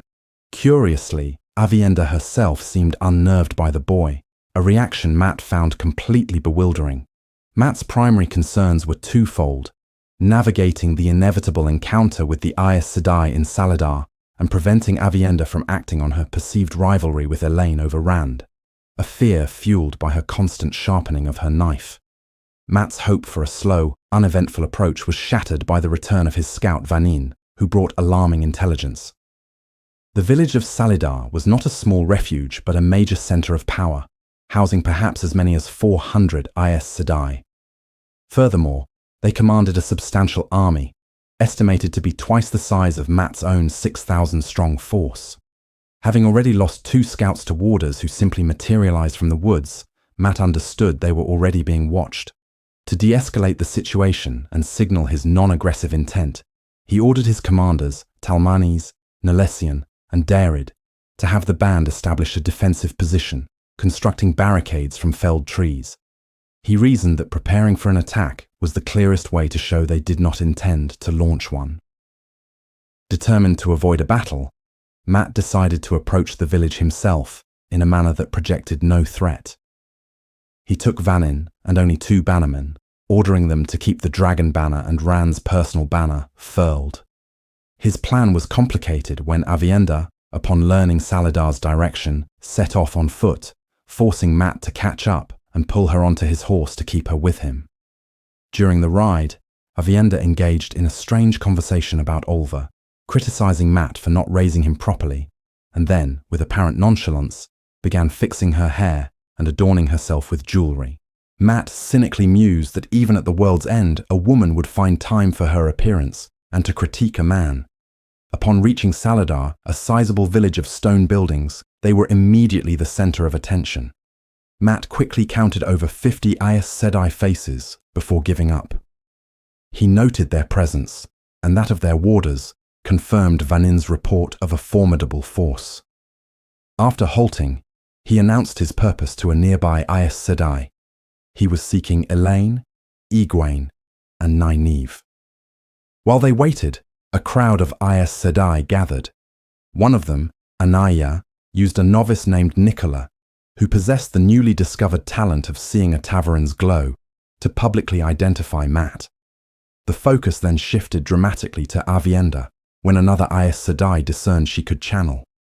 Instantly, Avienda was swarmed by Aes Sedai, who began a relentless campaign of questioning and pressure, urging her to become a novice. Nynaeve suddenly appeared, looking quite different in a fashionable blue dress, and angrily questioned Mat about the army at her doorstep, before leading him to see the Amirlin. Avienda, looking panicked for the first time, called out Mat's name, but he left her to the Aes Sedai, confident she would be too occupied to cause trouble with Elaine. Nynaeve led him into a room where he found Elaine and, seated behind a large table, wearing the 7-striped Amelin stole, Egwene Alvir. Believing them to be engaged in a foolish and dangerous prank, Mat stormed in, snatched the stole from Egwene's shoulders, and felt the cold shock of his foxhead medallion as one of them reflexively tried to use the one power on him. Completely misreading the situation, he launched into a tirade, lecturing the 3 women on their recklessness. He laid out his plan to rescue them, detailing how he would take Elaine to Caemlyn, send Egwene back to the Wise Ones, and offer sanctuary to any reasonable Aes Sedai on Rand's behalf.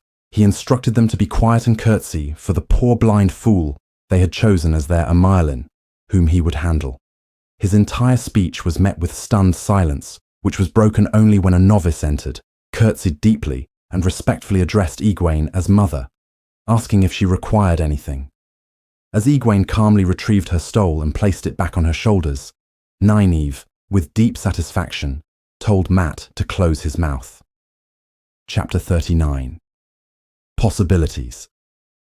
The chapter opens with Egwene, now the Amerlin seat in Saladar, calmly observing Mat Cawthon, who appears sweaty and utterly stunned by the situation he has walked into. Internally, Egwene is buzzing with questions for him about Rand al'Thor, how he knew their location, how he knew about her rediscovery of travelling. But she maintains a composed exterior. She consciously employs a mental technique taught by Siuan Sanche to avoid sweating, a subtle trick of concentration that she hopes projects an aura of authority and composure befitting her new station. While Egwene has mastered it, she notes that Nynaeve still struggles with the method, especially when agitated. Egwene asks Mat for her chair, which he vacates in a daze, his gaze shifting between the 3 women from his village as if trying to solve an impossible riddle. Before sitting, Egwene adjusts the cushions provided by her maid, Chaser, a small detail that reminds her of both the lingering physical soreness from her earlier punishment and the weight of her new responsibilities. Mat breaks the silence, insisting that their enterprise is madness and will result in all their executions. He earnestly offers them an escape, proposing they use a gateway to leave with his army, the Band of the Red Hand, assuring them that Rand would welcome them in Caemlyn. His condescending tone and presumption enrage Nynaeve. Unable to channel effectively around him, she resorts to a more direct method, hiking her skirts and delivering a powerful kick to his backside that sends him staggering across the room. The act is so unexpected that Elaine bursts into laughter before suppressing it. Mat, indignant and limping, begins to stalk menacingly toward Nynaeve, who suddenly seems to recognize her physical vulnerability in the face of his anger. Egwene intervenes, halting the confrontation by calmly and authoritatively reframing the situation. She informs Mat that he is the one in a precarious position, labeling him and his men Dragon's Worn, a term universally despised in Saladar. She coolly suggests that Gareth Bryne, the Captain General of their army, would gladly put him on a pike, thus seizing control of the conversation and putting Mat on the defensive. Unfazed by the threat, Mat dismisses her gambit and continues to speak to her with infuriating indulgence, arguing that Rand could easily resolve their conflict with Elida and mend the broken White Tower without any bloodshed. This argument, particularly its accuracy regarding her desire to avoid violence, irritates Egwene immensely. She firmly rebuffs him, stating that Aes Sedai will never swear fealty to any man, including Rand, and warns him that his careless talk could get him killed. Defeated for the moment, Mat asks for Tom Merrilin and departs, but not before insolently telling Elaine he will take her back to Caemlyn, even if he has to tie her up. After he leaves, Egwene removes her Amerlin stole to speak more freely with Elaine and Nynaeve. Elaine inquires about Egwene's intentions for Mat's army, and Egwene begins to outline her actual plan. Their leverage, she explains, is Mat's unshakable loyalty to a promise. She correctly deduces he has sworn to Rand to see Elaine safely to Caemlyn. Their strategy will be to control his access to Elaine, forcing him to comply with their wishes. The conversation turns to the mysterious Terran Grail Matt possesses, which negates the one power, and which Elaine is desperate to study. This leads to the proposal of taking Matt and a contingent of his soldiers with them on their upcoming mission to Ibu Dar. Elaine supports the idea, seeing it as a perfect opportunity to study the artifact and teach the reluctant general some discipline. Nynaeve vehemently objects, arguing Matt will be an insufferable nuisance. But Egwene and Elaine gradually wear down her resistance by pointing out the benefits of having a military escort and the satisfaction of forcing Matt into the role of their bodyguard. The discussion is interrupted by the arrival of Sheriam, the Keeper of the Chronicles, who dismisses the other two women with a look. Alone with Egwene, Sheriam expresses concern about the presence of a dragon-sworn army. This provides Egwene the opening for a masterful political maneuver. She strategically reveals the truth of Matt's identity as the army's commander and Rand's offer for them to swear fealty, a revelation designed to alarm Sheriam. After allowing the Keeper a moment to contemplate the political disaster of such a situation, Egwene then reassures her that the offer was refused. Building on Sheriam's anxiety, Egwene feigns concern about the volatile situation, suggesting they might need to relocate the entire Saladar camp to Ibu Dar. As she anticipates, Sheriam immediately dismisses this as politically impossible, explaining it would be seen as an invasion of Altara. With that option eliminated, Egwene heightens the pressure by suggesting Rand himself might appear, leaving Sheriam feeling trapped. Having closed off all other avenues, Egwene forces Sheriam to reluctantly conclude that their only viable option is to begin moving north toward Tar Valon. Egwene, feigning gratitude for the Keeper's advice, has successfully manipulated Sheriam into advocating for the exact course of action Egwene desired all along. Chapter 40. Unexpected Laughter. The chapter opens with Matt Cawthon attempting to solicit help from the Gleeman, Tom Merrilin, in dealing with the women he perceives as acting foolishly. Seated in a shaded alley, Matt expresses his frustration, but Tom seems preoccupied with a letter from Rand al'Thor, which he has yet to open. To Matt's exasperation, Tom deflects the conversation by launching into a lengthy anecdote from his past. He recounts a time when, as a younger and wealthier man, he tried to rescue a beautiful woman named Laritha from her brutish husband, a bootmaker. She had complained about her situation, leading Tom to believe she desired to be saved. He offered to take her away and provide for her, only to be met with a violent rejection. She kicked him, struck him with a bench, and furiously defended her beloved husband. Tom later discovered that she was perfectly capable of managing the man on her own. He uses this story as a cautionary tale for Matt, suggesting that one should not assume they understand the entirety of a situation after hearing only a part of it. Matt fails to immediately grasp the story's relevance and becomes further agitated when Tom reveals that Elaine and Nynaeve are preparing to leave for the notoriously dangerous city of Ibu Dar in the near future.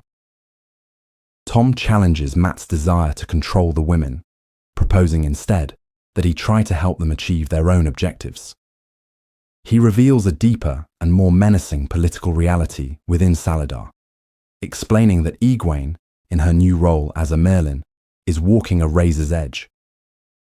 Tom is aware of at least 3 separate factions among the rebel Aes Sedai, who might seek to undermine or depose her, and by extension, harm Elaine and Nynaeve. He posits that while Egwene may have the necessary backbone and intelligence for the Amirlin's seat, her survival depends on whether she possesses the toughness to navigate these internal threats. This news only intensifies Matt's anxiety, confirming his belief that the women are in grave danger. In a fit of anger, he kicks over a keg and questions Tom about the letter, sarcastically asking if it is from another woman he failed to rescue. Tom quietly confirms he left her and walks away, leaving Matt alone with his thoughts. Matt then sees Nynaeve, but she deliberately avoids him, solidifying his belief that she and Egwene are attempting to manage him.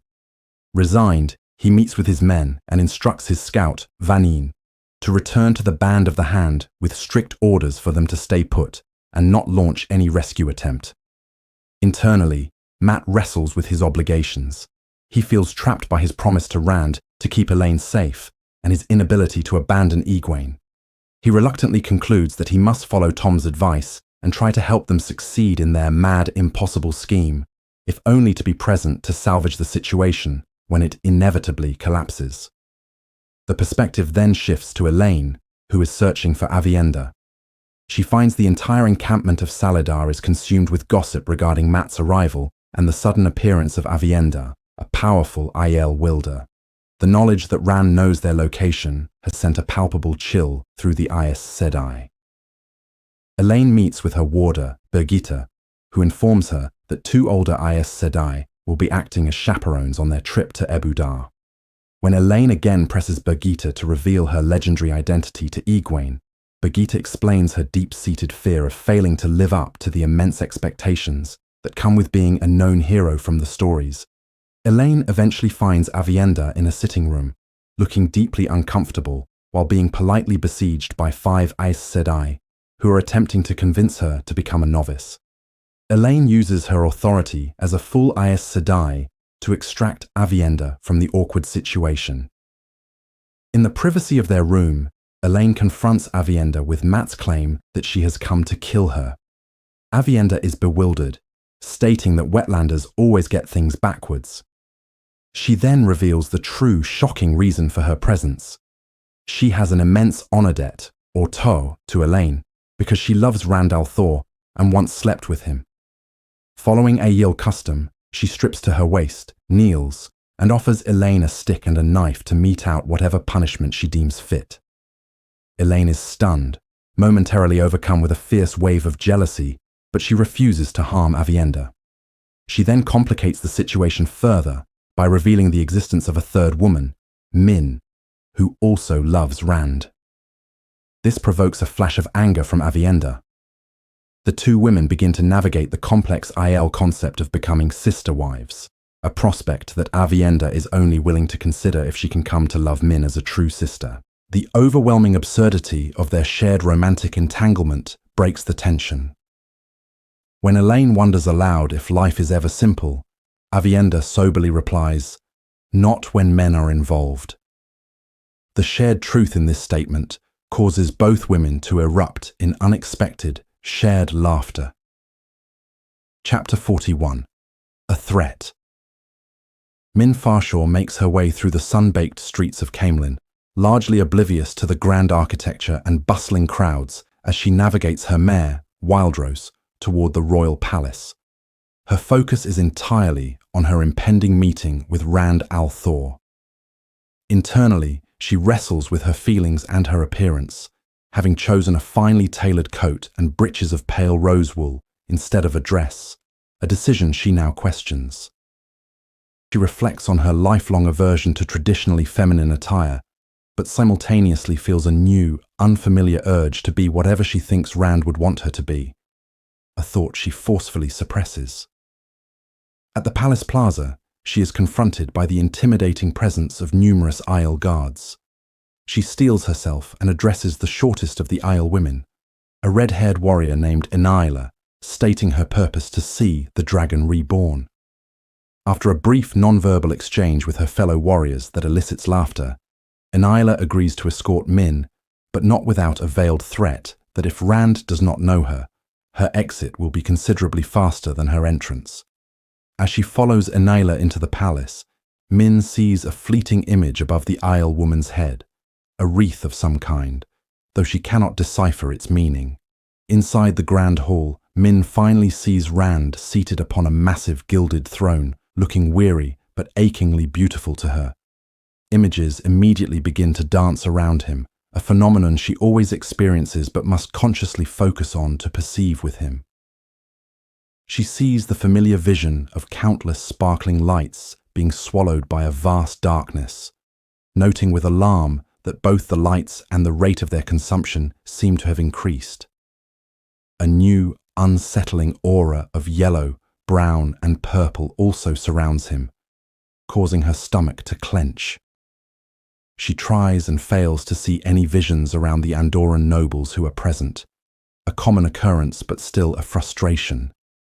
Just as the nobles are departing, Rand spots her. Overjoyed, he leaps from the dais and rushes to her, sweeping her up into a spinning embrace. When he sets her down, she is dizzy and breathless, but playfully chides him, calling him a wool-headed sheep-herder, a term he admits he has missed hearing. Rand leads her by the hand to his private sitting room, dismissing his Isle guards except for Samara and Anila, who take up posts outside his door. Inside, Min presents him with a letter from Elaine, which she was sworn to deliver immediately. Rand reads the short, affectionate note and muses aloud about his confusing relationships with Elaine and Avienda, questioning whether Elaine truly loves him and lamenting the constant conflict he experienced with Avienda, whom he nevertheless misses terribly. His candid thoughts culminate in a disastrously phrased comment to Min that he does not think of her as a woman, but rather as a friend with whom he can be completely at ease. Incensed by this, Min marches over and plops herself firmly onto his lap to convince him otherwise. After his initial shock, Rand finds her presence comforting, and she makes him promise to tell her about his feelings for the other two women. He confesses that he may indeed love both of them, but has resolved to keep his distance from them, believing that any woman he loves becomes a target for his enemies. Min, while accepting his friendship, vows that she will not give up and will make him pay for his thoughtless remark. With that settled, she reveals the true purpose of her journey. She has accompanied an embassy of 9 Aes Sedai from Salidar. Rand is not surprised, viewing their arrival as confirmation of their desperation. His internal thoughts are punctuated by the voice of Luz Therin, who mutters warnings about the danger of even a few Aes Sedai. Min relays a vision she had in the throne room, foretelling that women who can channel will hurt him. Acting on Luz Therin's past advice and his own strategy, Rand dictates strict terms for the embassy's visit. They may only approach him 3 at a time, are forbidden from entering the inner city without his express permission, and must not channel anywhere near him.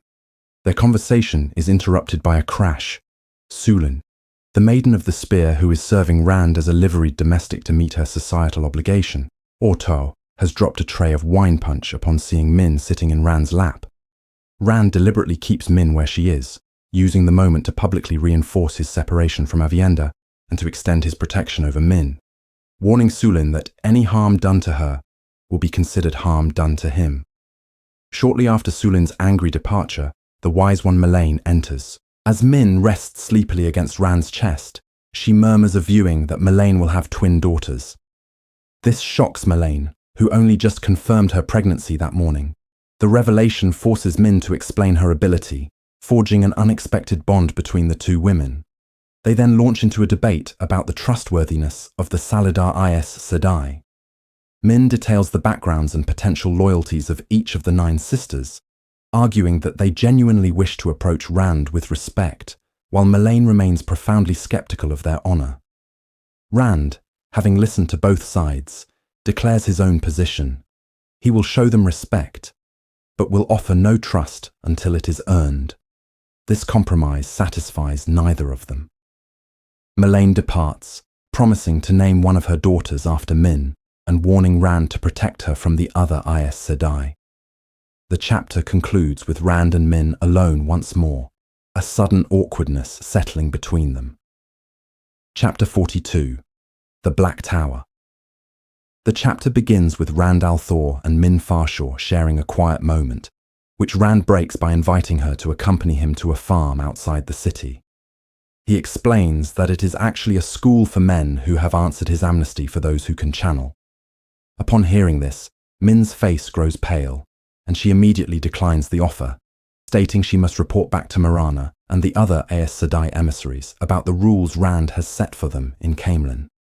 Rand finds himself confused by her palpable fear of men who channel, a reaction he does not understand given her comfort with him. Before leaving, she playfully warns him to take care of himself, demonstrating her own formidable nature by flashing a pair of knives from her sleeves, and then surprises him with a quick kiss.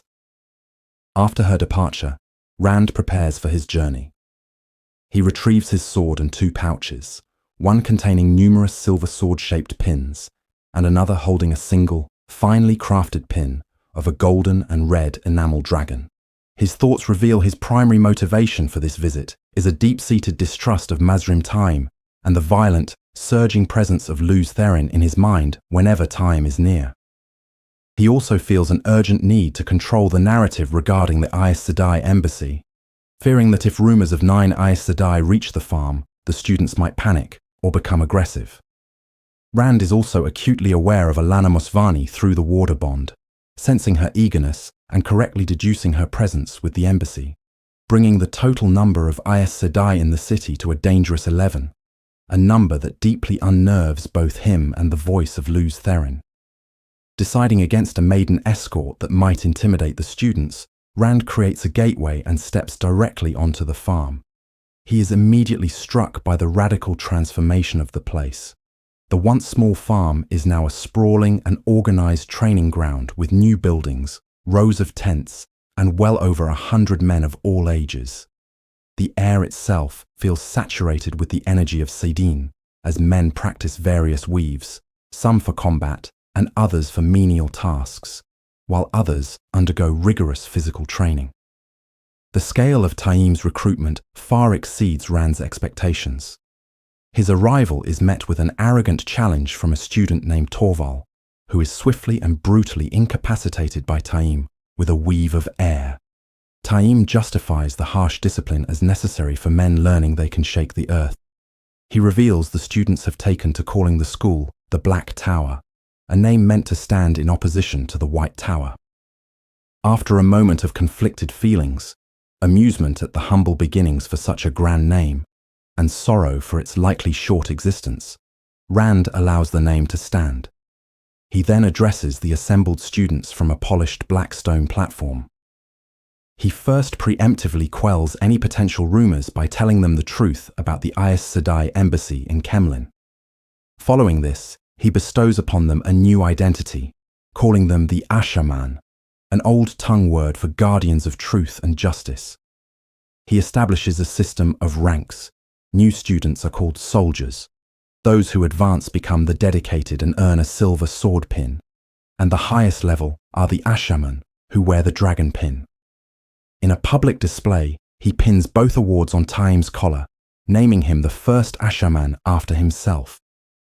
Taim's reaction is unnervingly stoic, and the students receive Rand's speech with an unsettling silence. Later, in the farmhouse, a tense conversation unfolds.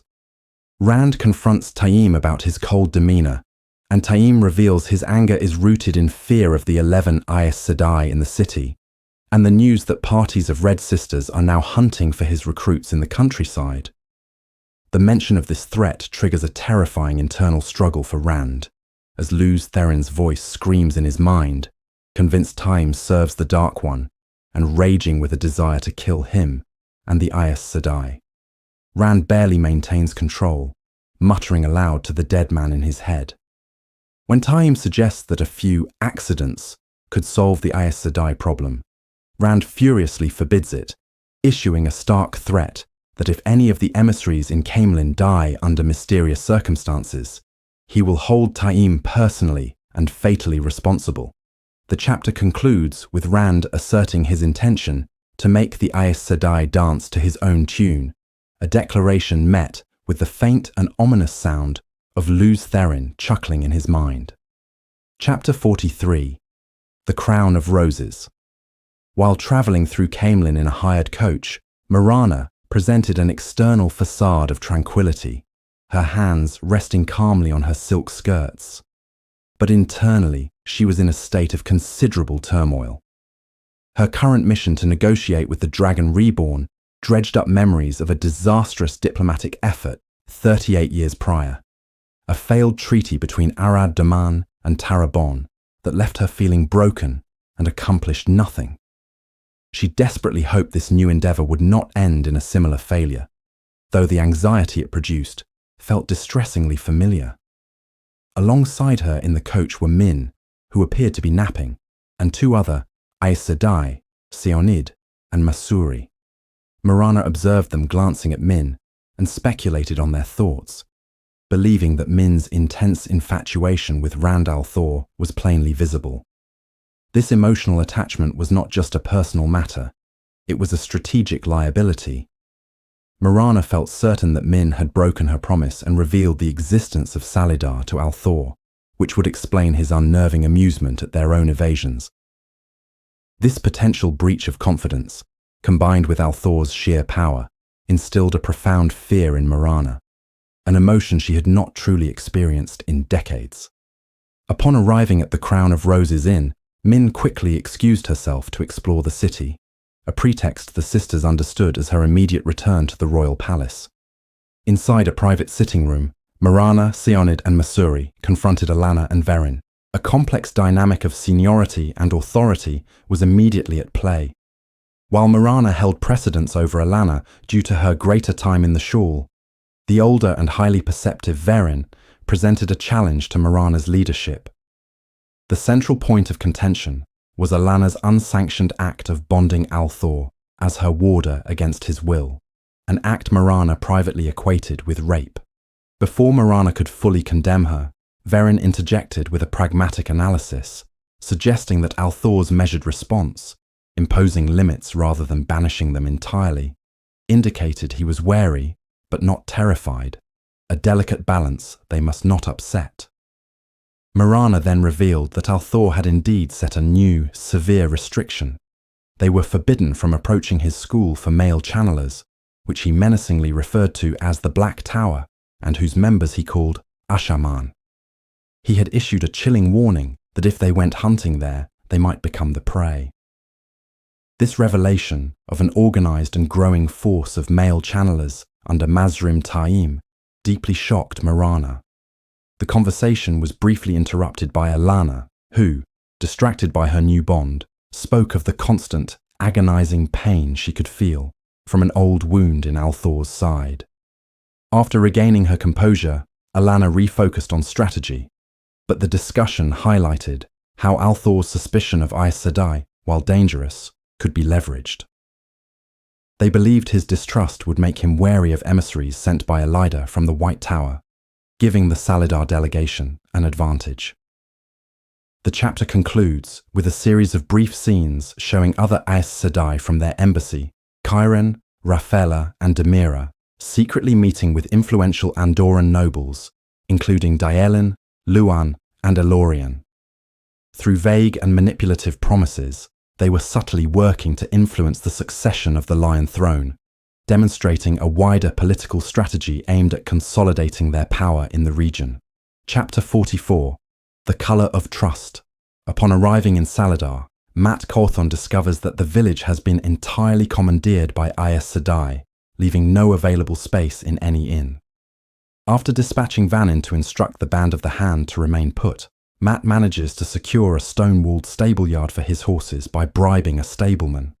Determined to avoid any form of obligation to the Aes Sedai, he pays for everything in silver and gold, instructs his men to refuse any gifts, and pointedly hangs the band's banners, the crimson flag with the ancient Aes Sedai symbol and the dragon banner, in a prominent position outside the stable.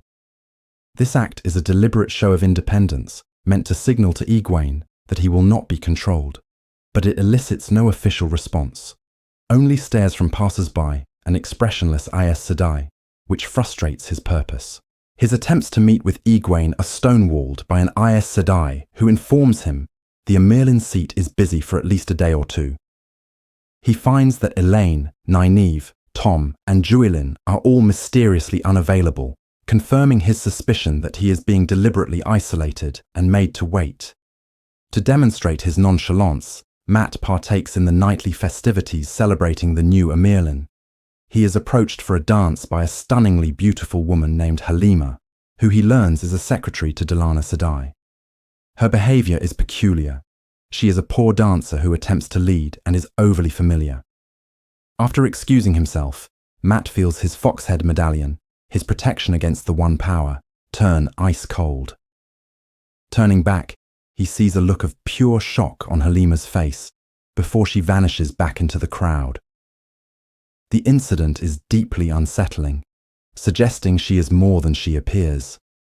The moment is underscored by a song a fiddler plays, which triggers one of his ancient memories. The song's lyrics speak of the deceptive nature of trust, equating it to betrayal and death, a sentiment that perfectly mirrors his current distrust of the Aes Sedai. His paranoia growing, he encounters Myrelle Sedai, who offers to bond him as her warder, an offer he politely refuses. His night grows stranger still when he asks a pretty blue-eyed young woman to dance, only to realize too late from her great serpent ring and sharp tone that she is a healed and youthful-looking Siwan Sanche. Before he can recover from the shock, he is pulled into a dance by another beautiful woman, Liane Sharif, who is also healed and wearing the ring. The disorienting experience, confirming the rumors of Nynaeve's incredible new power, culminates in Liane giving him a thorough kiss before leaving him bewildered. The following day, after receiving several more unwelcome offers to become a warder, he is finally summoned before Egwene. She, along with Elaine, Nynaeve, and a formally dressed Avienda, present him with a cold ultimatum. He can either escort Elaine and Nynaeve on a mission to Abu Dar, or he will be sent away from Salidar entirely.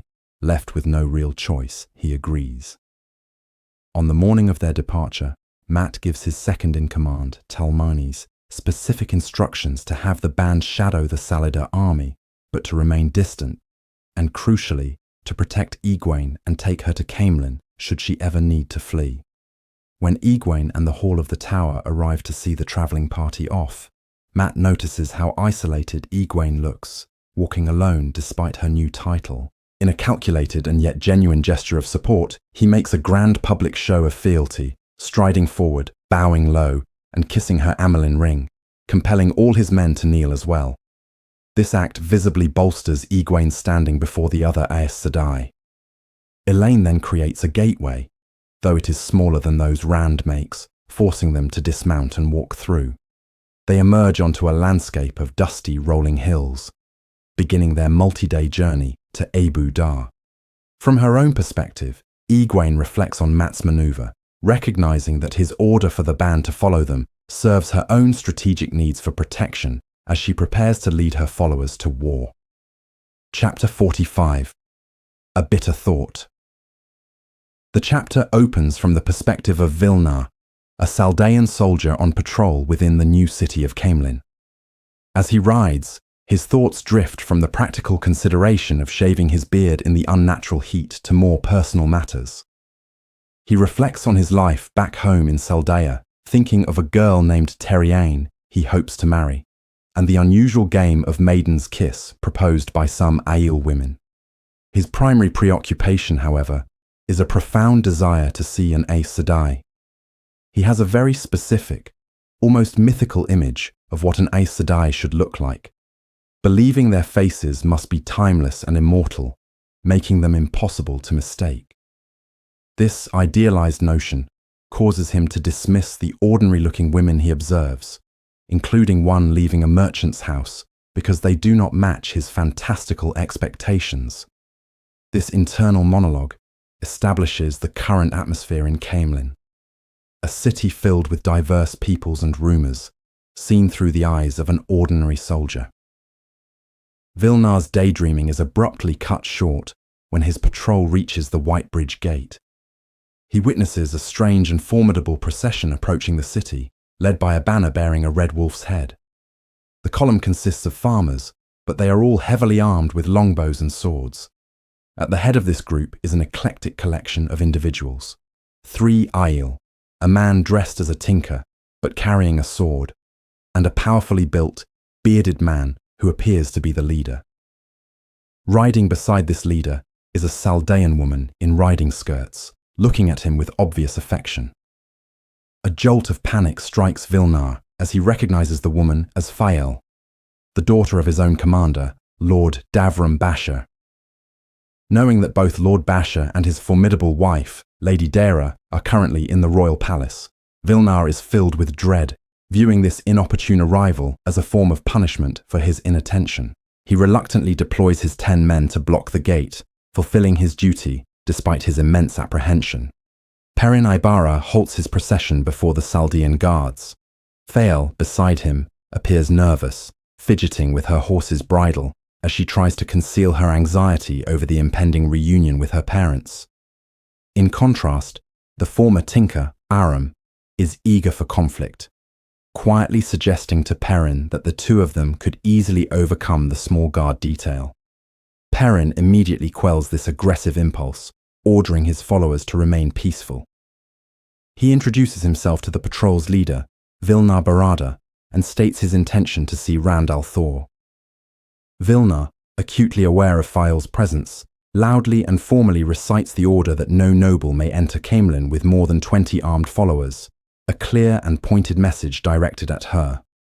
Perrin complies without argument, instructing the bulk of his force, including a disappointed Aram, to establish a camp several miles outside the city. After the Aiel in their party depart to seek their own kin, Perrin and Fael are escorted into the city. Perrin feels a familiar dislike for the urban environment. Noting the absence of the wolves he can sense in the wilderness, he covertly observes his wife, who is glaring intently at Vilnar's back, and understands that they share the same worry, though from different perspectives. Perrin is consumed by a deep-seated fear of meeting Fael's father. For the first time, he confronts the thought that he might be a coward, as the prospect of facing Lord Basher and explaining that he, a common blacksmith, has married the man's daughter and sole heir, feels more daunting than any physical battle.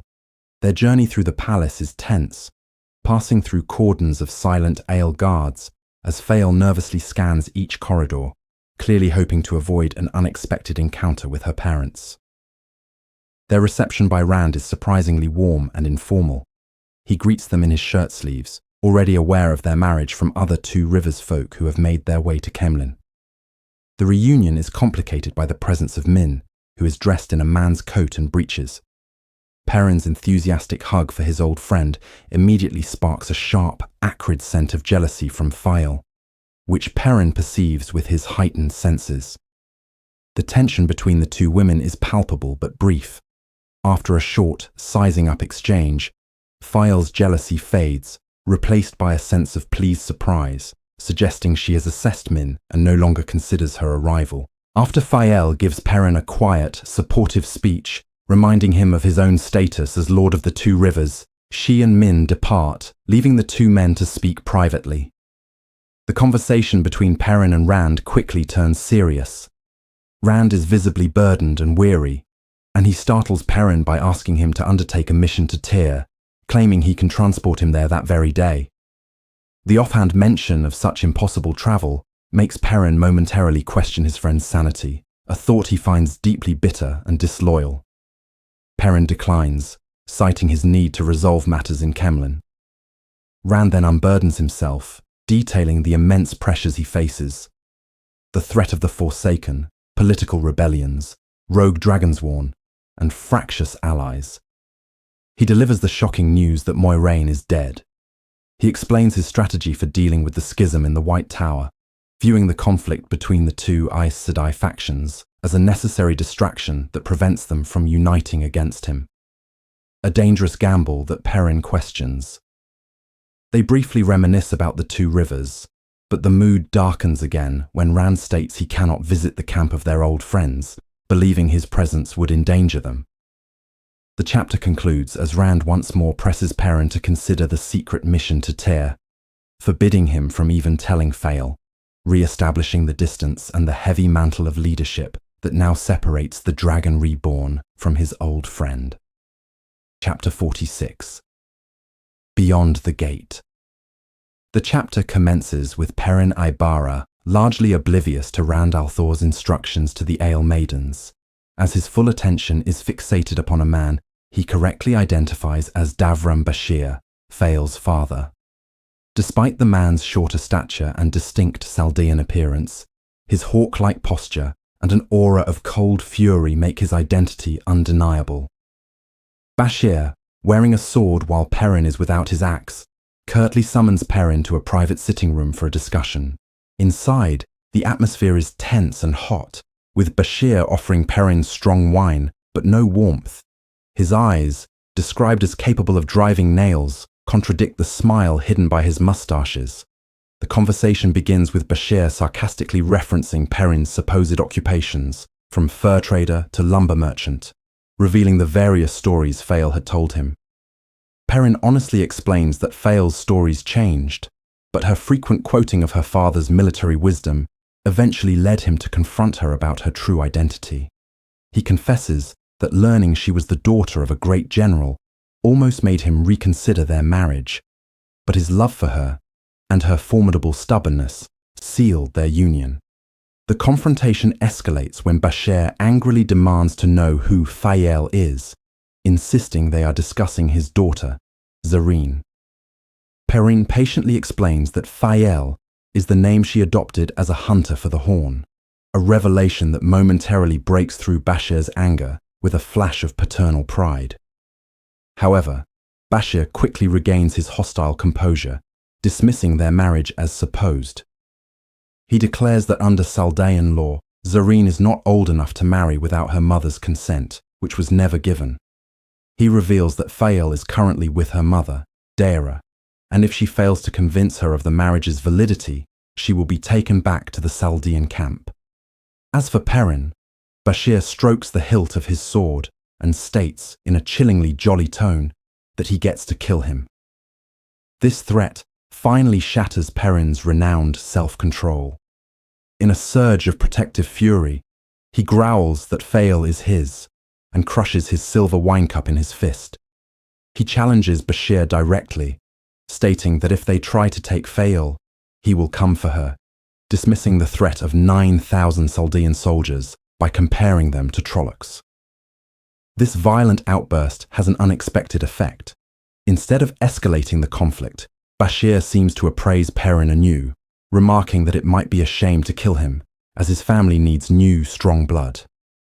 He makes a startling comment that Zareen is terribly soft, a notion that so shocks Perrin he almost forgets his anger. Bashir then launches into a speech about nobility, explaining that great houses are founded by commoners of uncommon courage, effectively validating Perrin's blacksmith origins and dismissing his lack of a formal title. The true test, Bashir explains, is not about lineage, but about character and whether Perrin knows how to properly treat a wife. He warns Perrin that a woman is like a dove and must be held gently, threatening him again, albeit more affably, should he ever make Fael unhappy. Having concluded his evaluation, Bashir decides it is time to face Daira, wryly noting that they should intervene before mother and daughter kill each other. As they walk through the palace, Perrin overhears the sounds of a fierce argument, including 2 distinct slaps coming from an inner room.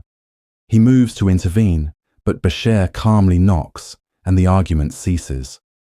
Inside, Perrin finds both Fael and her mother, Lady Daira, bearing red handprints on their cheeks. Lady Daira is a formidable, statuesque woman with the look of a fiery eagle, and she immediately subjects Perrin to an intense, contemptuous scrutiny. To Perrin's astonishment, instead of testing his gentleness, she challenges his strength, calling him a milksop who indulges Fael's every whim. She delivers a lecture on marital dynamics, stating that a woman needs a man stronger than herself, and using a leopard analogy to describe the women of her family. She repeatedly pokes Perrin hard in the chest, demanding to know if he is strong enough to train Fael. Fed up, Perrin refuses to be goaded into promising he will trample on his wife, declaring that his love for her is all that matters. At this point, Bashir calmly informs his wife of Perrin's threat to fight the entire Saldean army for Fael. This seems to be the final, successful test. Daira meekly submits to her husband's judgment, and Fael adopts a strangely submissive posture, leaving Perrin to conclude he is married into a family of mad people. The narrative then shifts to Rand's perspective. He is visited by Min, who has made a habit of treating him with playful and increasing intimacy, sitting on his lap and teasing him.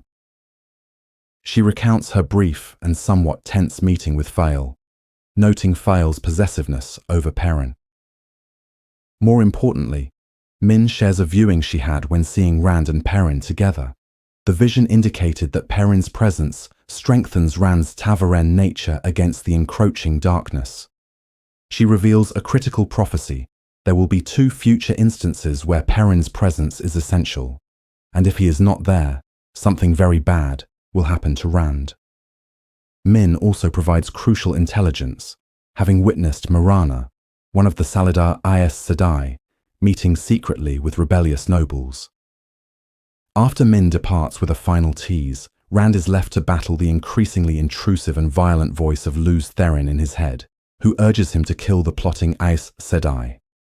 In another part of Caemlyn, the Aes Sedai Demira Erif approaches the Oregon Gate, hoping to meet an agent inside the palace library. Frustrated by the need to seek permission from Rand, and aware she is being followed by Ael, she attempts to lose her trackers by navigating the city's narrow alleyways. There, she is ambushed by a group of Aelmen. They stab her twice with spears, deliberately inflicting non-fatal but grievous wounds. As she collapses, one of the attackers leans in and growls a message for her to deliver. Tell the other witches to stay away from the dragon reborn. The chapter returns to Perrin and Fael in their new quarters. As Perrin helps her undress, Fael reveals she has learned some Aiel hand talk and knows that Rand has secretly left the palace. She warns Perrin that kings often use up friends and suggests that it is a wife's duty to spy on such a powerful man for her husband's protection. Perrin is horrified by the suggestion and sternly forbids her from spying on his friend, demanding her promise. Fael readily agrees, her promise given with a placid obedience that seems completely at odds with her earlier suggestion. She immediately changes the subject, reminding him of her mother's desire for grandchildren, and their scene ends with intimacy. The final scene finds Demira waking in her room at the Crown of Roses, having been miraculously found and healed. Marana and the other Aes Sedai explain that the attack was a calculated warning from Rand al'Thor. They debate their response, with some advocating for retribution. However, Marana and a newly assertive Verin Mathwin conclude that a more subtle approach is required. They decide that instead of confronting Rand directly, which would allow him to deny the attack, they will make him ponder and sweat by ceasing all visits to the palace for several days. This, they reason, will make him worry about their intentions and serve as a lesson that Aes Sedai cannot be treated like rabbits to be hunted at his whim. Chapter 47. The Wandering Woman.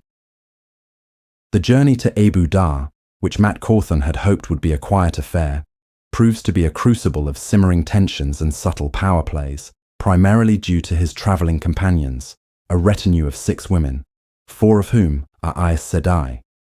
An invisible but palpable barrier immediately forms in their first campsite, separating the men of the Band of the Red Hand from the women's contingent. This division underscores the deep mistrust and differing worlds they inhabit, with Mat consciously choosing to distance himself from what he perceives as inevitable female arguments, a situation made infinitely more dangerous when channelers are involved. The initial irritations are minor but telling. Mat's failure to arrange for proper provisions results in his men enviously sniffing the aroma of lamb and soup from the Aes Sedai's fire, while they consume the fancy preserved delicacies from Mat's personal stores. This logistical oversight, comically lamented by his manservant Nerim, highlights a contrast between Mat's strategic genius in battle and his shortcomings in mundane planning, while also showcasing the women's superior preparedness.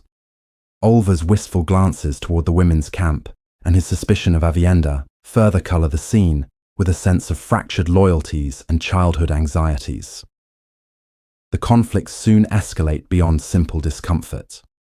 Elaine Trakand, embodying her dual nature as Aes Sedai and daughter heir, confronts Mat directly. She coolly demands he surrender his foxhead medallion, a powerful terangrial that protects him from the One Power, into her care each evening for study. Her justification, that such items are the rightful property of Aes Sedai, represents a fundamental clash with Mat's perspective. To him, the medallion is not an artifact for academic curiosity, but a personal tool essential for his survival in a world dominated by channelers. He flatly refuses, citing his sole duty is to protect her and Nynaeve, not to acquiesce to their demands. This act of defiance sets the tone for their relationship. Elaine retaliates not with anger, but with a campaign of condescending authority, conducting nightly inspections of Mat's men and their arrangements. She issues orders for tasks he has already seen to, or was about to, placing him in the infuriating position of appearing to follow her command. This tactic is a subtle assertion of dominance, an attempt to treat him as a subordinate officer. The effectiveness of her regal bearing is disturbingly proven when Matt's own men, including the cynical Vanin, begin to respond to her compliments with genuine pride, further isolating Matt and inflaming his resentment. The psychological warfare takes a more direct and magical turn when the women begin to test the limits of his terangreal. The foxhead medallion suddenly goes cold against his skin, a sensation he instantly recognizes as a defense against channeling. He looks over to see all the women, including the IL woman, Avienda, standing together in a unified front, observing him. This becomes a recurring event, a silent, coordinated assault that happens multiple times a day. Matt, in a display of calculated resilience, resolves to ignore these attempts entirely, denying them the satisfaction of seeing any reaction. He only once catches Nynaeve in the act, her furious scowl confirming her involvement before she flinches away. These tests demonstrate that despite their own internal frictions, the women will readily unite to investigate and neutralize the perceived threat of a man immune to their power. Conversations with Tom and Julian later reveal the extent of the women's own internal strife. Elaine's youthful arrogance has her attempting to assume command over Van Dane and Adeleas, two vastly more experienced Aes Sedai, a severe breach of both etiquette and hierarchy. The revelation that Elaine has also unconventionally taken Birgitte, the hunter for the horn, as her female warder has only exacerbated this tension, offending the older sister's traditionalist sensibilities. Matt's smug confidence in his medallion's protection is violently shattered one afternoon when a piece of horse dung, propelled by an unseen force, strikes him squarely in the back. The object was clearly manipulated with the One Power, and Matt has the horrifying realization that while his medallion can stop flows of Saidar directed at him, it offers no defense against physical objects wielded by the power. This terrifying vulnerability drives him to a night of heavy drinking. The experience solidifies his resolve to maintain his independence. Upon their arrival at the gleaming white city of Abu Dar, as the women prepare to enter the Tarasin Palace, Matt feels the familiar rolling of dice in his head, a sign that a crucial decision is upon him. Acting on this powerful instinct, he loudly announces that he and his men will be taking rooms at a nearby inn, explicitly separating his party from the Aes Sedai. It is an open declaration of his autonomy, a refusal to be caged and managed by Elaine within the palace walls. He chooses an inn at random, the Wandering Woman, and as he commits to this course of action, the dice in his head cease their tumbling, confirming that he has made the correct choice. Inside the cool, welcoming common room, surrounded by the mundane sounds of dice and music, Matt feels a profound sense of relief, as if he has finally found a sanctuary and come home. Chapter 48, Leaning on the Knife. The chapter begins with Nynaeve attempting to find a state of calm after bathing in her well-appointed chambers within the Tarasin Palace. Despite the relative comfort of her surroundings, she is deeply agitated, reflecting on her recent elevation to Aes Sedai and the frustrating reality that no one seems to acknowledge her new status. She joins Elaine, Birgitte, and Avienda in their shared sitting room, where Elaine has already warded the area against eavesdropping. The group discusses their chilly reception by Merilila Siandevin, the senior Aes Sedai in Abu Dar from their Saladar faction. Nynaeve voices her profound disappointment, explaining that she had hoped leaving Saladar would change how she was perceived.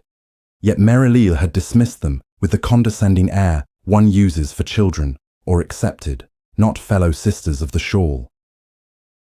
The encounter had left Nynaeve so incensed that her ability to remain composed was completely shattered.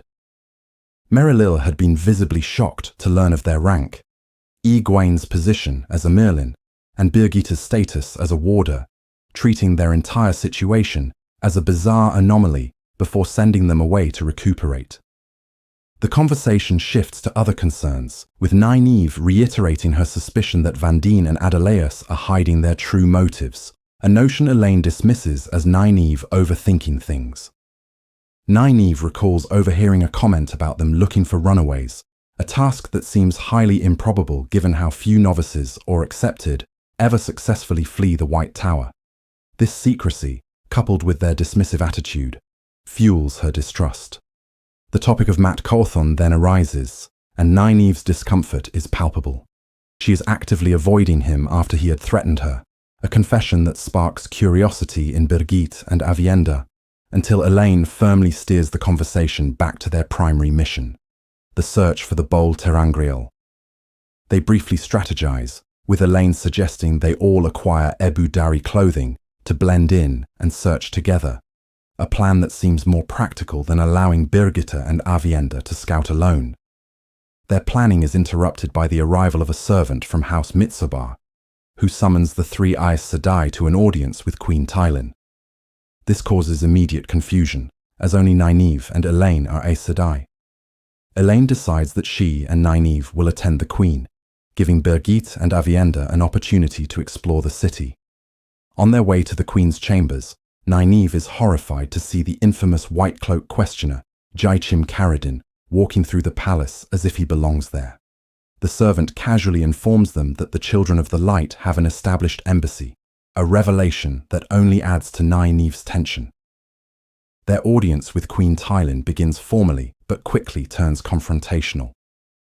Tywin, an impressive and regal woman bearing the scars of past duels, immediately challenges their claim to be Aes Sedai, citing their extreme youth. Nynaeve, provoked by the Queen's disbelief, defensively snaps that she is 26 and an Aes Sedai of the Yellow Ajar, further revealing that the new Emir in seat, Egwene Alvir, is even younger than Elaine.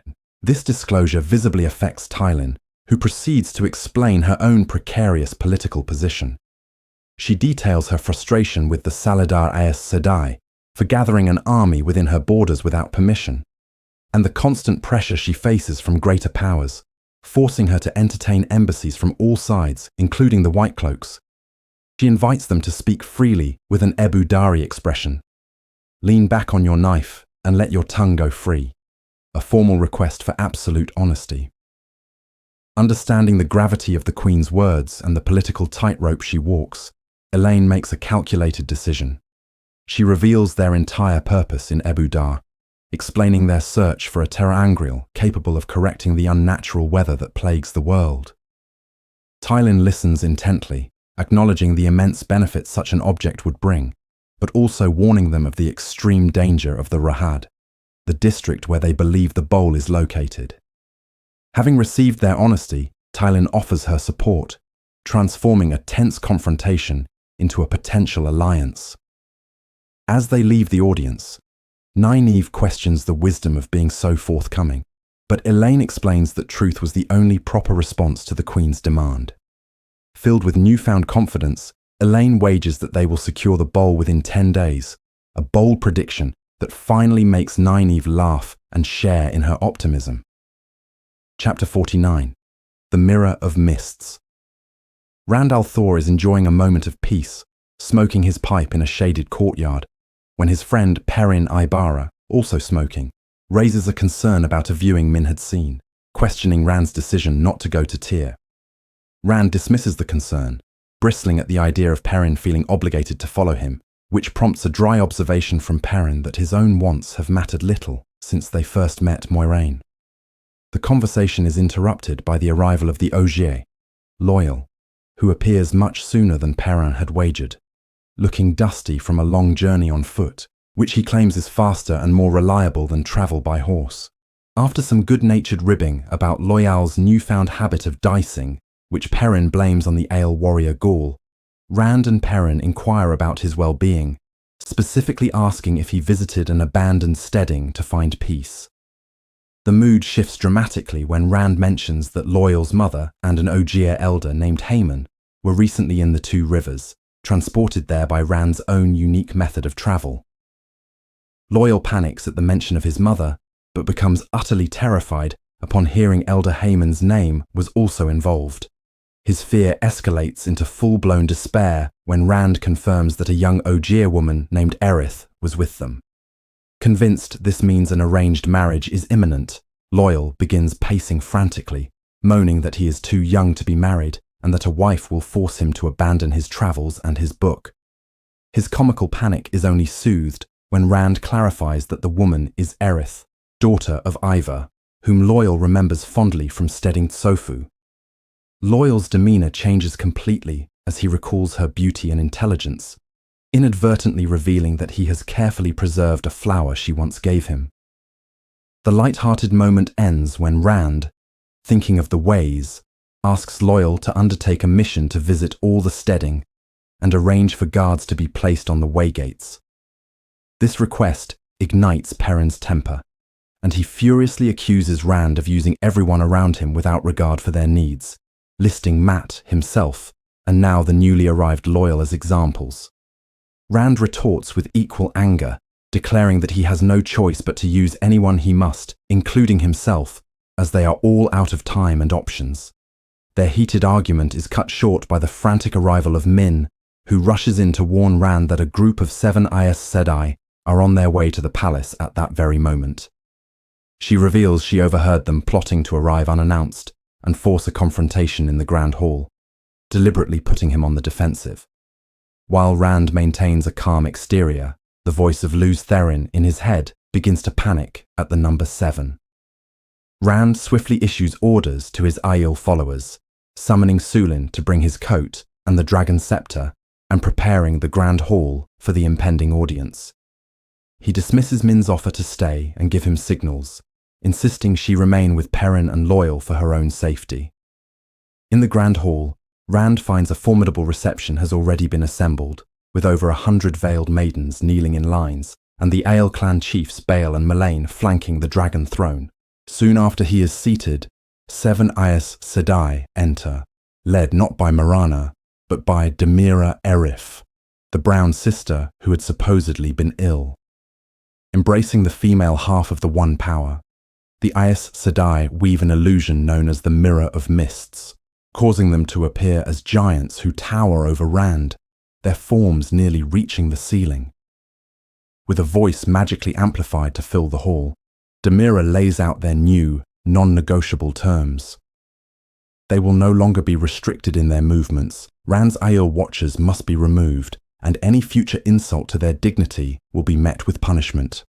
Rand, wrestling internally with Luz, Therin's frantic desire to lash out, decides against attempting to shield 7 channelers at once. Instead, he weaves a complex flow of the power that shatters their illusion, instantly returning the women to their normal size. Unfazed, Demira reiterates their demands. In response, Rand stands, and from the height of the dais, quietly informs them that his restrictions stand, and adds a new requirement of his own, that they show him the respect he is due as the dragon reborn. He then ends the audience. After a tense pause, the Aes Sedai turn and depart without another word. Meanwhile, Min, having disregarded Rand's instruction to stay behind, travels to the Crown of Roses, the inn where the Aes Sedai are staying. She seeks out Rafaela's warder, Mahiro, a man with whom she has a friendly sisterly rapport. He cautiously hints that the sisters intended to teach Rand a lesson in humility. Min's investigation takes a terrifying turn when she spots 2 newly arrived Aes Sedai, Bera Harkin and Kiruna Nachiman. She overhears them speaking angrily, declaring that Rand should be leashed and brought to heel. Critically, Min sees a dangerous aura flicker around both women simultaneously, an omen she knows to be significant. She realizes with dawning horror that their arrival brings the total number of Aes Sedai in the city to 13. Terrified by this number, the aura, and their hostile words, she gallops back to the palace. When Min tells Rand about the 13 Aes Sedai and her viewing, Luz Therin's voice becomes a snarling beast in his mind, trying to seize control of the One Power. The physical strain of holding him back is immense, causing Rand to sweat and tremble. Convinced that a confrontation with 13 Aes Sedai is exactly the kind of danger Min's visions have foretold, Rand makes an immediate decision to flee Kemlin for Cairhien. He gathers Min, Perrin, Fael, Loyal, and their Aiel companions. A flurry of activity follows as they hastily pack and write last-minute letters. Rand himself pens 2 notes, one to Mazrim Taim, warning him about the Aes Sedai, and another to Marana, informing her of his departure and stating that she may follow him to Cairhien with no more than 5 other sisters, warning her not to press him again. He then creates a gateway, and only after everyone has passed through to Cairhien and the portal is closed, does the maddening presence of Luz Therin recede, leaving Rand so exhausted from the internal struggle that he collapses and must be carried by Loyal. Back at the Crown of Roses, Marana reads Rand's letter as the other Aes Sedai assemble. The atmosphere is tense, and it is clear that leadership has shifted from Marana to the more powerful newcomers, Kiruna and Bera. They dismiss Marana's attempt to blame them for frightening Rand away, completely ignoring her authority. Alanna is summoned and sharply questioned as to why she has not used her warder bond to control Rand. She stuns them all by revealing that she tried to compel him immediately after the bonding, but found it impossible, like trying to uproot a giant oak tree with her bare hands. Kiruna then decisively reorganizes the group, ordering several sisters, including Alanna and Verin, to accompany her to Cairhien. Marana is effectively demoted, left behind with a few others to escort the girls from the 2 rivers to Saladar. Her embassy is shattered, her authority gone to dust. She is left in despair, praying that the rebel Hall of the Tower has chosen a strong new leader, and that they can reach Rand before he decides to ally with Elaida and the White Tower. Chapter 50. Thorns. Following his collapse, Rand al'Thor spends the subsequent day recovering within his apartments in the Sun Palace. His bedchamber, furnished with imposing blackwood and ivory, serves as his refuge. Sulin, an Aiel maiden of the spear, fusses over him relentlessly, bringing unwanted refreshments and adjusting his bedding until he firmly orders her to cease. Min Farshal remains by his side, her concern so palpable that Rand eventually sends her away as well, only to have her return when she hears him awkwardly attempting to play a flute, a long-forgotten gift from Tom Merrilin. Their light-hearted moment is interrupted by the arrival of a contingent of wise ones, including Amy's, Bear, and the formidable Sorilea, who were alerted to his condition. They subject him to a thorough and invasive examination, poking and prodding him while simultaneously interrogating Min about her prophetic viewings, a talent they now regard with great respect after Melaine shared the news of Min's vision concerning her unborn twin daughters.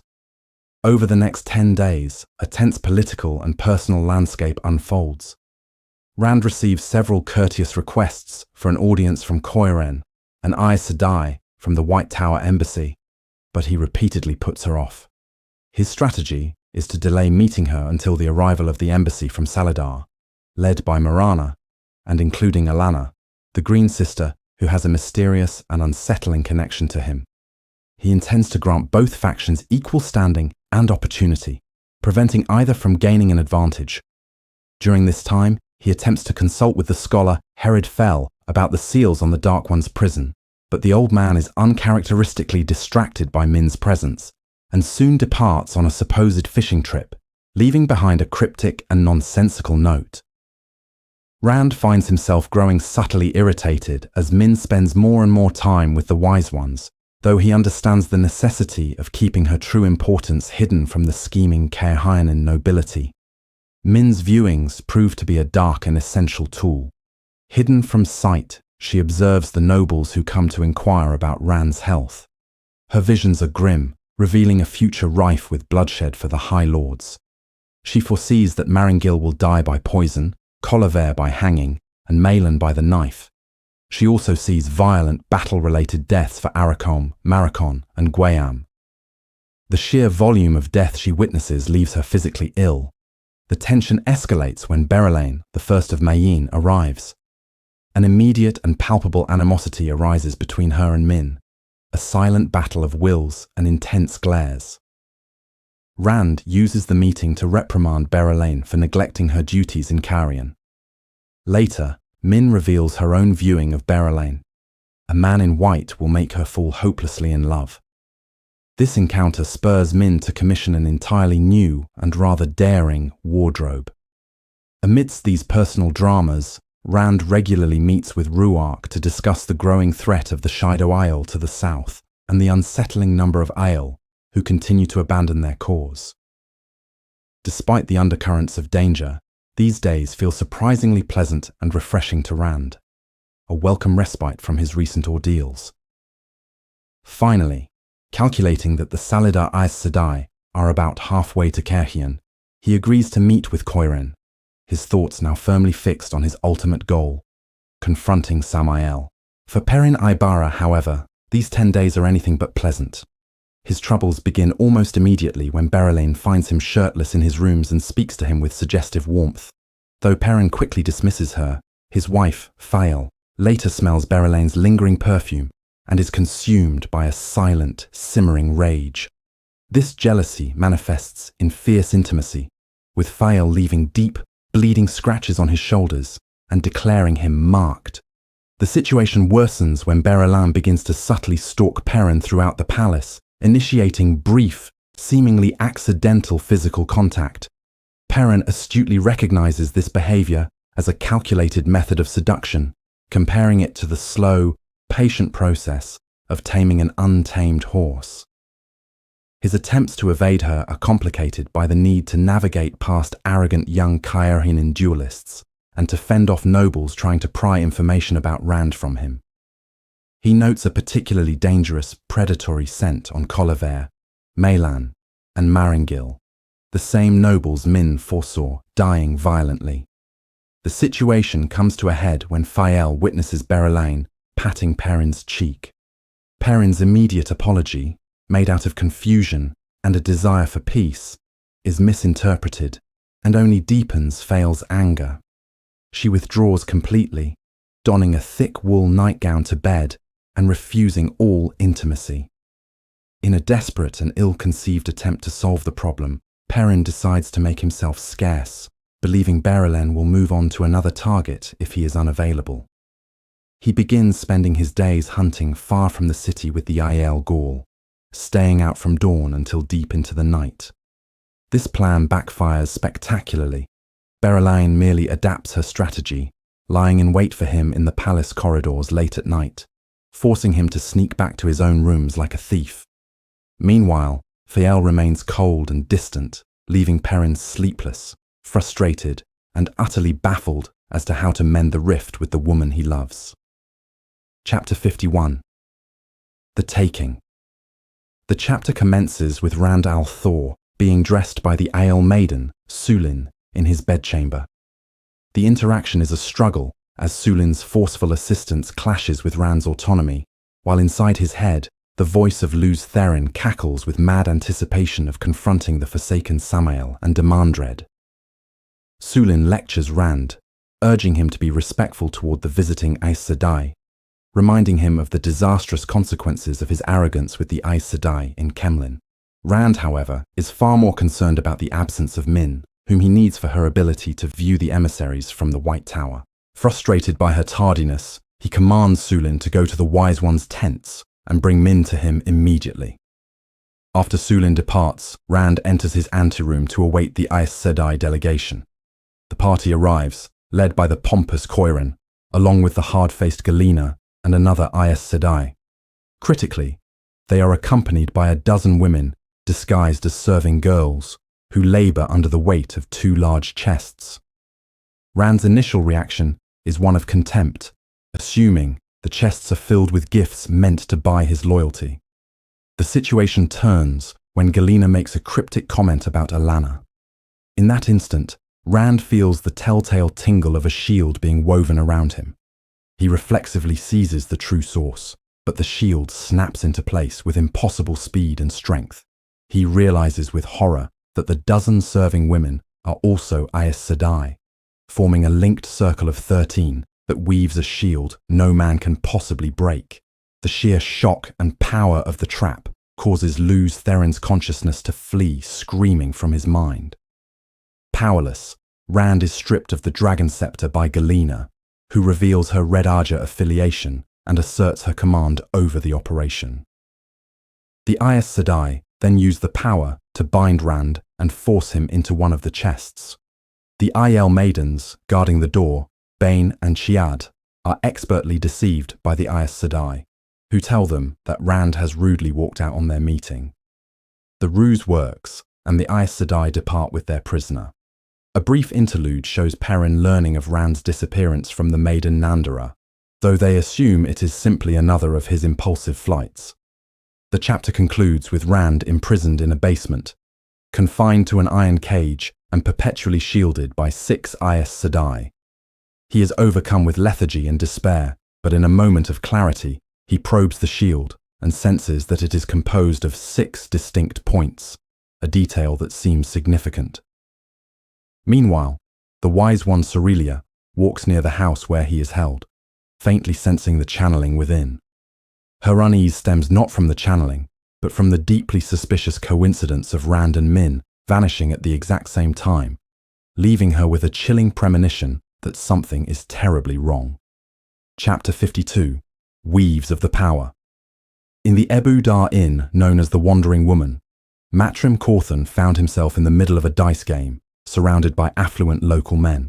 These patrons were distinguished by their opulent attire, including brightly coloured silk vests, shirts with voluminous sleeves, and an array of genuine jewellery, from gold earrings to gem-studded knife pommels.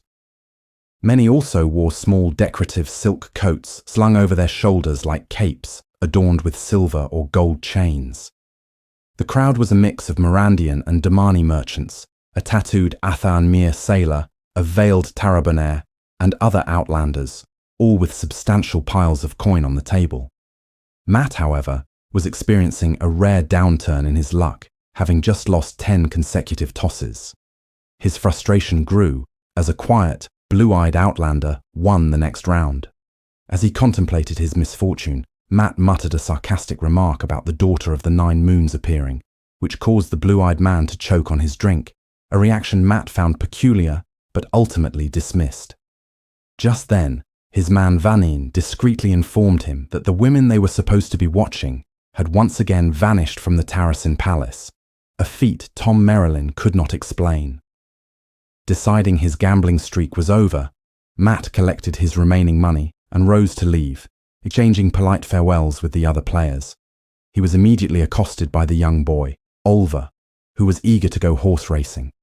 Friel, one of the innkeeper's daughters, quickly intervened, apologizing for the boy's escape.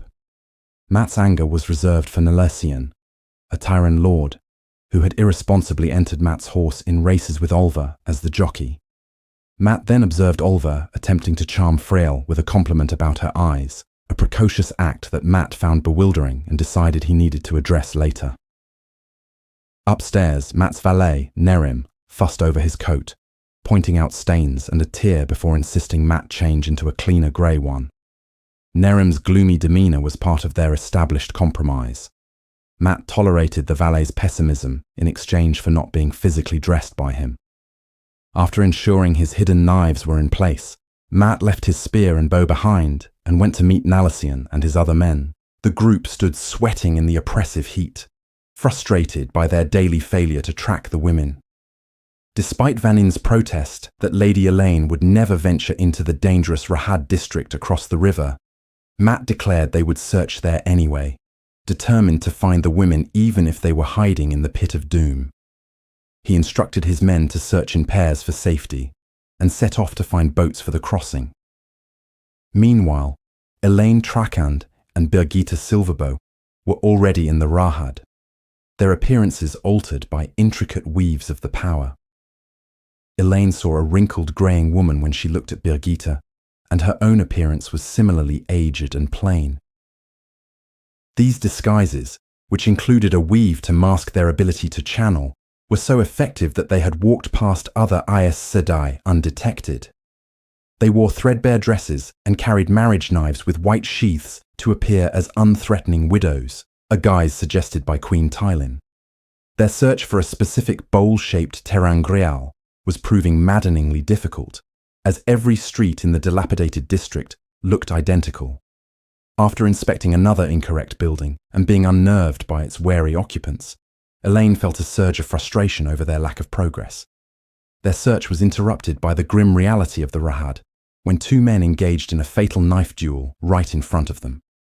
As a crowd gathered to watch, Elaine and Birgit were forced to stay to avoid drawing attention. After one man fell, mortally wounded, Elaine instinctively moved to offer what little healing she could, but another woman reached him first. This woman, whom Elaine identified as Damani, revealed herself to be a channeler by weaving flows of healing, though her efforts were too late. Elaine noted that the woman, named Azra, was not particularly strong in the power, but was respected by the locals. Before she could act on her curiosity, Birgitta guided her away, and they spotted Matt and Nalesian walking down the street. Birgitta made a cryptic comment, comparing Matt to a legendary duelist and calling him the more dangerous of the two men. Elaine, preoccupied with the search, dismissed the thought and focused on identifying their next building to investigate, hoping to finally find the bowl. Far away in the rebel Aes Sedai camp, Egwene Alver questioned a shielded Loghain Ablar about his opinion on Rand al'Thor's amnesty for male channelers. Loghain, resentful of his captivity, erupted in anger, wishing he could be with Rand in Caemlyn rather than facing the possibility of being gentled again. Egwene, using the power to restrain him, promised to protect him from harm, but reminded him the decision rested with the Hall of the Tower. After he calmed, she departed, reflecting on the political successes and moral compromises of her campaign. She had shrewdly used the presence of the Band of the Red Hand to attract Alterans to her army, trapping them with oaths that now bound them to her cause of taking Tar Valon. Later, Egwene entered Tel'aran'rhiod and met with Nynaeve and Elaine in her former study in Saladar. They reported their continued failure to find the bowl, and Egwene relayed what the Isle Wise Ones had told her. Their method of finding things with need would not work a second time on the same object. During the conversation, Elaine and Nynaeve's dream clothes subconsciously shifted to reflect their Rahad disguises, complete with marriage knives, which startled both of them into blushing and changing back to more familiar attire.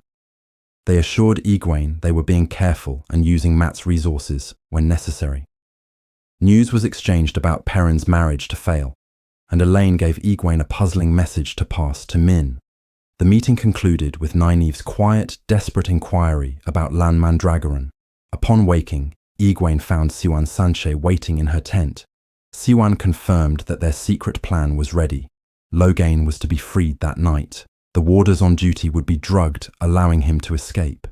Egwene wrestled with the morality and risk of her decision, justifying it as necessary to prevent Loghain from being murdered or gentled, either of which could provoke a disastrous conflict with Rand. She hoped he would join Rand, where he could potentially be monitored. Siwan, despite her personal revulsion at helping a man who could channel, affirmed her loyalty and prepared to carry out the Amirlin's command. Elsewhere, in the darkness beyond the camp, the Aes Sedai Mirel and Nisau waited. It was revealed that Lan's warder bond had been passed to Mirel upon Moiraine's presumed death, an act considered a crime by some. Mirel could feel his relentless bloody journey across the continent, drawn to her by the bond. Soon, Lan arrived on his warhorse, a figure cloaked in night and shadow. He emerged into their presence, his face like stone, and his eyes filled with the promise of death, leaving Mirel to wonder how she could possibly fulfill her duty to keep him alive. Chapter 53. The Feast of Lights. Perrin Ibarra finds himself moving through the streets of Carhian, a city completely consumed by the chaotic celebrations of the Feast of Lights. His mood is grim and exasperated, a stark contrast to the wild abandon surrounding him.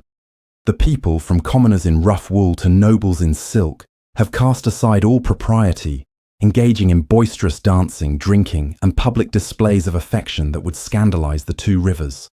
Perrin is approached and physically accosted by several revelers, including a woman who tries to pull him into a dance, and another who attempts a hungry kiss. but his intimidating demeanor and physical rebuffs eventually push them away. His irritation, however, stems from a deeper concern. Rand has been missing for 6 days, far longer than the ale had suggested he would be gone, and Perrin feels an escalating, itching sense of his friend's desperate need. His attempts to find information have been fruitless. The wise ones are evasive, with Sorelea bluntly telling him to focus on his own marital issues, while the people at Rand's school, including its head Idrian, are too lost in the festival's debauchery to be of any help. Returning to the Sun Palace, Perrin finds the festive atmosphere has permeated even its halls. He enters his rooms to a scene of palpable tension. Fael sits at a stone's board with Loyal, pointedly ignoring Perrin. He can smell her emotions distinctly: sharp anger, jealousy, and a powerful flat scent of disappointment that confuses him. He longs for her to speak a single word that might begin to mend their rift. Loyal, the Ogier, is visibly uncomfortable in the strained environment, while Sulin, acting as a serving woman, appears anxious and frayed. When a knock comes, it is Lord Dobraine, a Kaihayanin nobleman. Dobraine's scent is one of intense wariness, and he requests a private audience. Perrin, insisting he keeps no secrets from his wife, invites him to speak freely. Dobraine reports 2 grave misfortunes: the poison-induced death of Lord Maringil and the street murder of High Lord Meilan. He explains that both men were rivals for the Sun Throne, and that another contender, Kolavaya Saigan, had been openly meeting with lesser houses to form an alliance, an act that would have been suicidal had Maringil and Meilan been alive. The conversation is dramatically interrupted by the unannounced entrance of Berelaine, the first of Mayenne. She is carrying a blanket-wrapped bundle, which she drops in shock when Perrin, enraged by her presence in front of Fael, explodes with a thunderous command for her to get out. The bundle is revealed to contain Rand's heron-marked sword and dragon-buckled belt. The sight of it acts like a lightning strike, confirming everyone's worst fears. Sulin lets out a shocking wail, crying that the Aes Sedai have taken her first brother. In this moment of crisis, Sulin's true nature is revealed. When Berelaine tries to calm her, Sulin savagely retorts, exposing herself as a maiden of the spear forced into servitude and humiliating Berelaine with a reference to a past incident in Tyr. She then uses maiden hand-talk to summon Nandera and Ruark. A chaotic and tense scene unfolds as Perrin tries to distance himself from Berelaine, who feigns seeking his protection while her scent reveals a determined, hunter-like focus. All the while, Fael watches, and Perrin is bewildered to smell that her scent of hurt has intensified even more than her jealousy. The political implications become clear when Dobraine posits that Colivert would only have dared to eliminate her rivals if she knew with certainty that the Dragon Reborn would never return. Berelaine confirms this, revealing she has proof of Colivert's guilt. As Perrin vows to rescue Rand, he is joined by Loyal and a loyal Dobraine, who pledges 500 of his own men. The Aiel leaders arrive, already aware of the situation. Ruark delivers grim news. He cannot commit a large force to the rescue because the Shido clan is invading Cairhien in force. Furthermore, he reveals a critical weakness, stating that many Aiel warriors will refuse to fight Aes Sedai, meaning he can only bring maidens and the Siswai Aman. The planning for a desperate rescue begins, punctuated by Sorelea creating a small, defiant flame in the air, a wordless declaration of war. The perspective shifts to Galina Kazban, a red Aja Aes Sedai, who is with Rand's captors. She is contemplating Min, who is their prisoner, and considers how the young woman's knowledge could be used as a political tool within the White Tower. The Aes Sedai encampment feels Rand trying to break the shield holding him, prompting Arian, a Green Sister whose 2 warders Rand killed during his capture, to demand the right to punish him again. Galina pragmatically agrees, believing it will help quell Arian's rage. The narrative moves to Rand, who is pulled from the cramped chest where he is kept. He endures a brutal, invisible scourging from Arian, delivered through flows of air. As pain consumes him, he internally repeats a litany of his folly in trusting Aes Sedai and fights to remain silent, In a final act of pure defiance, he forces himself to smile at his tormentor, which only enrages her further. The beating is interrupted by the arrival of Savannah, the leader of the Shido-Il, accompanied by other wise ones. In a bizarre and unsettling display, Savannah examines the beaten Rand and traces a finger across his neck, confirming to Galena that her part of a mysterious bargain has been met. Thrown back into the darkness of the chest, Rand concocts a desperate plan. He will feign being broken to make his captors complacent. In a moment of profound change, he reaches out mentally to the voice of Luz Theron in his head, and for the first time, Luz Theron responds coherently, agreeing to work with him and revealing that he knows how to unravel the shield if the Aes Sedai knot the weave. The chapter concludes with two final scenes. Galena misinterprets Rand's shuddering breaths in the chest as weeping and resolves to have him punished twice daily until he is completely broken for their arrival in Tar Valon. Elsewhere, Savannah, having seen how Rand is shielded, consolidates her own power. Deciding a magical device given to her is no longer necessary, she coldly orders her allied wise ones to execute one of their own, Design, who had questioned her leadership. Savannah watches with cold fascination as they use the one power to gruesomely dismember the woman, solidifying her control through terror. Chapter 54. The Sending. On the second day of the Feast of Lights, with the sun barely rising, Perrin Ibarra rode through the still celebrating streets of Kerhayen toward the Alguenya River. The city's revelry had a frantic quality, and few paid much mind to the grim, curly-bearded man with an axe, though his companions drew some attention. He was accompanied by Gaul, an Isle man, and Loyal, an Ogier whose immense stature and equally large axe made Perrin seem almost cheerful by comparison. On the river, Perrin sought passage on a ferry, eventually having to use a considerable sum of gold to persuade a reluctant ferryman and his female companion to abandon their festivities and gather a crew. Once on the water, the initial jokes of the oarsmen faded into a nervous silence, intimidated by the sight of Gaul, who was visibly uncomfortable around the vast expanse of water, and the stone-faced, imposing Loyal. Perrin's thoughts were consumed by Fail. He recalled her final whispered words to him, a promise that if he were to fall, she would take up his sword. He remained uncertain if he was meant to hear them. His mind replayed the moment he almost had to refuse her joining him on this perilous mission to rescue Rand from 6 Aes Sedai. The situation was diffused when Berylin, the first of Mayene, also declared her intention to join with her soldiers. Ruark, the Ale clan chief, had subtly dissuaded her by pointing out the damaging rumors that would spread if she, as Rand al'Thor's appointed steward, abandoned the city. Perrin had noted the strange familial scent between Ruark and Berylane, like an indulgent father correcting a cub, and more importantly, he saw the intention to follow him fade from Fael's own eyes, leaving him to again ponder the unresolved state of their relationship. On the western bank, amidst the burned-out granaries, Perrin's party was met by Havian Nurel, a young and eager Mayana commander, and Dobrain Taborwin, a grim, battle-hardened Kyrienin lord. They soon joined their assembled forces, 200 of Nurel's brightly armoured Mayana winged guards, and 500 of Dobrain's more sombre, dented armoured armsmen. A short distance down the road, they were joined by a much larger Aiel contingent. Ruark had brought 5,000 men from various warrior societies, all of whom Perrin would come to know as Siswai Amun.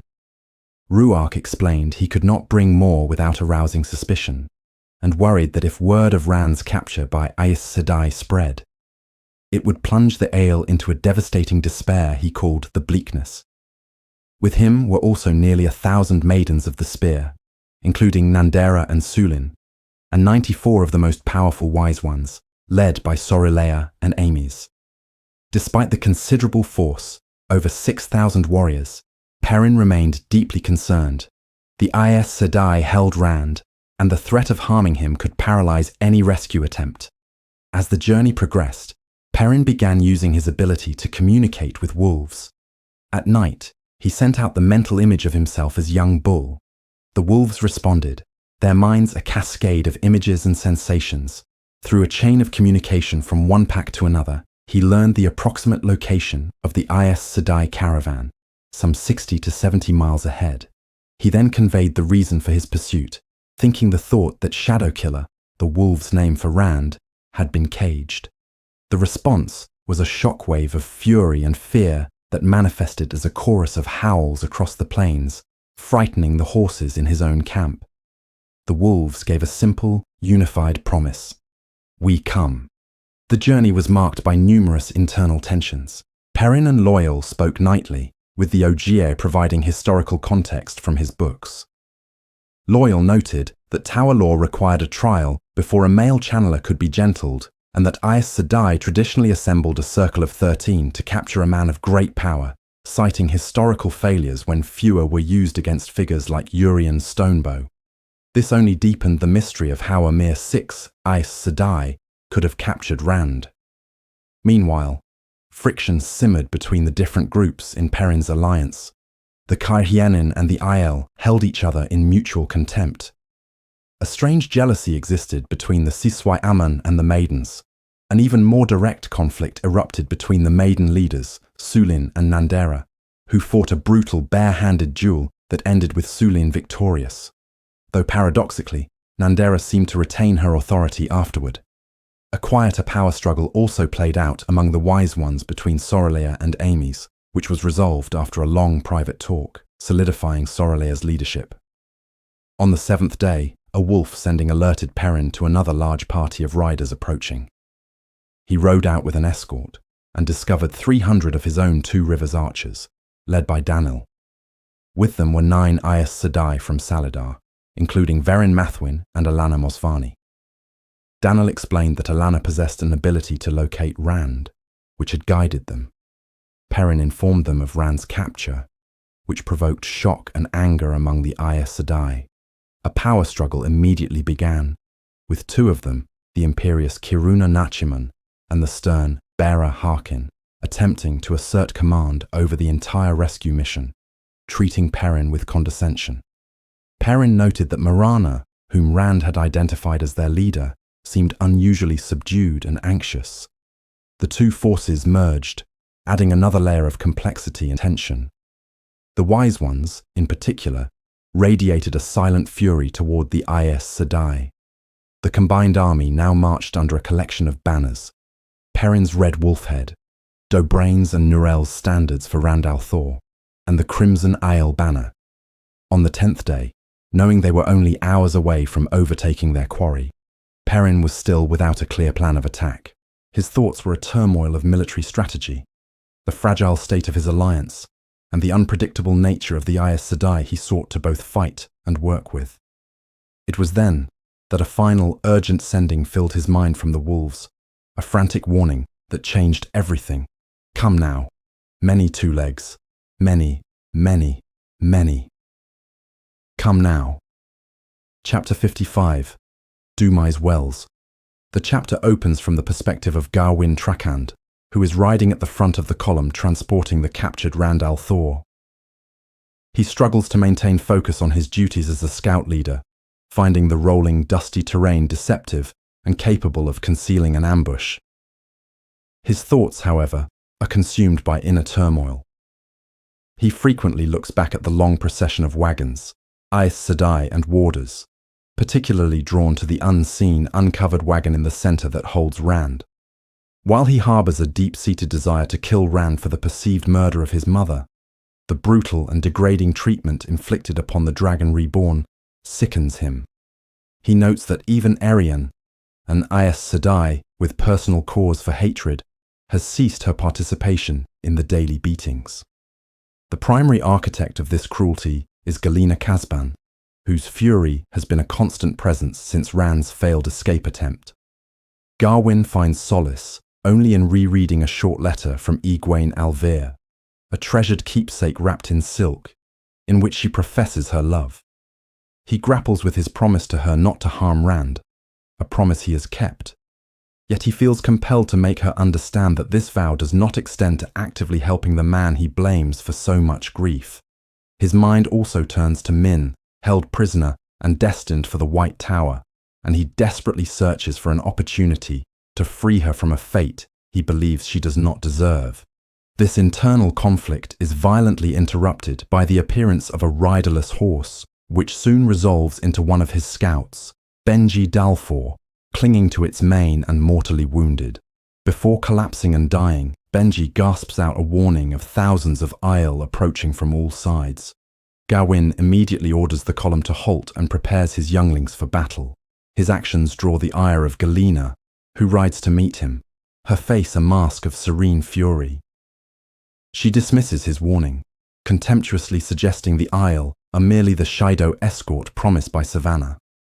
She attempts to assert her authority, but Gawain, now shouting with urgency, forces her to consider the possibility that these are not allied Aiel, but are instead Rand's followers come for a rescue. His mention of a dead scout finally penetrates her arrogance, and she concedes that caution might be warranted.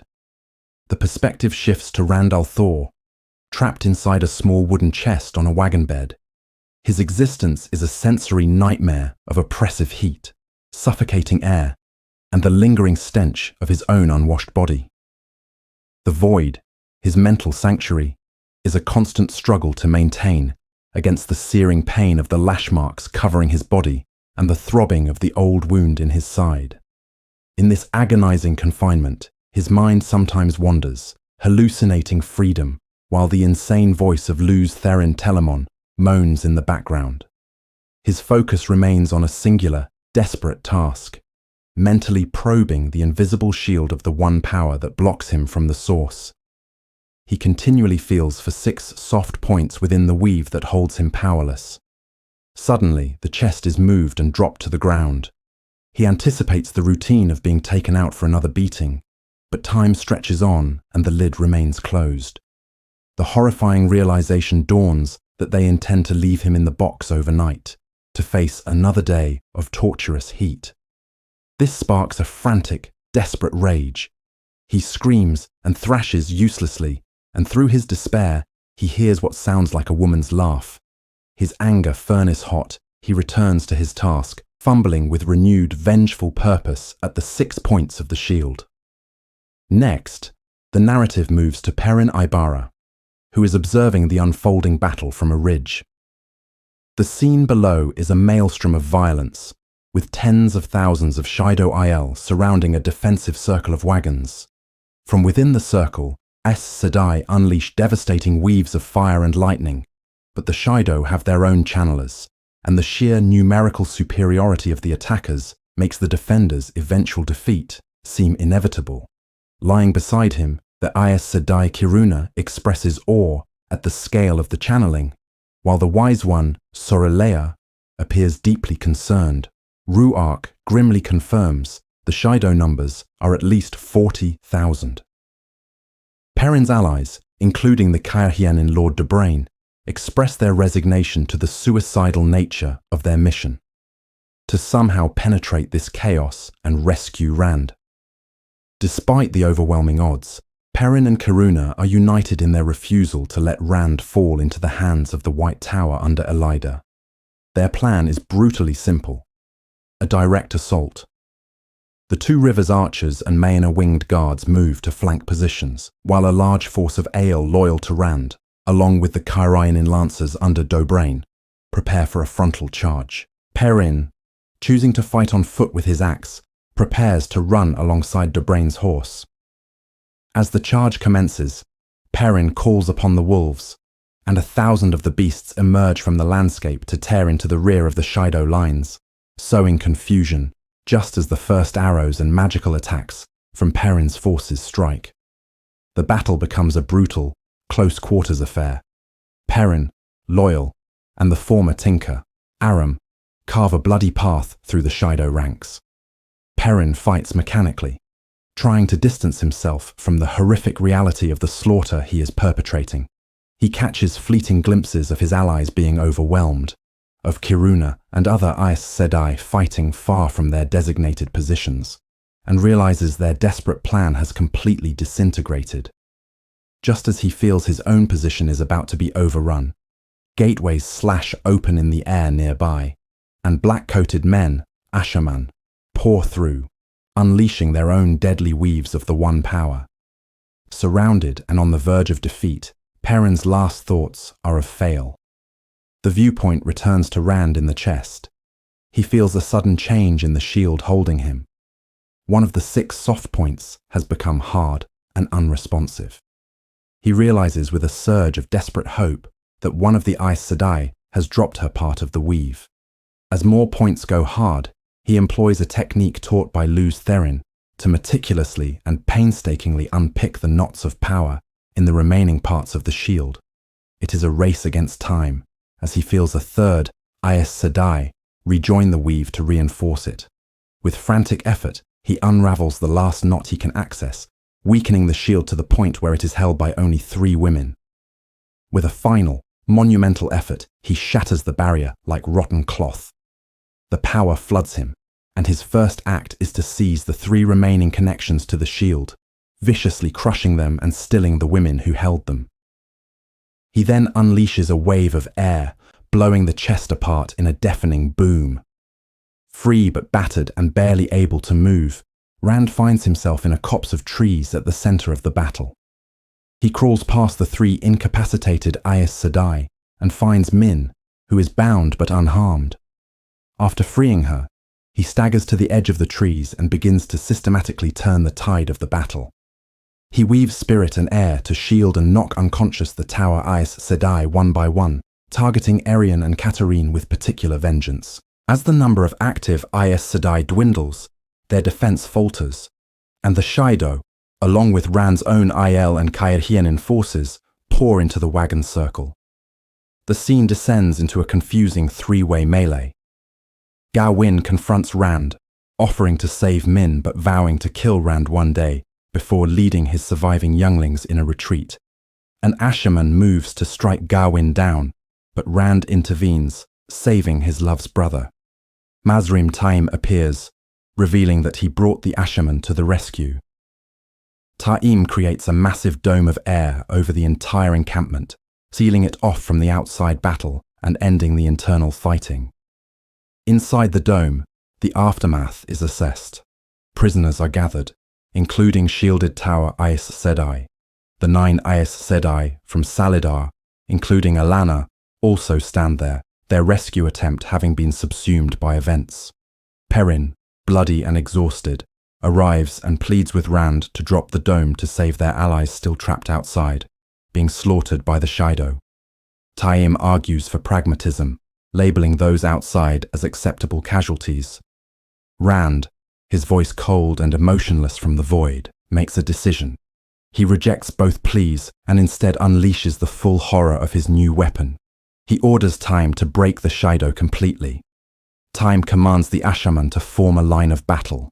The dome is raised 2 spans from the ground, and as the surprise Shaido surge forward, the command kill is given.